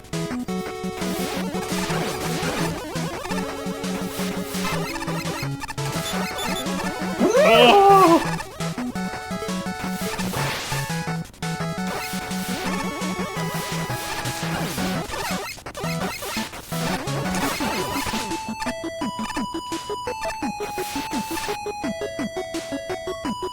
Ready?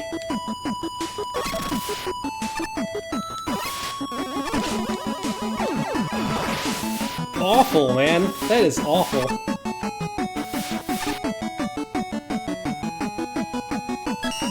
Don't need the E-tank.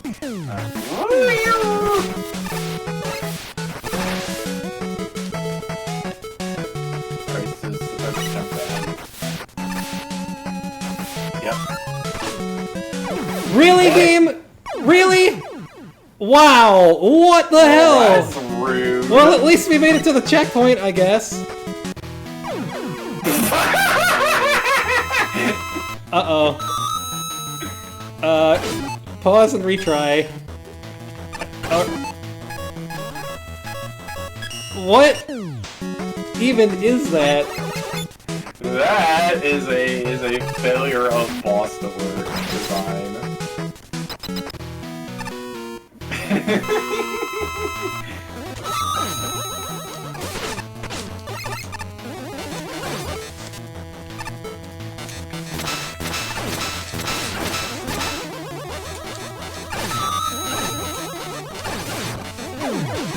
Yay! That wasn't even the boss. Note for the Magma 3 Death Team. Boss number C and boss turn originally have boss barrier objects placed over a reflect block. These boss barrier objects only delete solids and pass as unbeatable. It's then replaced with tiles that look like reflect blocks.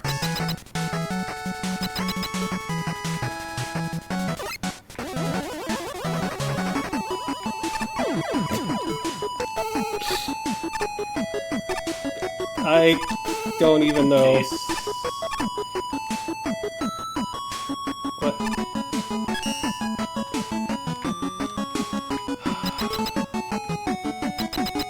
And now we're back in Hornet. I guess so. What? Why is this man? We see who understands that he understands something. How many boss gates do we need? All of them.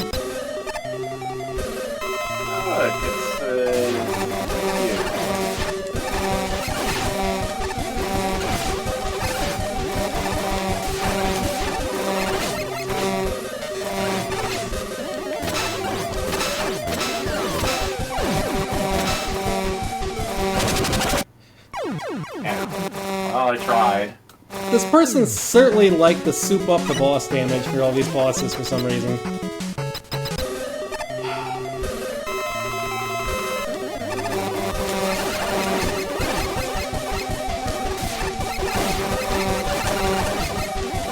I'm sorry, it doesn't really make the boss better, it just makes it annoying.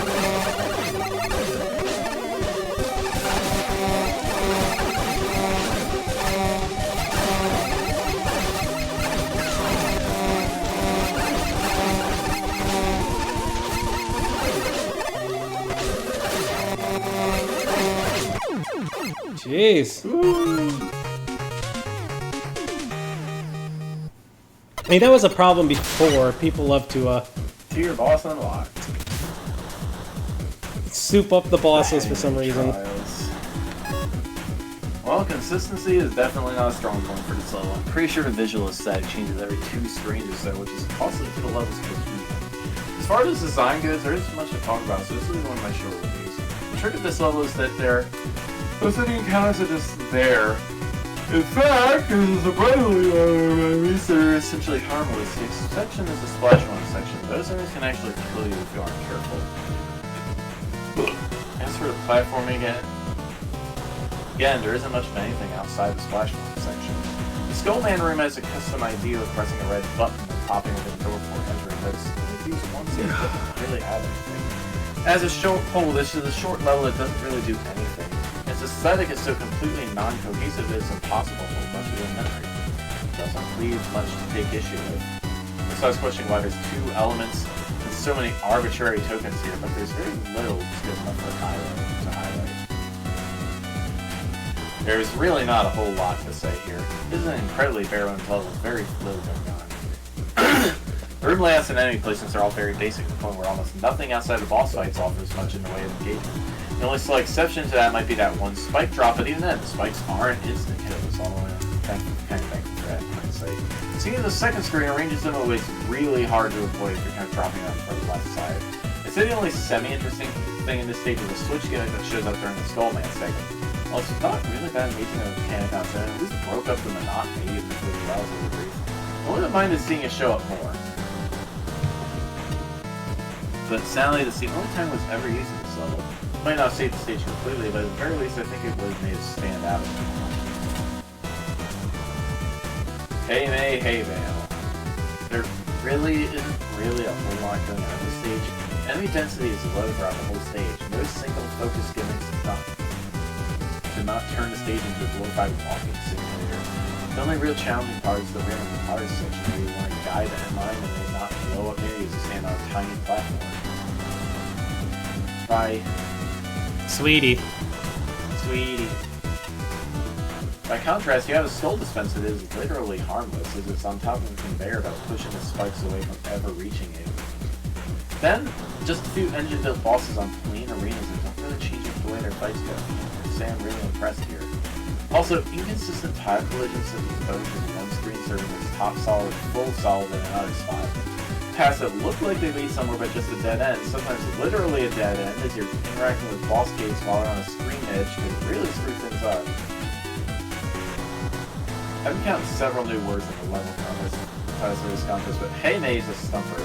Assuming it's not a proper noun, the best explanation I found is a Quechua word that means to collaborate. If that is indeed the case and multiple people work together to relay style to create this level, then I can understand what went wrong. Otherwise, I'm going to assume hey May means incomprehensible mess.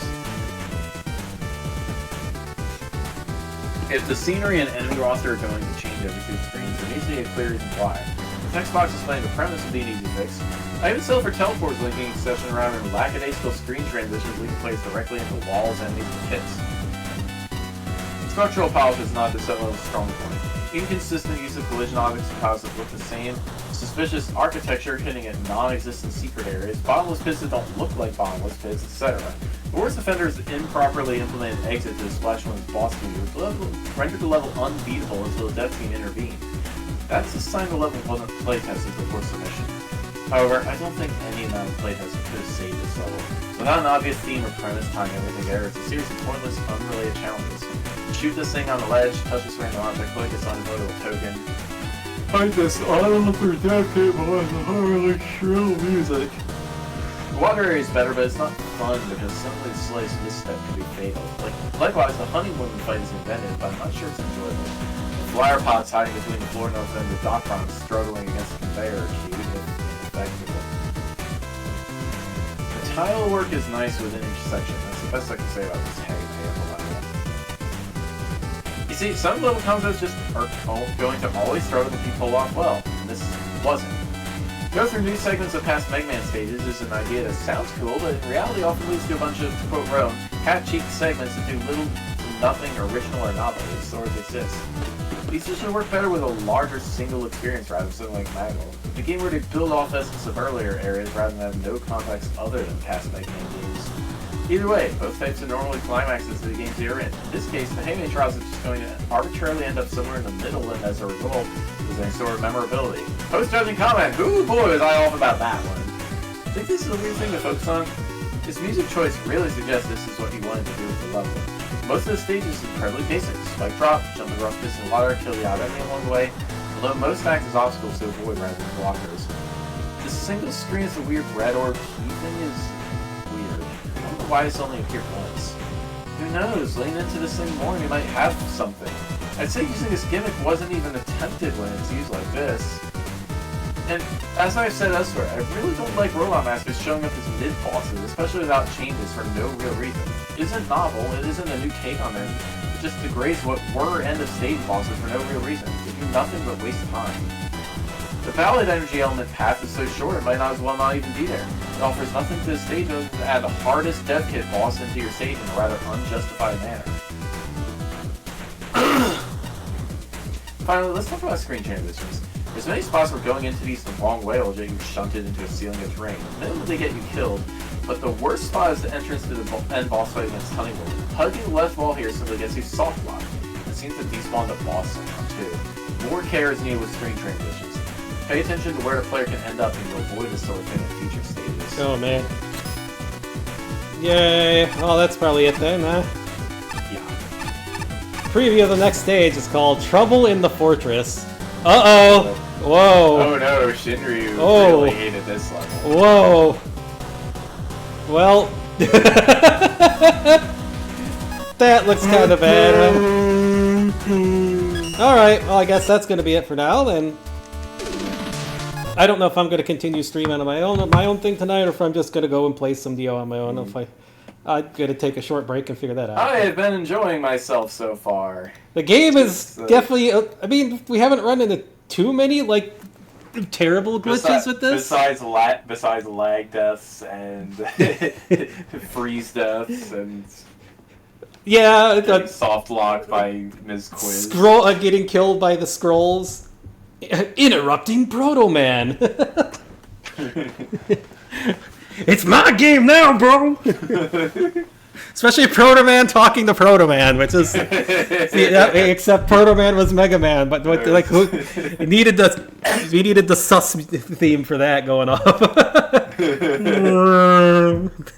I have not opened up voice mod in so long. All right. Well, I don't know if I'll be back playing more of this or not. I'm gonna take a I'm gonna take a break if I am, just because I need to get some water and the dogs need out. If not, I'm just gonna play Neo 2 on my own save file. So. Yeah, I'm going back because I got a little office work tomorrow, and it's gonna be a thing. I used to have work, but hey, that's I mean. Oh well, way things are set up now, just doing DoorDash, I'll be able to pay for everything. I'm just not going to have the extra spare money I used to have. But hey, I don't know. We'll have something soon. I'm hoping you find something that's like actually stable. Well, yeah, I'm going to poke Ace. I'm going to poke Ace, going to poke the bait shop, going to poke Cure Leaf and a bunch of other places that were trying to recruit me. Okay. I mean, the one pizza place we ate at before was trying to get me, but they've been closed until they open their new restaurant. So, but I don't think I want to work in a restaurant again. It was horrible. I mean, my back is so bad right now after all that time. It's just I can't even. I wanted to do gardening. I wanted to I haven't even been able to do the dishes because it's so bad. It's like restaurant works hard on your back. Plus, the dogs are glad I'm home. Although they're really depressed right now because Oreo is passing, but so are the kitties. All of them, all the other cats have been hanging out outside besides Sweetie and Floof, who's still being, I'm angry, don't touch me, so. Floof is having it hit the worst, and Sylvie too. Well, alright. I might be back later tonight, if not, maybe tomorrow, unless Amatsu wants to stream tomorrow or something, then I could take a break from something or whatever. Yeah. Alrighty. Well, I'll either see you in maybe 15 minutes, or I'll just play my own file on Dio. Night.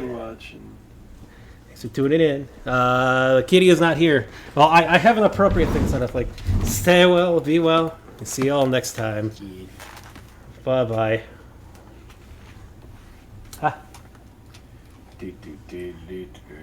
Well, that's kind of creepy.